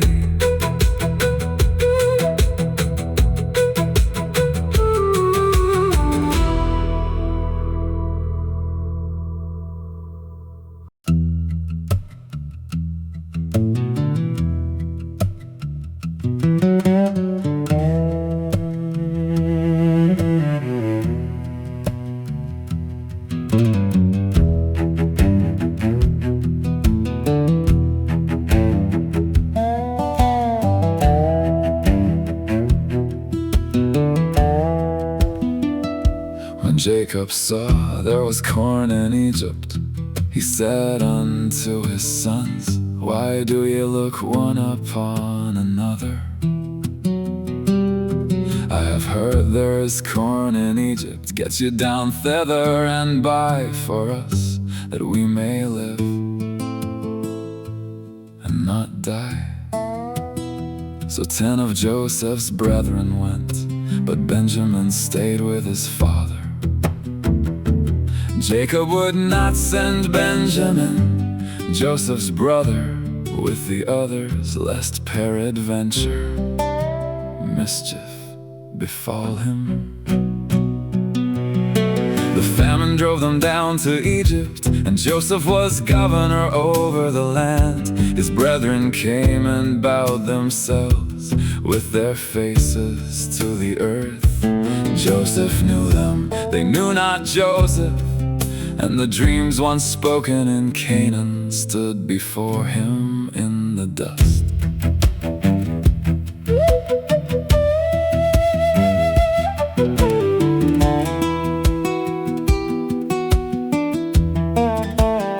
Joseph remembered the dreams which he had dreamed of them. He made himself strange unto them, and spake roughly.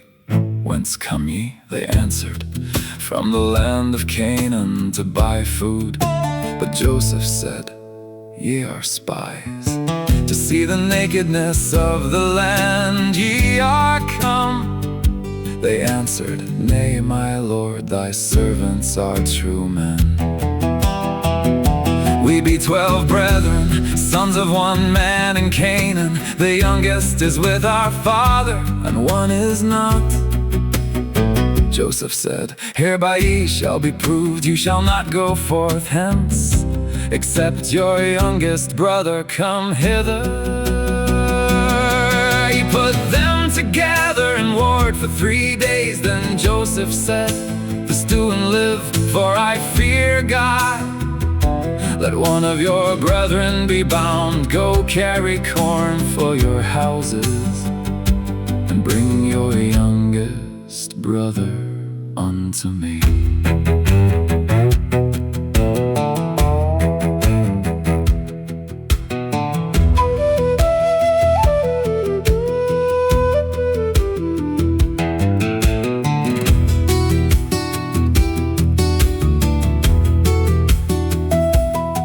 The memory broke through among them. We are verily guilty concerning our brother. We saw the anguish of his soul when he besought us, and we would not hear. Therefore is this distress come upon us. Reuben answered, spake I not unto you, do not sin against the child? And ye would not hear, therefore behold, also his blood is required. They knew not that Joseph understood them, for he spake by an interpreter. Joseph turned himself about and wept. Then he returned, took Simeon from among them, and bound him before their eyes. Joseph commanded their sacks to be filled with corn, their money restored every man into his sack, and provision given for the way. They loaded their asses and departed. At the inn one opened his sack to give his ass provender, and saw his money in the sack's mouth. My money is restored. Their hearts failed them, and they were afraid. What is this that God hath done unto us? His silver had returned with the grain. But they did not know why old guilt had already found its voice, and fear rode home beside them. They came unto Jacob in Canaan, and told him all that had happened. Then they emptied their sacks, and every man's bundle of money was there in his sack. When they and their fathers saw it, they were afraid. Jacob heard of Simeon and the demand for Benjamin. Me have ye bereaved of my children. Joseph is not, and Simeon is not, and ye will take Benjamin away. All these things are against me. The grain had come home, but Simeon had not. The silver had come home, but peace had not. Joseph knew his brothers still knew him not. And the road to Egypt would have to be traveled again. Reuben said, slay my 2 sons if I bring him not to thee. But Jacob answered, my son shall not go down with you, for his brother's dead, and he is left alone. If mischief befall him by the way, then shall he bring down my gray hairs with sorrow to the grave. The sacks were full, the silver was returned, and what they carried home weighed heavier than grain.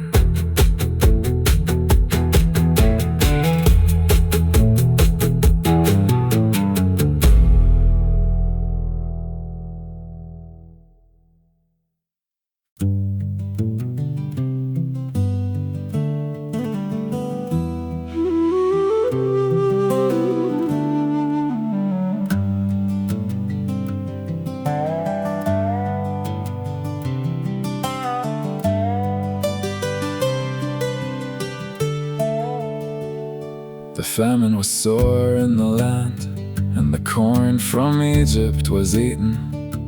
Jacob said unto his sons, go again, buy us a little food. But Judah answered, the man did solemnly protest unto us, ye shall not see my face, except your brother be with you.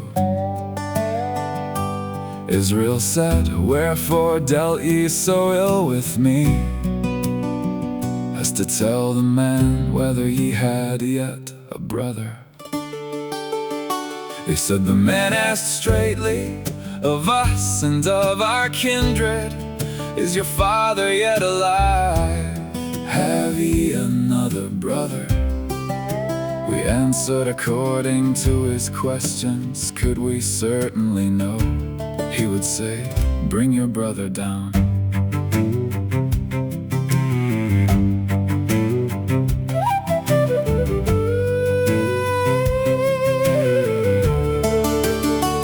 Judah said unto Israel his father, send the lad with me, and we will arise and go, that we may live and not die. I will be surety for him, of my hand shalt thou require him. If I bring him not again unto thee, then let me bear the blame forever. Israel answered, if it must be so now, do this, take of the best fruits in the land, a little balm, a little honey, spices, myrrh, nuts, and almonds. Take double money in your hand, and carry again the money that was brought in your sacks. Peradventure it was an oversight. Take also your brother, and arise, go again unto the man. God Almighty give you mercy before the man, that he may send away your other brother and Benjamin. If I be bereaved of my children, I am bereaved. So they took the present, the double money, and Benjamin.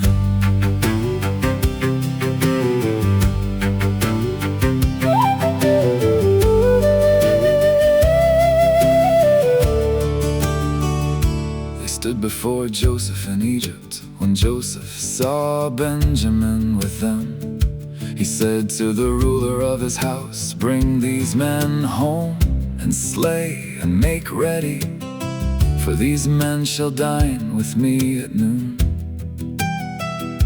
But when they were brought to Joseph's house, the brothers were afraid.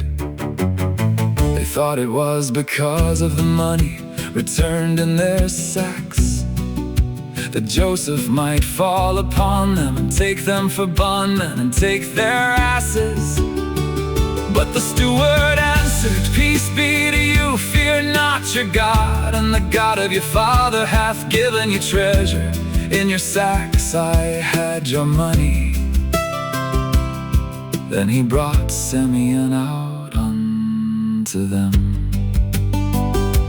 Water was given to wash their feet, and provender for their asses. They made ready the present against Joseph came at noon, for they heard that they should eat bread there.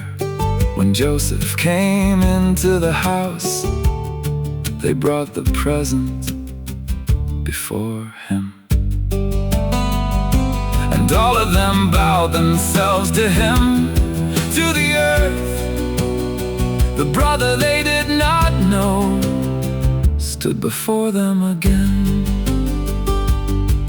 Joseph asked of their welfare, is your father well? The old man of whom ye spake, is he yet alive? They answered, thy servant our father is in good health. He is yet alive. Then they bowed their heads and made obeisance. Joseph lifted up his eyes and saw Benjamin, his mother's son. Is this your younger brother, of whom he spake unto me? Then Joseph said, God be gracious unto thee, my son. Joseph made haste, for his bowels did yearn upon his brother. He sought where to weep. He entered into his chamber and wept there. Then he washed his face, came out, refrained himself, and said, set on bread. Joseph ate by himself, the brothers by themselves, and the Egyptians by themselves, for Egyptians might not eat bread with the Hebrews. They sat before him, the firstborn according to his birthright, the youngest according to his youth. The brothers marveled one at another. Joseph sent portions from before him, but Benjamin's portion was 5 times as much as theirs, and they drank and were merry with him.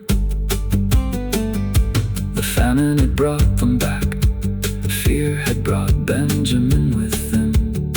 Simeon was restored, bread filled the table. Joseph knew every face before him, they still did not know his. For one evening the brothers ate together under the same roof, but the testing was not finished yet.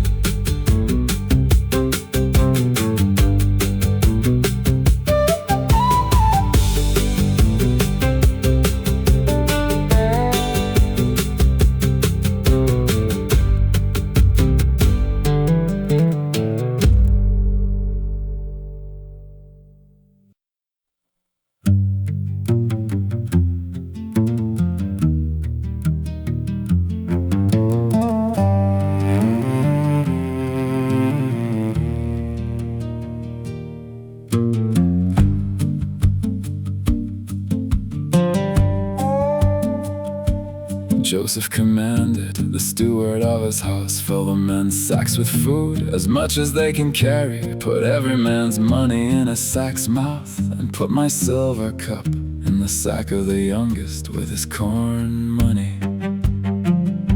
The steward did according to the word Joseph had spoken. Morning came, the men were sent away with their asses. They had not gone far from the city when Joseph sent the steward after them. Wherefore have ye rewarded evil for good? Is not this the cup wherein my Lord drinketh? The road that felt open behind them suddenly closed around one question.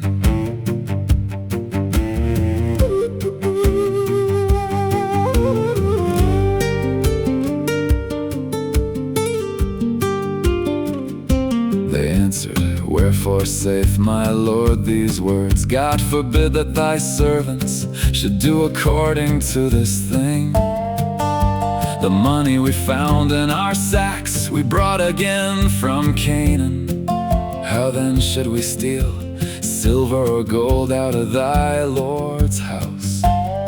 With whomsoever of thy servants it be found, both let him die, and we also will be my Lord's bondmen. The steward answered, let it be according unto your words. He with whom it is found shall be my servant, and ye shall be blameless. Every man quickly took down his sack. Every sack was opened. He searched from the eldest and left at the youngest. And the cup was found in Benjamin's sack. Then they rent their clothes. Every man loaded his ass again, and every brother went back into the city. No one left Benjamin behind.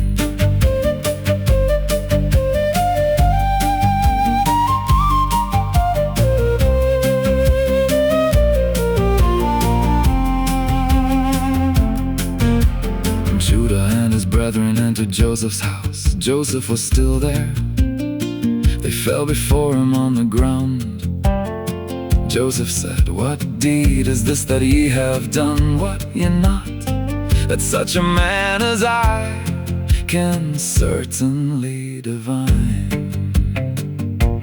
Judah answered, what shall we say unto my Lord? What shall we speak? How shall we clear ourselves? God hath found out the iniquity of thy servants. Behold, we are my Lord's servants, both we and he also, with whom the cup is found. But Joseph answered, God forbid that I should do so.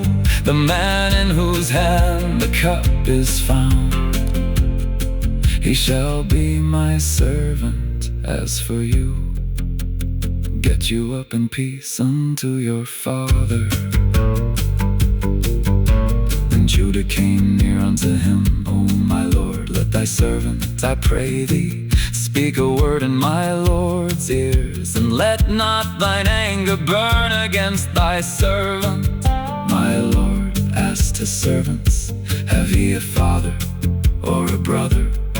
We said, we have a father, an old man, and a child of his old age, a little one. His brother is dead, he alone is left of his mother, and his father loveth him. Judah told him how they had warned their father. The lad cannot leave his father, for if he should leave his father would die.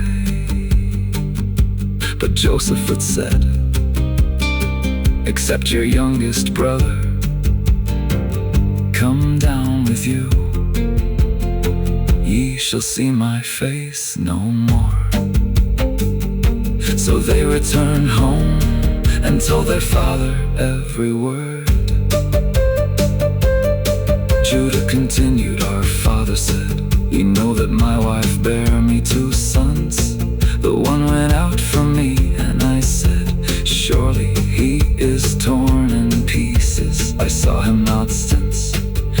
take this also from me, and mischief befall him. You shall bring down my gray hairs with sorrow to the grave.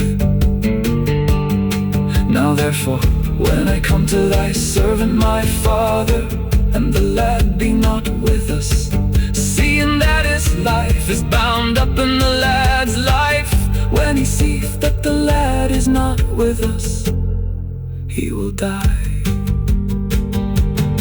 For thy servant became surety for the lad unto my father. Now therefore I pray thee, let thy servant abide, instead of the lad, a bondman to my Lord, and let the lad go up with his brethren. For how shall I go up to my father, and the lad be not with me? Lest peradventure I see the evil that shall come on my father. Years before, a brother had been sold, and the others went home without it. Now Judah stood before Joseph and offered himself, so Benjamin could go home. The cup had been found, the test had found something too.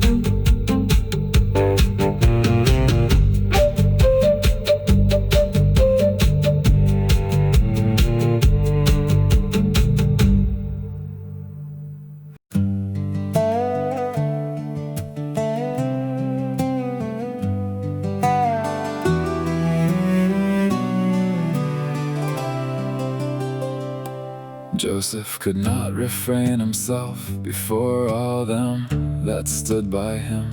He cried, "'Cause every man to go out from me." No man stood with Joseph while he made himself known unto his brethren. Then he wept aloud, and the Egyptians in Pharaoh's house heard. Joseph said unto his brethren, "I am Joseph, doth my father yet live?"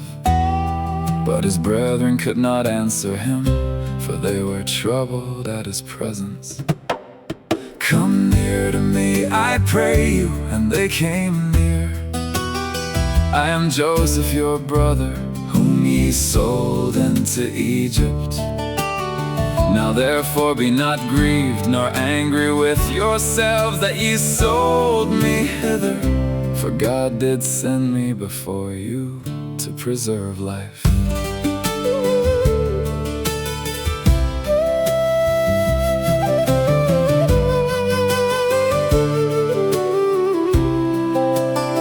These 2 years hath the famine been in the land, and yet there are 5 years in which there shall be neither plowing nor harvest. God sent me before you to preserve you a posterity in the earth, and to save your lives by a great deliverance. So now it was not you that sent me hither, but God, he hath made me a father to Pharaoh, lord of all his house, and ruler throughout all Egypt. God sent me before you, that is how Joseph named the road, not calling evil good, not denying what his brothers had done, but seeing beyond their hands to the life God was preserving. The pit had not been the end, Egypt had become the place of provision.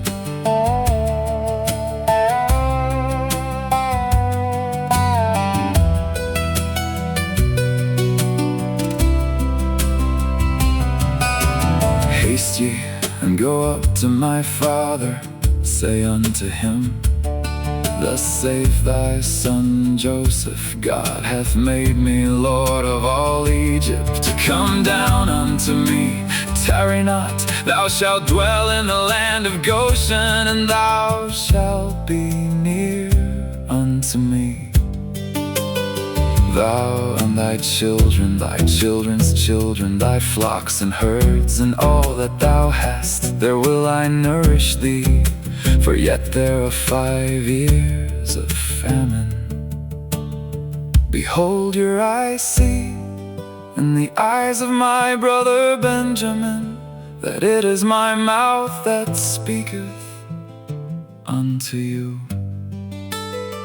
Tell my father of all my glory in Egypt, and of all that ye have seen. And ye shall haste and bring down my father hither. Then Joseph fell upon Benjamin's neck and wept. Benjamin wept upon his neck. Joseph kissed all his brethren and wept upon them. And after that, his brethren talked with him. The report reached Pharaoh's house, Joseph's brethren are come. It pleased Pharaoh and his servants well. Pharaoh said, take your father and your households and come unto me.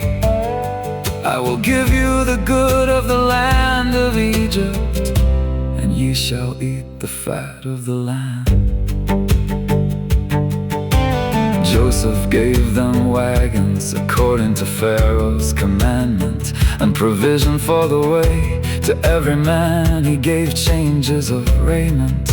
To Benjamin he gave 300 pieces of silver and 5 changes of raiment. Then he sent gifts toward his father. 10 asses carried good things of Egypt. 10 she-asses carried corn, bread, and meat for the journey. Then Joseph sent his brethren away and said unto them, see that ye fall not out by the way. They went up out of Egypt and came unto Jacob and Canaan. Joseph is yet alive, and he is governor over all the land of Egypt. Jacob's heart fainted, for he believed them not. Then he saw the wagons Joseph had sent, and the spirit of Jacob their father revived. Israel said, it is enough. Joseph my son is yet alive. I will go and see him before I die. Years of mourning met one sentence: Joseph is alive. And the road to Egypt open before the whole family.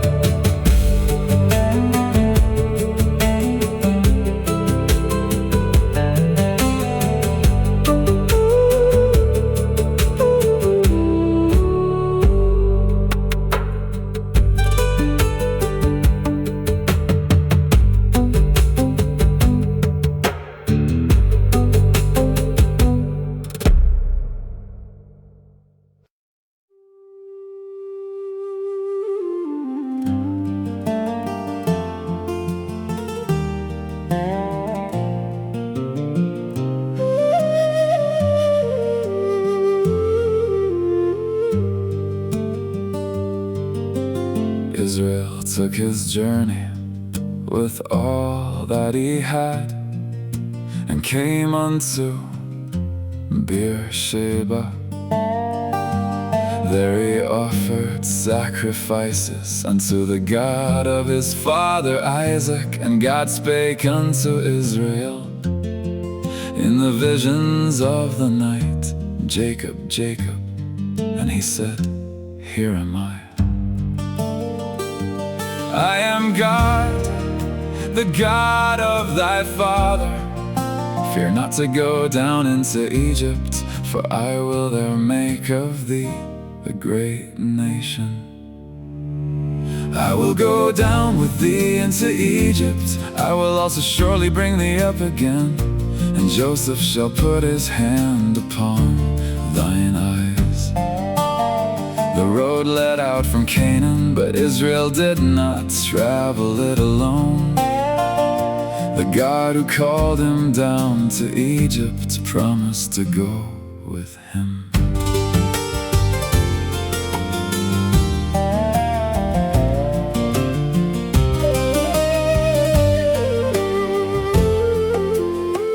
Jacob rose up from Beersheba. His sons carried their father, their little ones and their wives in the wagons Pharaoh had sent. They took their cattle and their goods which they had gotten in Canaan. Jacob and all his seed with him came down toward Egypt. His sons and his sons' sons, his daughters and his sons' daughters, all his seed he brought with him into Egypt. Reuben came with Hanok, Phalu, Hezron, and Carmi. Simeon with Jemuel, Jamin, Ohad, Jachin, Zohar, and Shaul. Levi's sons were Gershon, Kohath, and Merari. Judah's sons were On and Shelah, Pharez, and Zerah. Aaron, Onan had died in Canaan, and the sons of Pharez were Hezron and Hamul. Issachar and Zebulun followed, with Dinah among Leah's children. The souls named of Leah were 33. Name after name, the household moved, not an empty promise now, but generations on the road. Families, children, flocks, and goods were crossing toward a foreign land. The word once spoken to Abraham was still unfolding through his seed.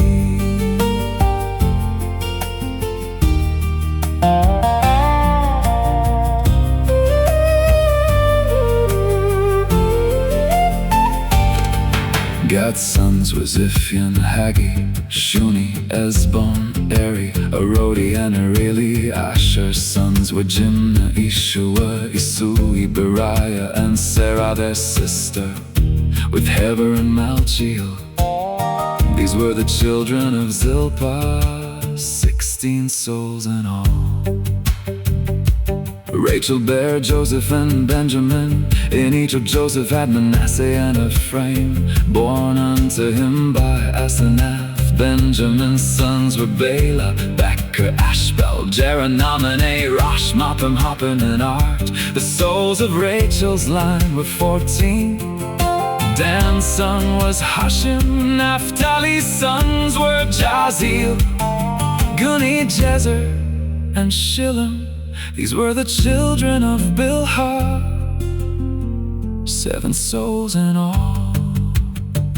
All the souls that came with Jacob into Egypt, which came out of his loins, beside his sons' wives, were 66. Joseph and his 2 sons were already in Egypt, and all the souls of the house of Jacob, which came into Egypt, were 70. Israel sent Judah before him unto Joseph, to direct his face unto Goshen. Then Joseph made ready his chariot, and went up to meet Israel his father. When Joseph appeared before him, he fell on his father's neck, and wept on his neck a good while. Israel said unto Joseph, now let me die, since I have seen thy face, because thou art yet alive. Years of mourning ended in an embrace. The son he thought was gone, still living before him in Goshen. And the God who promised, I will go down with thee, had brought the family there. Joseph told his brethren he would speak unto Pharaoh, my brethren in my father's house, which were in Canaan are come unto me. He would tell them they were shepherds, men whose trade had been with cattle, that they might dwell in the land of Goshen. The journey down was finished. A family had entered Egypt, and the promise had entered with them.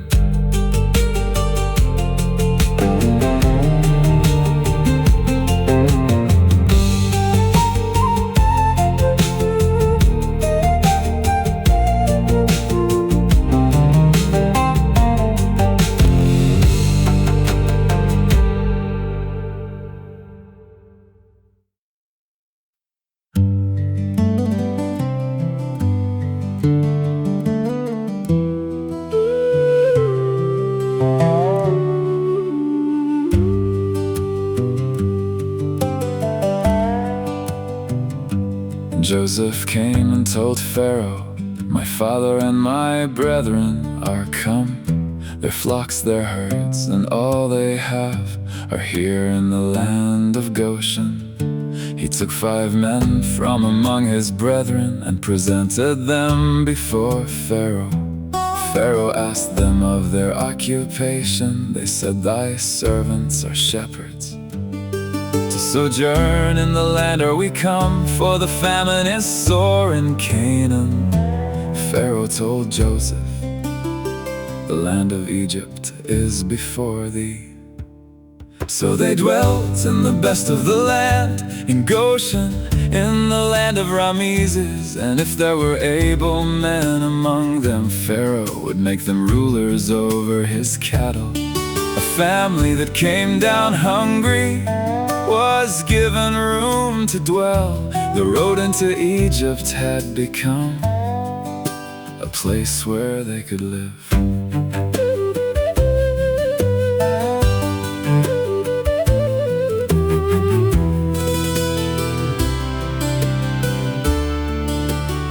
Then Joseph brought Jacob his father and set him before Pharaoh. Jacob blessed Pharaoh. Pharaoh asked, how old art thou? Jacob answered, the days of the years of my pilgrimage are 130 years. Few and evil have the days of the years of my life been, and have not attained unto the days of my fathers in their pilgrimage. Then Jacob blessed Pharaoh again, and went out from before him. The old pilgrim stood before a king, yet blessing passed from Jacob's lips. And Joseph placed his father and brethren in the land Pharaoh had given, and nourished all his father's household with bread according to their families.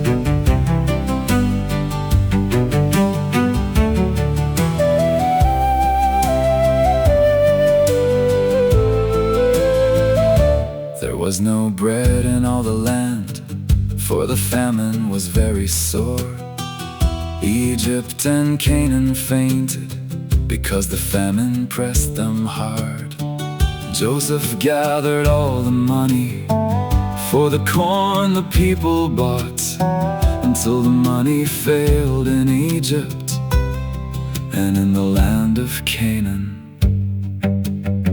The Egyptians came to Joseph, give us bread, why should we die in thy presence? For the money faileth. Joseph said, give your cattle, and I will give you for your cattle if money fail. So horses, flocks, herds, and asses were exchanged for bread that year. When that year was ended, the people returned to Joseph. Our money is spent. Our herds belong unto my Lord, there is not aught left, but our bodies and our lands. Wherefore shall we die before thine eyes, both we and our land? Buy us and our land for bread. we in our land will be servants unto Pharaoh. Give us seed that we may live and not die. Joseph bought all the land of Egypt for Pharaoh, for the famine prevailed over them. Only the land of the priests bought he not, for they had a portion from Pharaoh. Then Joseph gave the people seed and established the fifth, 1 part unto Pharaoh, 4 parts for seed, for food, and for their households. The people said unto Joseph, Thou hast saved our lives. Let us find grace in the sight of my Lord. So the famine changed the land of Egypt, and the fifth became Pharaoh's portion. But Israel dwelt in Goshen, and they had possessions there. Israel was fruitful and multiplied exceedingly. Jacob lived in Egypt 17 years. The whole age of Jacob was 147 years. When the time drew near that Israel must die, he called Joseph his son and asked one final kindness. Put, I pray thee, thy hand under my thigh, deal kindly and truly with me. Bury me not, I pray thee, in Egypt. When I lie with my fathers, carry me out of Egypt, and bury me in their burying place. Joseph answered, I would do as thou hast said. Israel said, Swear unto me. And Joseph sware unto him. Israel bowed himself upon the bed's head. He had blessed Pharaoh, he had eaten bread in the famine. His household had taken root in Goshen. But at the end of his days, his heart still looked toward the place where his fathers were buried. Egypt had become shelter, it had not become home.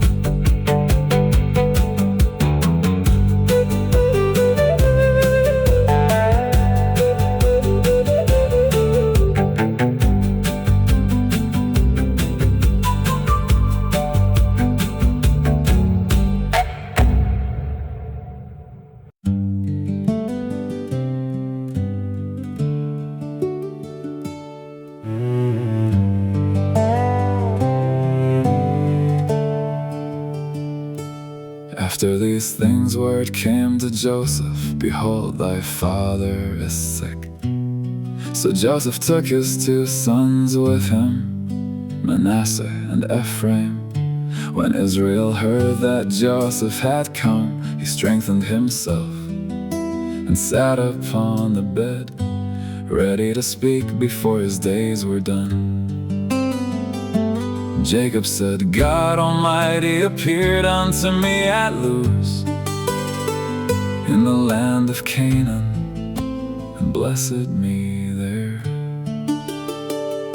He said, Behold, I will make thee fruitful and multiply thee, and make of thee a multitude of people. I will give this land to thy seed after thee, for an everlasting possession. The promise spoken years before still filled the room around them.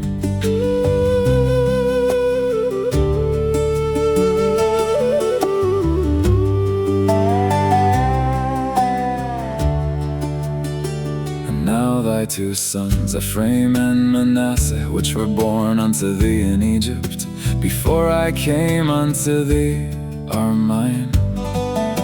As Reuben and Simeon, they shall be mine, and thy children born after them shall be called after their brethren and their inheritance.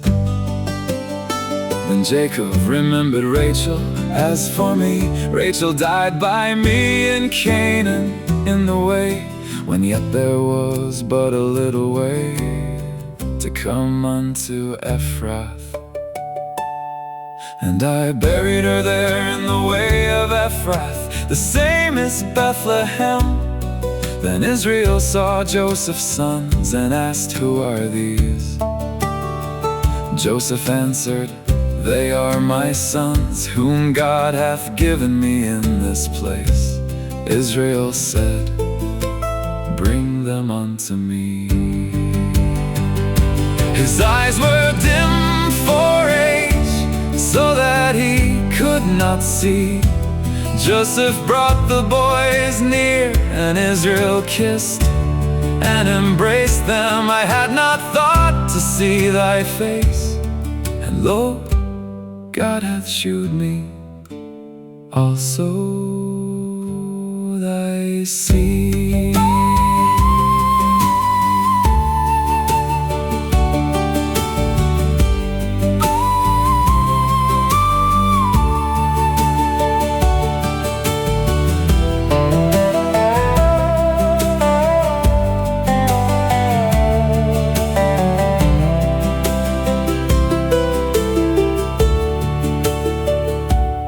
Joseph brought them from between his knees and bowed himself with his face to the earth.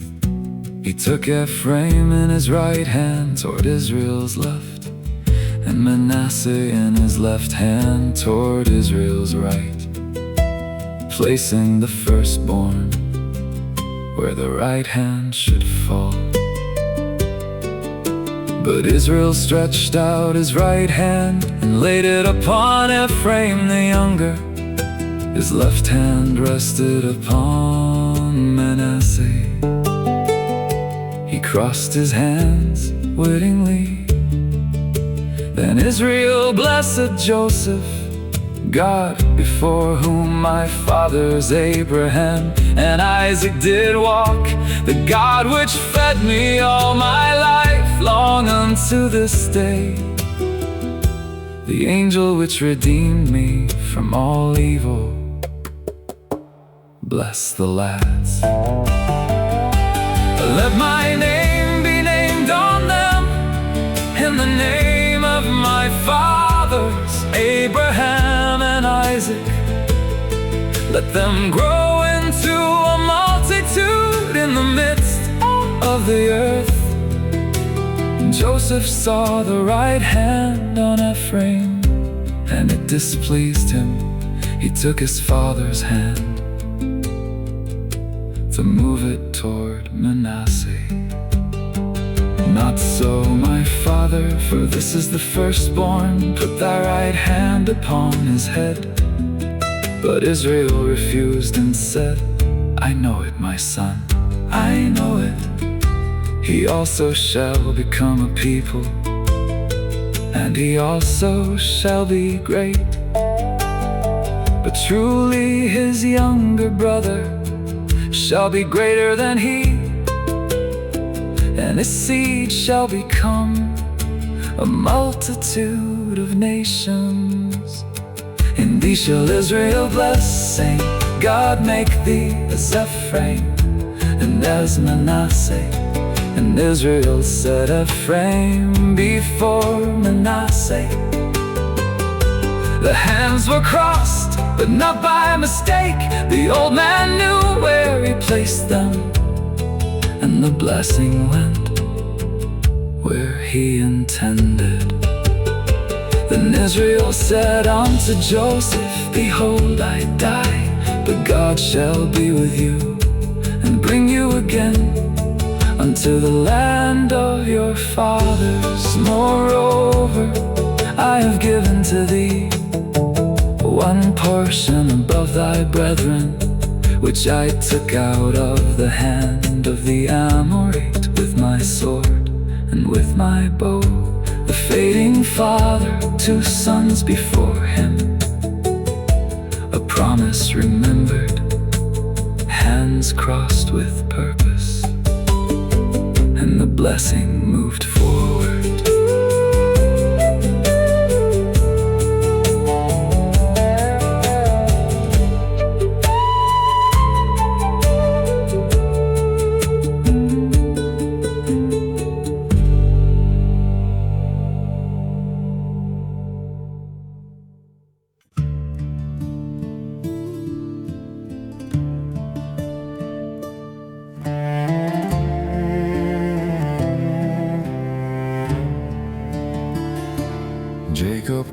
called unto his sons, gather yourselves together, that I may tell you that which shall befall you in the last days. Gather yourselves and hear, ye sons of Jacob, hearken unto Israel your father. Then he began with Reuben. Reuben, thou art my firstborn, my might, the beginning of my strength, the excellency of dignity and power. Unstable as water thou shalt not excel, because thou wentest up to thy father's bed, then defilest thou it. At the end of Jacob's days every son stood near. Some words carried blessing, some carried warning. 12 sons gathered round his bed, and Israel called each one by name.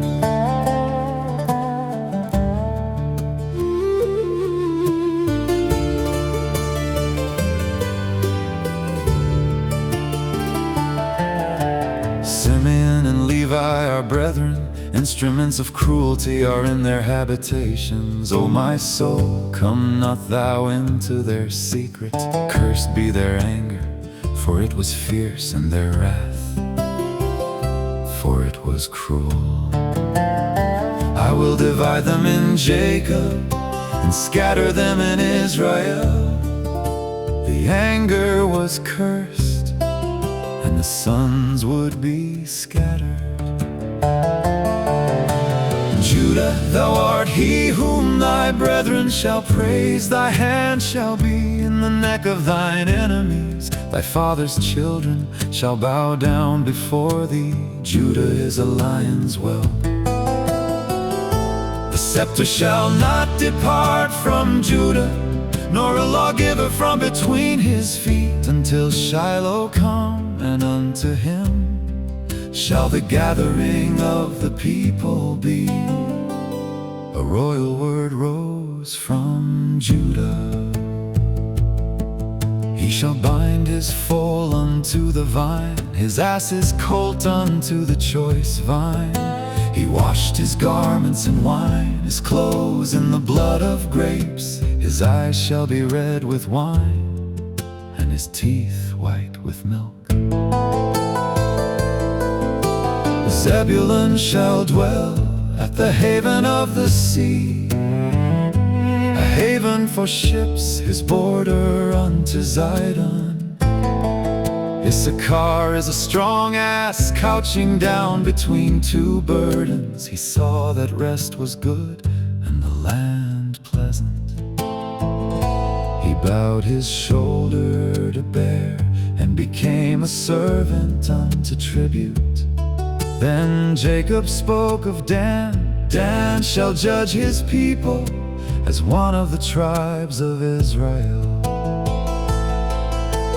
Dan shall be a serpent by the way, an adder in the path that biteth the horse heels, so that his rider shall fall backward. Then Jacob stopped in the middle of all these words. I have waited for thy salvation, O Lord. Gad, a troop shall overcome him, but he shall overcome at the last. Out of Asher his bread shall be fat, and he shall yield royal dainties. Naphtali is a hind let loose, he giveth goodly words. Then Jacob came to Joseph. Joseph is a fruitful bough, even a fruitful bough by a well, whose branches run over the wall. The archers have sorely grieved him, shot at him, and hated him. But his bow abode in strength, and the arms of his hands were made strong. By the hands of the mighty God of Jacob, from thence is the shepherd, the stone of Israel, By the God of thy father, who shall help thee? And by the Almighty, who shall bless thee? Blessings of heaven above, blessings of the deep beneath, blessings of the breasts and of the womb. The blessings of Jacob's fathers reached unto the utmost bound of the everlasting hills, upon the head of Joseph, separate from his brethren. Benjamin shall raven as a wolf in the morning. He shall devour the prey, and at night he shall divide the spoil.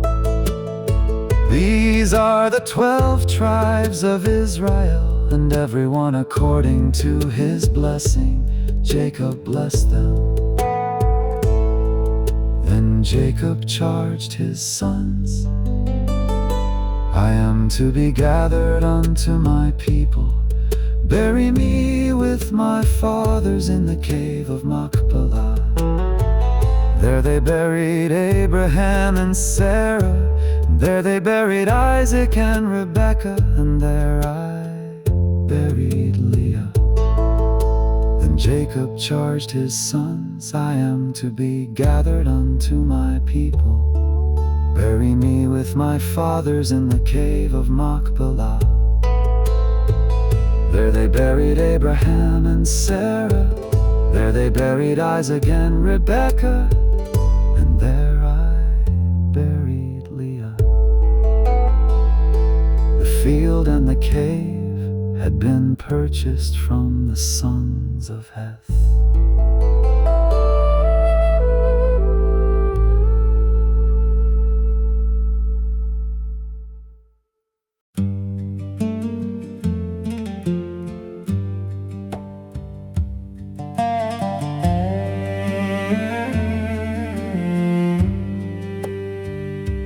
Joseph fell upon his father's face, wept upon him, and kissed him. Then Joseph commanded the physicians to embalm Israel, his father.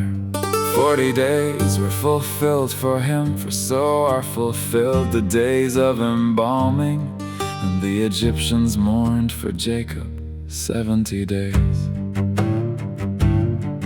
When the days of mourning were past, Joseph spoke unto Pharaoh's house, My father made me swear, let me go up, I pray thee, and bury my father. Pharaoh said, Go up and bury thy father, according as he made thee swear. So Joseph went up to bury Israel, and a very great company went with him toward Canaan. The promise followed them home.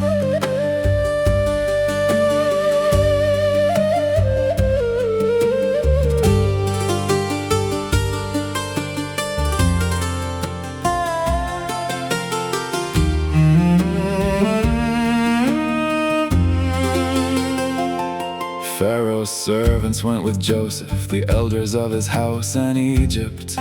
Joseph's brethren and his father's house, only their little ones, their flocks and their herds remained in the land of Goshen. Chariots and horsemen went beside them, a very great company.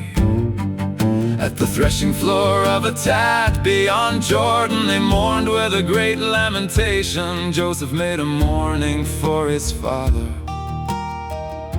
7 days. The Canaanites saw the mourning and called it a grievous mourning of Egypt. Therefore the place was called Abel Mizraim.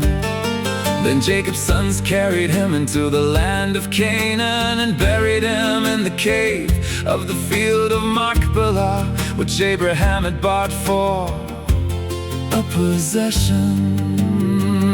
Abraham sat rested there, Isaac and Rebekah rested there. Leah had been laid there too.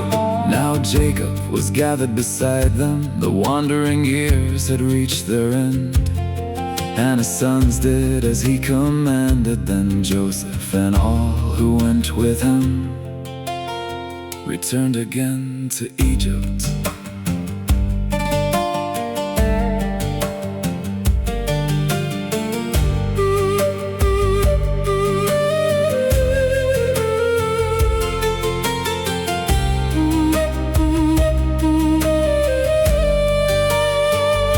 When Joseph's brethren saw that their father was dead, they said, "Joseph will peradventure hate us, and requite us all the evil which we did unto him."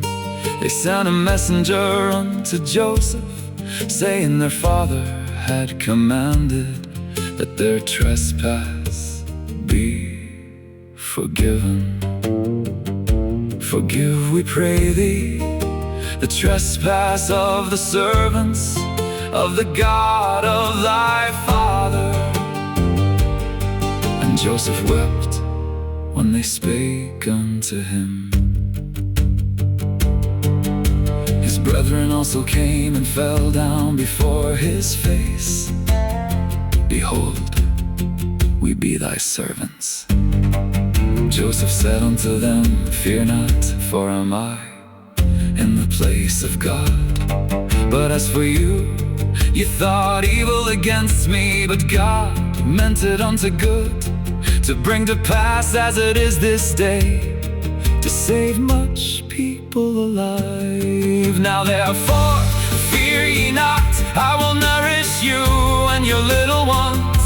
And Joseph comforted them and spake kindly unto them. He did not call the evil good, he did not deny what they had done. He placed the final judgment with God, and answered their fear with provision. You thought evil against me, but God meant it unto good. The pit was evil, the selling was evil, the lie was evil. Yet God brought life through what men meant for harm, to save much people alive. The wound was not renamed, God's purpose stood above it. Joseph dwelt in Egypt, he and his father's house. He lived 110 years, and saw Ephraim's children unto the third generation. The children also of Machpelah, the son of Manasseh, were brought up upon Joseph's knees. Then Joseph said unto his brethren, I die, and God will surely visit you, and bring you out of this land unto the land which he sware to Abraham, to Isaac, and to Jacob. Joseph took an oath of the children of Israel. God will surely visit you, and ye shall carry up my bones from hence. So Joseph died, being 110 years old. They embalmed him, and he was put in a coffin in Egypt. Genesis ends with a promise still waiting. God will surely visit you.